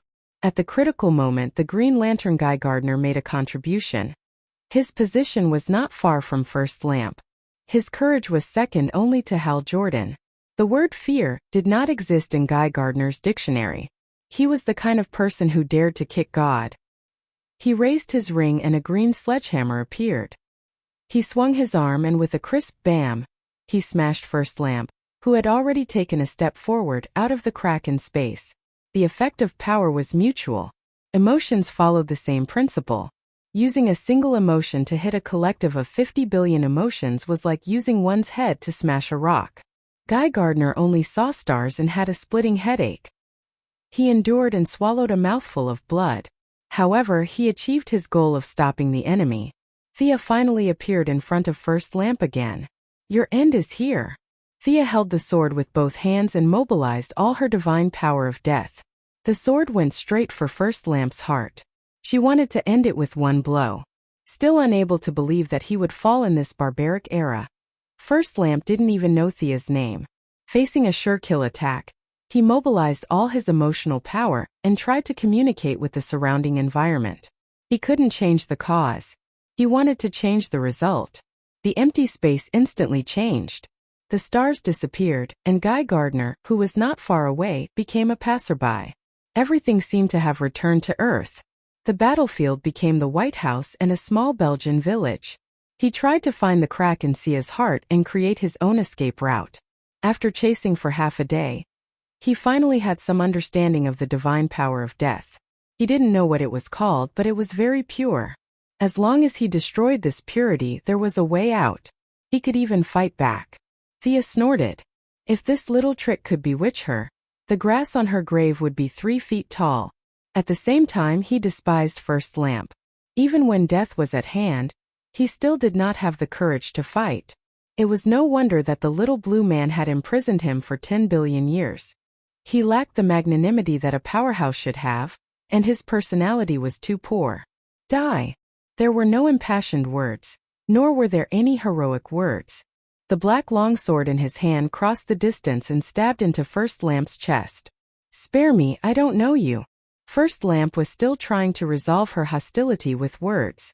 Unfortunately, the divine power of death passed through the layers of energy and found his true body. Thea's gaze also followed the godly power. She saw that in the deepest part of First Lamp's enormous body, an ordinary-looking young man with slightly curly hair was pleading with her with a face full of fear. This ambitious schemer who had transmigrated from billions of years in the future had never told the Guardian his real name. His eyes were filled with disbelief as her sword pierced through his heart. There was still a trace of doubt on the young man's face. Was he going to die just like that? Was the earth-shattering energy of no use at all? Altering the timeline and distorting reality. This guy was practically the synonym of invincibility in Thea's eyes back then. Now she had killed him as easily as a chicken. Thea could not describe how she felt. She only knew that she had to continue working hard. In order to prevent others from killing her like this, she had to walk to a higher place. She let out a long breath. Seeing First Lamp fall to the ground like a mountain, her heart was filled with endless emotions. No, what do I have to do with him? What's there to be emotional about? Her emotions were unreasonable. Thea could not be said to have a heart of stone, but she was experienced. Would she even feel emotional about the death of a nobody? Then let's not do anything serious. Her eyes flashed green. The eye of obliteration was drawn but not released. The scene in front of her shattered like glass. She was still in space. Guy Gardner, who was not far away, seemed to want to come over and help. Only 1 second had passed in her time, and First Lantern did not fall at all. Instead, he looked at her in horror. My sword should have hit you. The god of death does not lie. How are you still alive? Missy was puzzled. She looked at First Lamp from head to toe. She did not expect him to answer her question.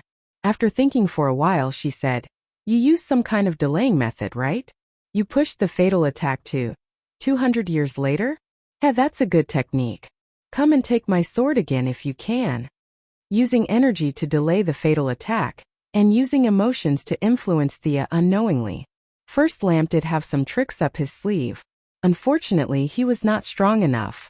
No matter how beautiful these tricks were, they were useless. You're pissing me off. First Lamp was forced into a dead end. He could only reveal his last card. A 5-colored giant that looked exactly like him walked out of his body. The two looked at each other with a paralyzed expression. However, the one that came later was more serious and wooden. There was no spirit in his eyes like a puppet. This time Milady was completely surprised. This guy had a lot of tricks up his sleeve. He had delayed the fatal attack and used emotions to confuse Thea. Then, according to the Flash, he had created a time remnant without anyone noticing, creating a self that was parallel to his own timeline. First Lamp was very clever at using emotions. This was not surprising. After all, this was his original plan. However, Thea did not expect him to be so involved in time. Unlike the time remnant created by the extreme speed, First Lamp used his own energy to create one. When he used his ultimate move, Thea was not idle either. She first sealed the space around them to prevent him from escaping. First Lamp's move was useless other than scaring people. He had been imprisoned for billions of years and had zero combat experience. He was a little too confident, thinking that two of him could defeat the enemy. However, that was not the case at all. Could 2 wasteland wolves defeat Darkseid? Could 2 Guandong beat Thea? The higher the level of a battle, the less effective it would be to have more people. However, she did not underestimate her opponent. Her longsword raised a pale gray hurricane, blocking the wooden First Lamp's attack. At the same time, she targeted the original body and attacked. The divine power of death made her the fastest in the world. However, speed was clearly her opponent's weakness. The ink-black night sky sword kept causing wounds on First Lamp's body. Compared to his huge body, the wounds were very small. First Lamp was like a body of pure energy. He did not have blood. What flowed out was a type of energy. After several attacks, he could not hit Thea. Not only did the 2 First Lamps not help, but they were also a mess. Chapter 943. Guy Gardner was ready to help. In order to protect his pride, Thea could only let him be in charge of holding back. However, after 3 moves, he had to retreat helplessly. He couldn't fight and had been dodging the skills. This was not a game. There was no rule that teammates could not be hurt. Whether it was Thea or First Lantern, the attack range was very wide. If he didn't want to go to the underworld to find his old friend Hal Jordan, he had to dodge back and forth at full speed. Instead of risking a few hits, it was better to watch from the side. As Guy Gardner retreated to the side to help, Thea's attacks became fiercer.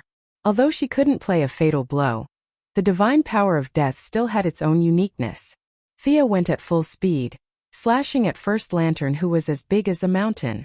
His opponent's speed was far slower than his, and his body was big, so it was not convenient for him to turn around.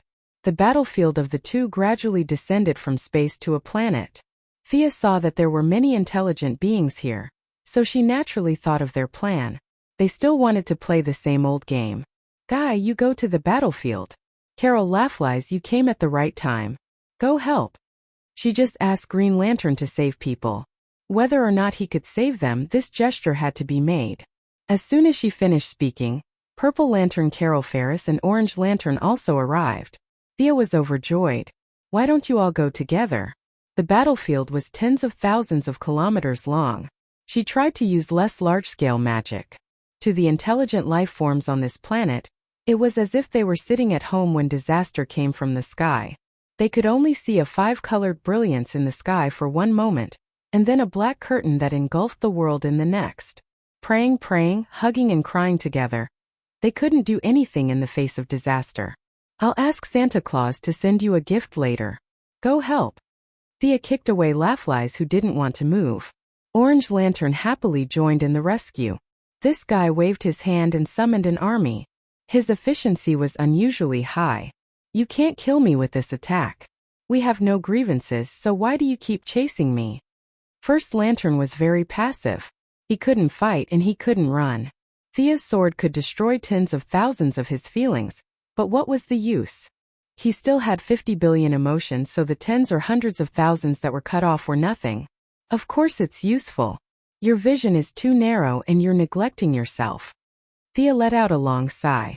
It was actually quite tiring to keep moving at high speed. Being called narrow-minded by a primitive woman, First Lantern was not happy. He moved quickly and took a step forward, ready to launch a surprise attack while Thea was talking. However, he found his own problem a big problem. His originally colorful body now seemed to be shrouded in a thin layer of gauze. It was gray but very fine. Today is your doomsday. Everything is over. First Lamp's body was a little stiff. The effect of this state was actually not long. It was an application of the dead mixed soul. The two positions were very compatible, but Thea did not understand it well enough. She lacked tens of thousands of years to settle down.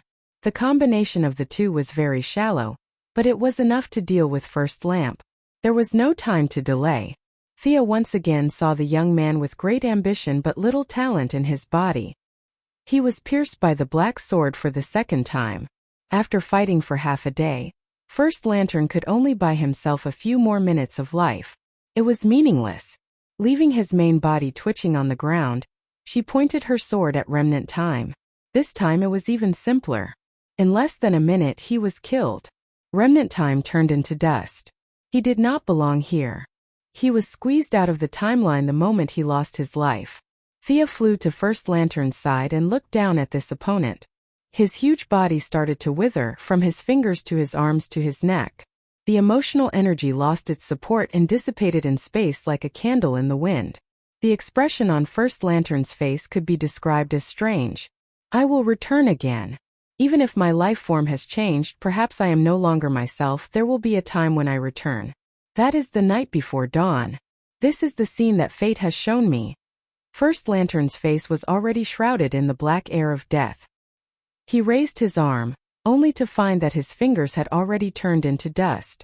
When all the emotional energy left, his life would come to an end. This was the power of time. He was still immortal. Relying on emotions as support, he had already lived for 10 billion years. His human body had long reached its end. Emotions have abandoned me. Next time, I will return as an enemy of emotions.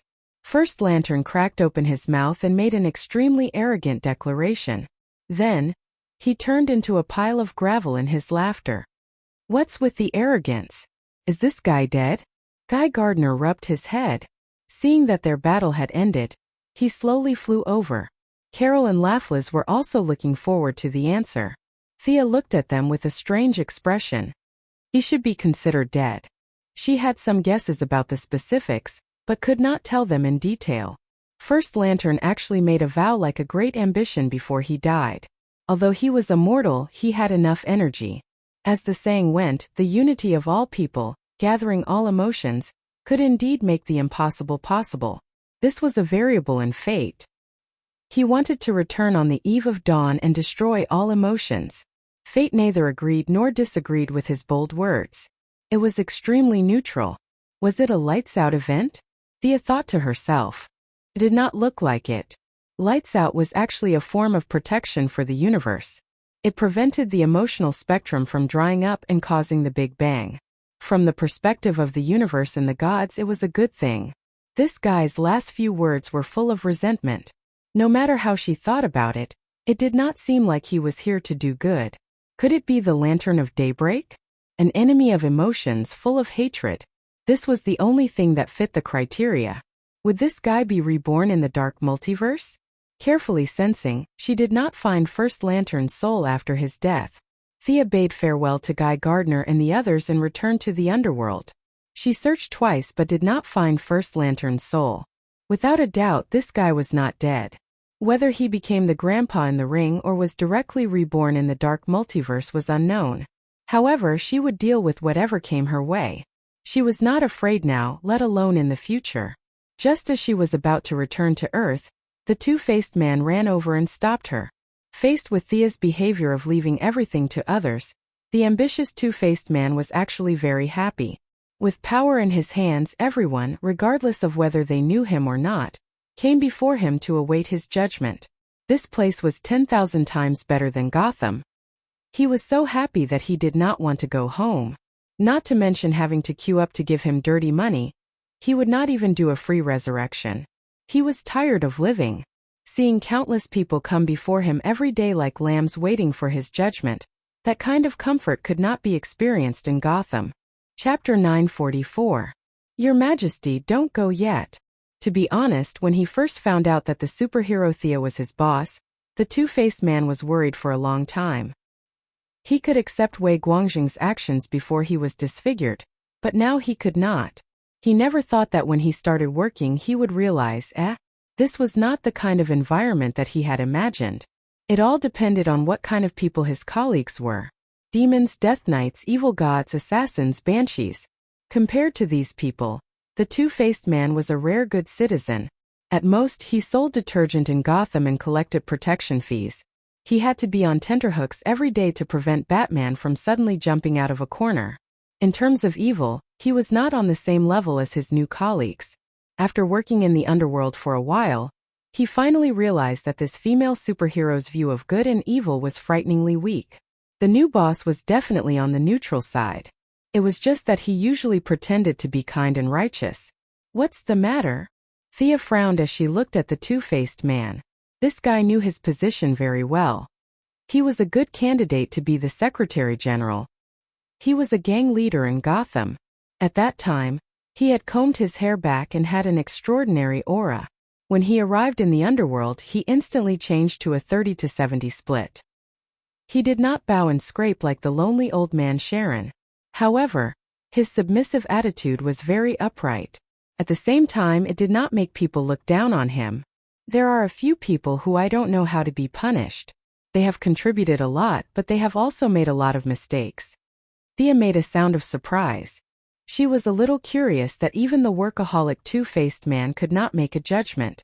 To be honest, the underworld's punishment rules were very complicated. This was a side effect of the creation rules. All kinds of laws were not set by her, and it was not convenient for her to change them. And there were a lot of them. Books filled the entire library. They were densely packed with all kinds of rules.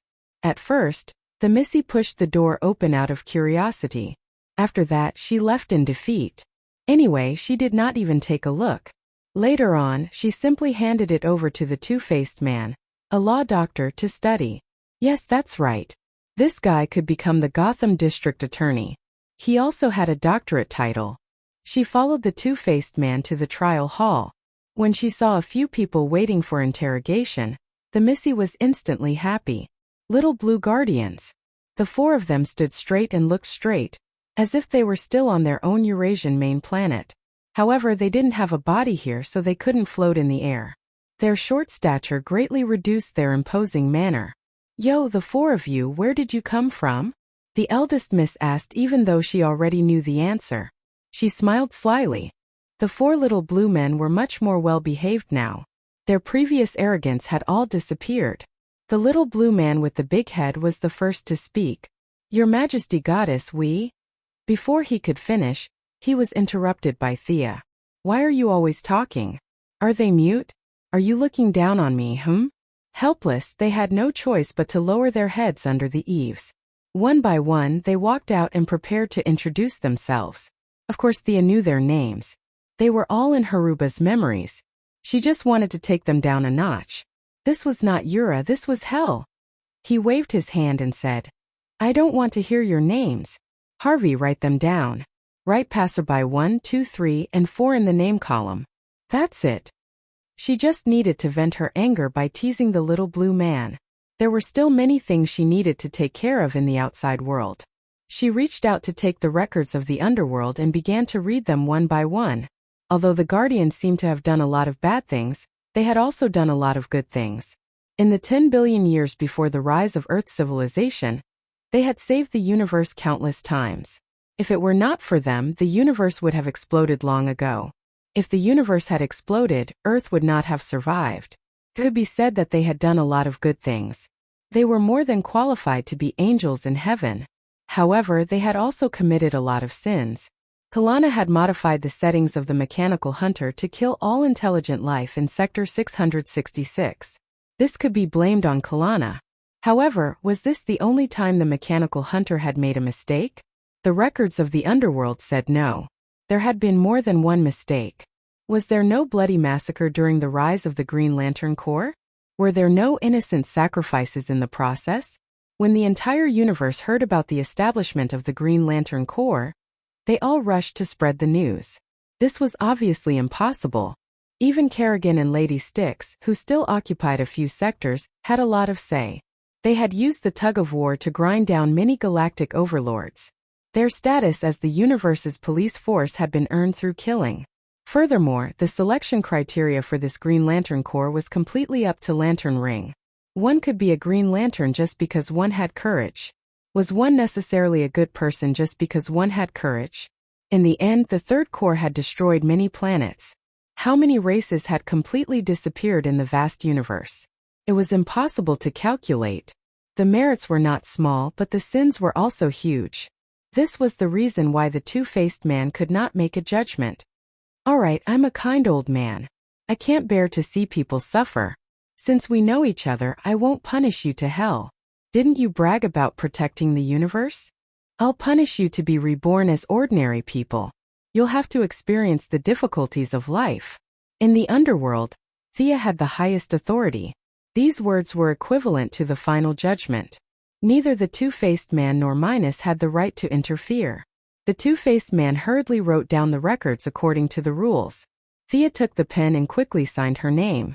This matter was considered effective. Off you go. The 4 little blue people were taken away by the staff to be reincarnated. She flipped to the last page and saw that these guys were killed by Atakitas. The few of them were knocked unconscious by the Bell of Destiny. Thea went to chase after the first lanterns. The unconscious guardians were tragically picked up by Atakitas who passed by. When enemies met, their eyes turned red. The Red Lantern leader did not hesitate to tear them apart. That was a real tear. They were still unconscious and naturally could not resist. Inexplicably, they became ghosts. When they regained their consciousness, they were already in the underworld. It could be said that they were completely confused ghosts. Are there only these 4 guys? She asked the two-faced man, just the 4 of them. Thea nodded. It seemed that Gantherside's life was spared. It was most likely that some hero who passed by saved them. The 8 First Lantern Guardians also seemed to be alive. Everything was normal in the underworld. She hurried back to the universe. As expected, around the Bell of Destiny, a few groups of First Lanterns were arguing with each other. John Stewart and the new Green Lantern Simon Bartz led more than 10 Green Lanterns to protect the 8 First Lantern Guardians. The long-bearded little blue man was unconscious when the First Lantern broke out of the prison. He was not affected by the Bell of Destiny. At this time, he had already woken up and was trying his best to save his companions. Opposite them was the Red Lantern Army. The muscular Atakitas was originally dressed in red. Now, his head and face were covered in blood. His murderous aura was almost tangible. Beside his feet were the extremely broken corpses of the 4 guardians. There was no human shape at all. It showed how much hatred he had for the little blue men. Chapter 945. Between green and red was the Holy Walker. He led Blue and Skinny to save the Guardians Gantha and said, "Atakitis, the hatred should end here." Thea was very busy and didn't want to talk nonsense with them. She glanced at the red lanterns and said coldly, "The goddess of death's eyes were emotionless." Even Red Lantern, who was dizzy with hatred, couldn't help but take a step back. Atakitis turned and left without saying a word. Thea also sent Green and Blue away. She didn't care about the little blue men. She returned to this area first because she had to take back the Bell of Fate and return the projection she borrowed to Big Brother Fate. In fact, she wanted to borrow the book in Big Brother Fate's hand at first. Unfortunately, there was always a limit to the power of magic. The Book of Fate was a treasure above the rules. Magic couldn't simulate it at all. Anti-summoning was the first lesson of learning summoning. For many mages, it was a necessary skill. However, it was a little difficult to anti-summon a level 13 spell. It couldn't be like ordinary summon creatures. With a soft bang, a green smoke rushed back to the original plane. Anti-summoning an object of this level required a very delicate spell and a lot of magic power. She didn't lack these qualities. After a lot of effort, she sent the bell back.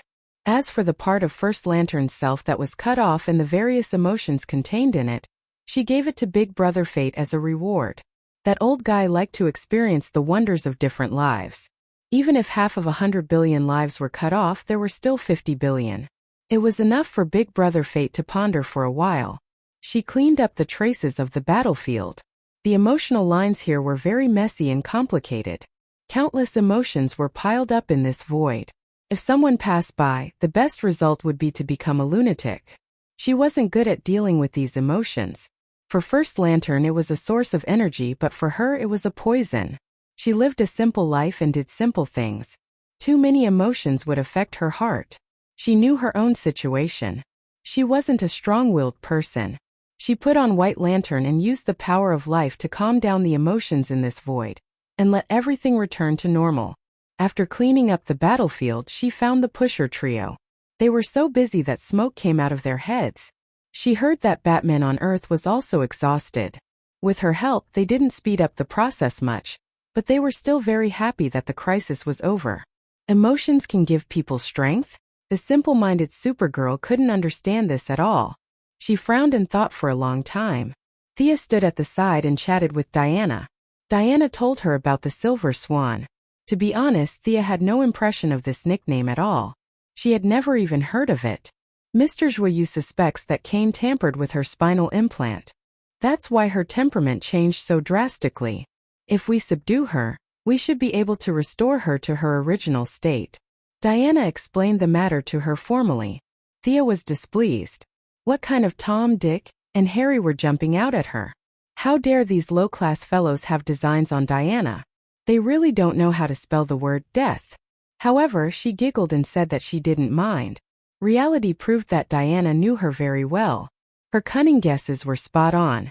The Valkyrie's beautiful eyes stared at her for a long time. "You can't do anything behind my back." Thea was very guilty. That was what she thought. Death Knell was the most suitable person. What could a ballerina do? He killed her with 2 slashes. After that, the earthenware lady would dig a hole to bury her body without anyone knowing. Next, they would bribe the local police to make a missing person report. It was a one-stop service. Finally, there was the underworld waiting for the Silver Swan. Thea would tell her that death wasn't the end but the beginning. However, now that Diana had made it clear, she wouldn't argue over a small character. She hurriedly changed the topic. "Don't worry. By the way, Black Hand killed Hal Jordan and Sinisto. Where is he?" Diana almost vomited blood when she changed the topic. If it weren't for Superman and Supergirl beside her, she would have pushed Death Knell down and bullied her. He should be locked up by green light again. She wasn't very sure. Thea didn't need her to be sure. Without the Black Death King, he was nothing. She didn't need to worry at all. She just needed to change the topic about the Silver Swan. With the help of Earth's think tank, the 4 of them restored a total of 15 planets to their original state. Casualties were inevitable in the process. However, as long as they weren't Earthlings, they didn't care much if they didn't die in front of them. After a while they returned to Earth. It was already 2 hours later. Batman said a few words to them and got up to rest. Mental work was much more tiring than fighting monsters. Usually, he would only sleep for an hour. Today, he wanted to give himself a break and sleep for 2 hours. The rest of the Flash and Mr. Excellent were also exhausted. They said goodbye. Thea and Diana went back to their own villa in the suburbs of London. It was more than 10,000 square meters in total area. It was really strange. Diana wanted to live in Greece, but she worked in France every day. Instead, she chose to live in England. The two changed into their home clothes. Thea quickly pulled the curtains. Diana looked at her from the corner of her eyes. Her eyes were probably saying, "Are you okay? You have to be careful in broad daylight." Not to mention that she had wronged Thea. The two understood each other's thoughts from their actions and looks. The young lady hurriedly said that she was innocent.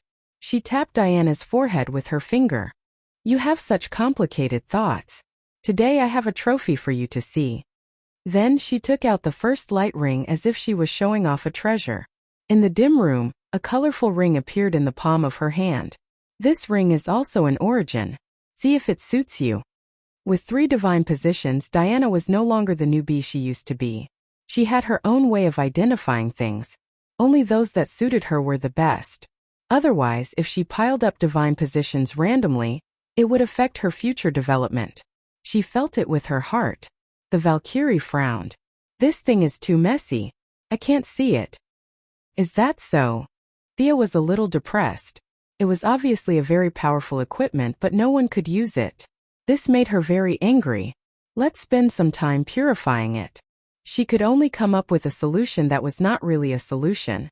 The most labor-saving method was still the white light.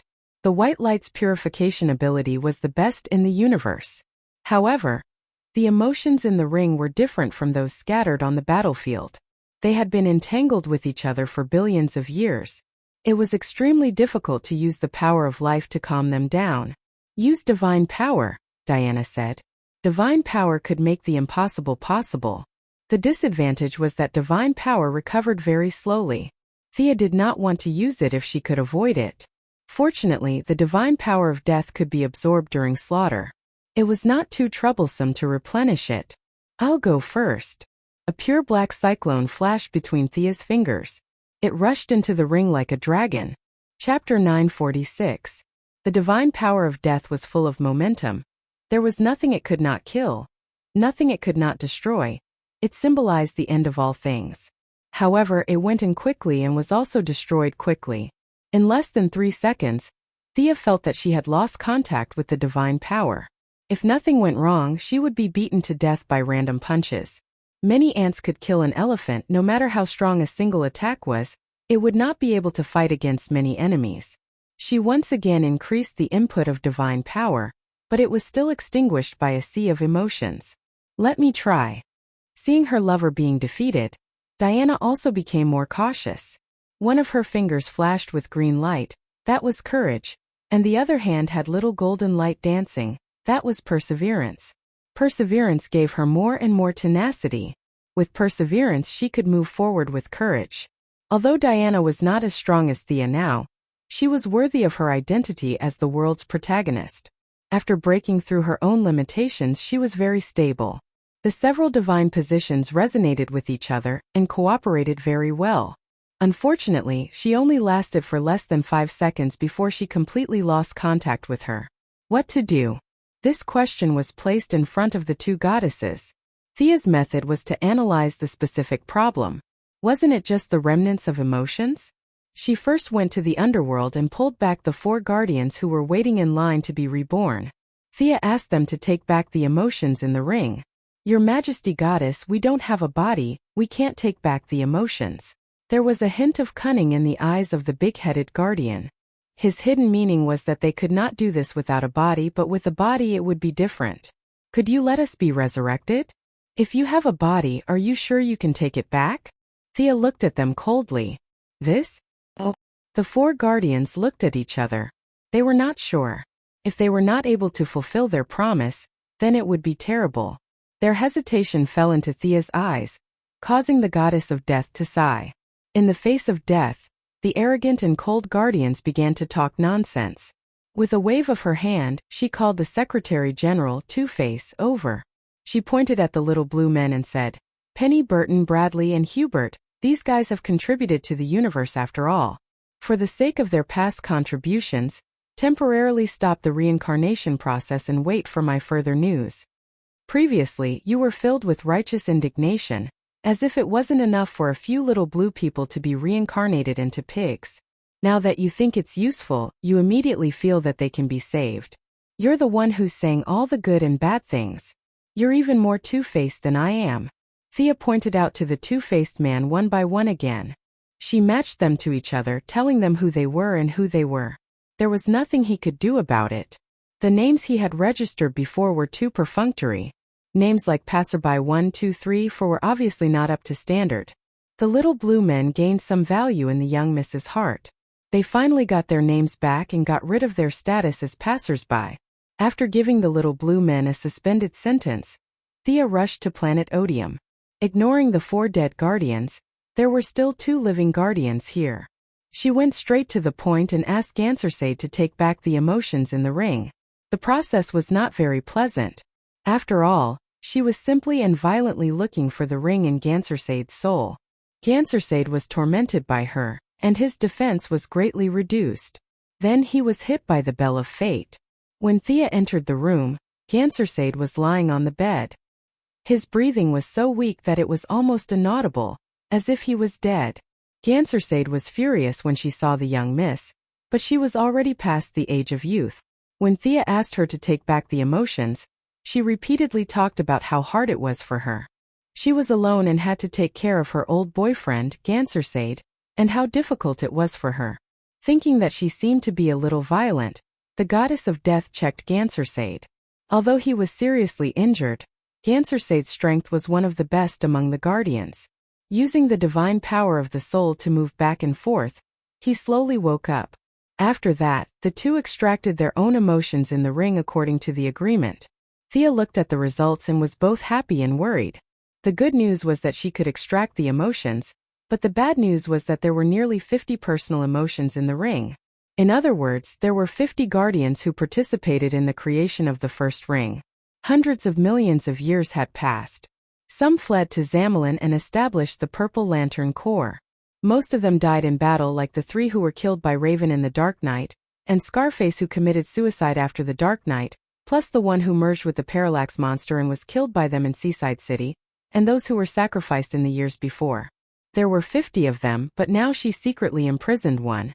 There were 2 in front of her, 8 guardians of the First Lantern Corps, and only 11 of them were left. The rest were basically dead.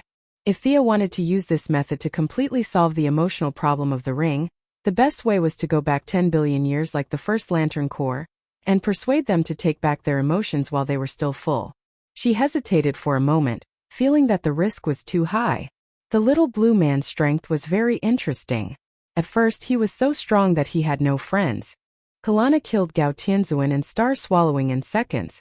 This was an example. After that, he became weaker and weaker. Today, he was reduced to the same level as Superman. Superman squinted his eyes and was speechless. Wearing the ring, the First Lantern Corps in its peak state must be very powerful. If they could seal such a powerful First Lantern, if Thea went back and fought 50 of them, her ending would not be much better than the First Lantern Corps. It was not worth the risk for a dispensable ring. Besides, it was not that there was no other way, it was just more troublesome. Everything would usher in death, and emotions were no exception. Dripping water could penetrate a stone.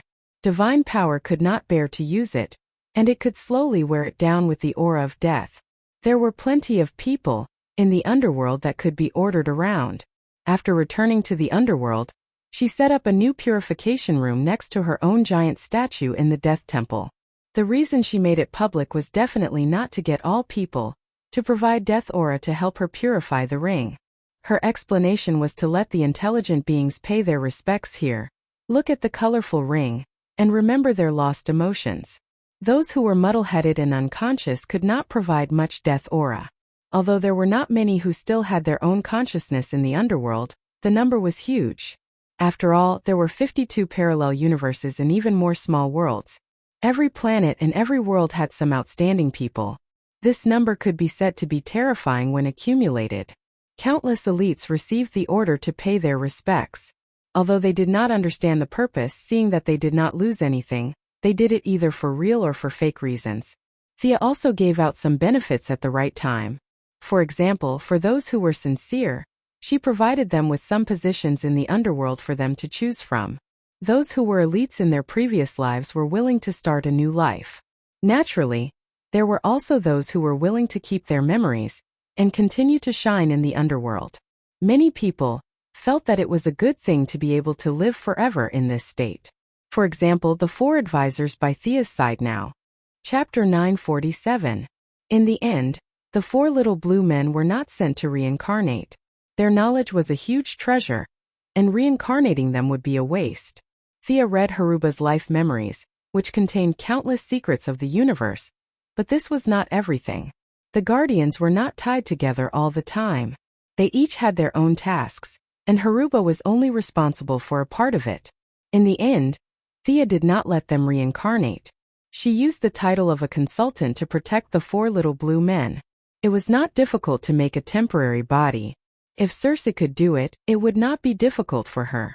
After all, she could not leave the underworld. The four little blue men transformed into the first batch of temporary workers in the underworld. Their main job was to give suggestions. After all, Sia's grassroots team still had a lot of problems, and the insiders might automatically overlook some of the work, but these little blue men could look at the problem from an outsider's point of view and find fault with it. The little blue men had bodies and could finally fly again.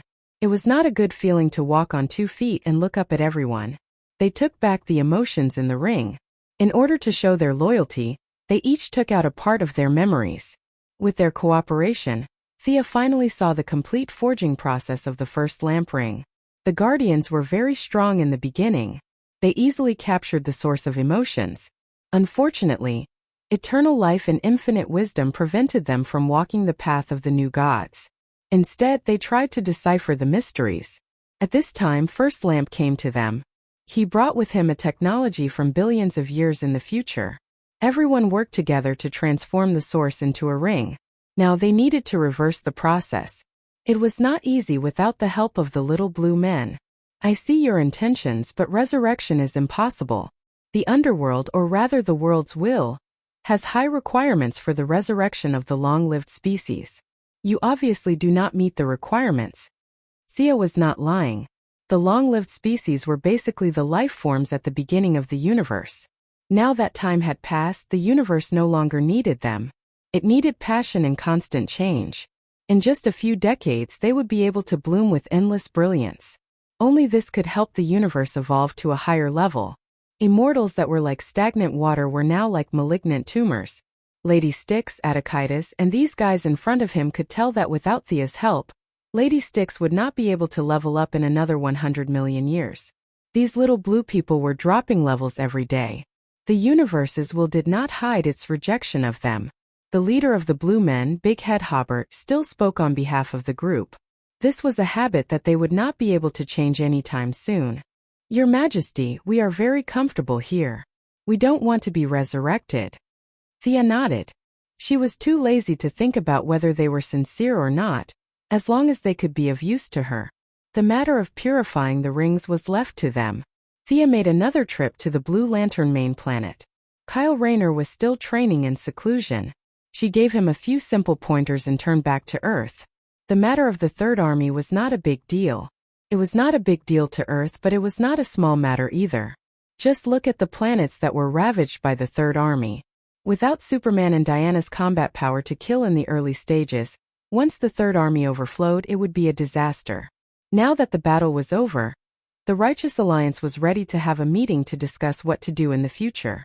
It was worth mentioning that because Kyle was left on the Blue Lantern main planet, the Green Lantern representative on Earth had changed again. Simon Baz, the Arabian Green Lantern, was sitting nervously in the Green Lantern's exclusive seat. In addition, Thea's unspeakable relative, Black Canary Laurel Lance, had also officially joined the Righteous Alliance. Laurel was a late bloomer. No one knew what stimulated her, but her strength improved by leaps and bounds. Her sonic attack and her own hard work finally made her into the ranks of the first-line heroes. She stepped into the Righteous Alliance's door one step ahead of Batgirl Barbara. First of all, they welcomed the two new companions. Secondly, Superman directly asked everyone what safety measures should be set up on Earth in the future. In the past, this question was raised by Batman. It was rare today. Superman saw more than 10 planets suffer disasters. He could not help it. He had to do something. Many people on Earth did not realize what had happened, but he knew. He saw it with his own eyes. The Third Army assimilated intelligent life. The first lanterns threw the entire planet around like sandbags. Countless lives were wailing and wandering between life and death. If all of this fell on Earth on the heads of his relatives, what should he do? Seeing these tragic scenes with his own eyes, Superman could not sleep all night. At the beginning of the meeting, he threw out this question, hoping that someone could help him solve his doubts. Will there be similar disasters in the universe? According to some convention, the Green Lantern was in charge of all problems in the universe. Several people looked at Simon Baz in unison. The Arabian Green Lantern was dumbfounded. You're asking me about everything? Just a day ago, I was chased by many agents on the road for stealing a car. Now you're asking me about disasters in the universe? How could I know? The Missy coughed twice, indicating that she had something to say. Superman, your definition is too broad. The disasters we are facing now are actually caused by certain individuals. It is not an earthquake or a hurricane. It is difficult to make a reasonable and accurate prediction. But Madame Xanadu can make a prediction. Am I right? You should be able to do it too, right? Batman resisted mentioning Old Ma's name. Prophecies require a price. Time is a long river. The prophet is like a fish in the river. It jumps up with all its might and sees the road ahead. However, the price is that it loses its original position and is covered in injuries. Thea avoided talking about herself. Madame Xanadu was now a relative she could not mention. After becoming the Lord of Hell, there was no need for Old Ma to appear. Thea spent time helping her sort out the burden on the timeline. Now, Madame Xanadu had finally recovered 40 to 50% of her strength. She did not explicitly refuse, but what she meant was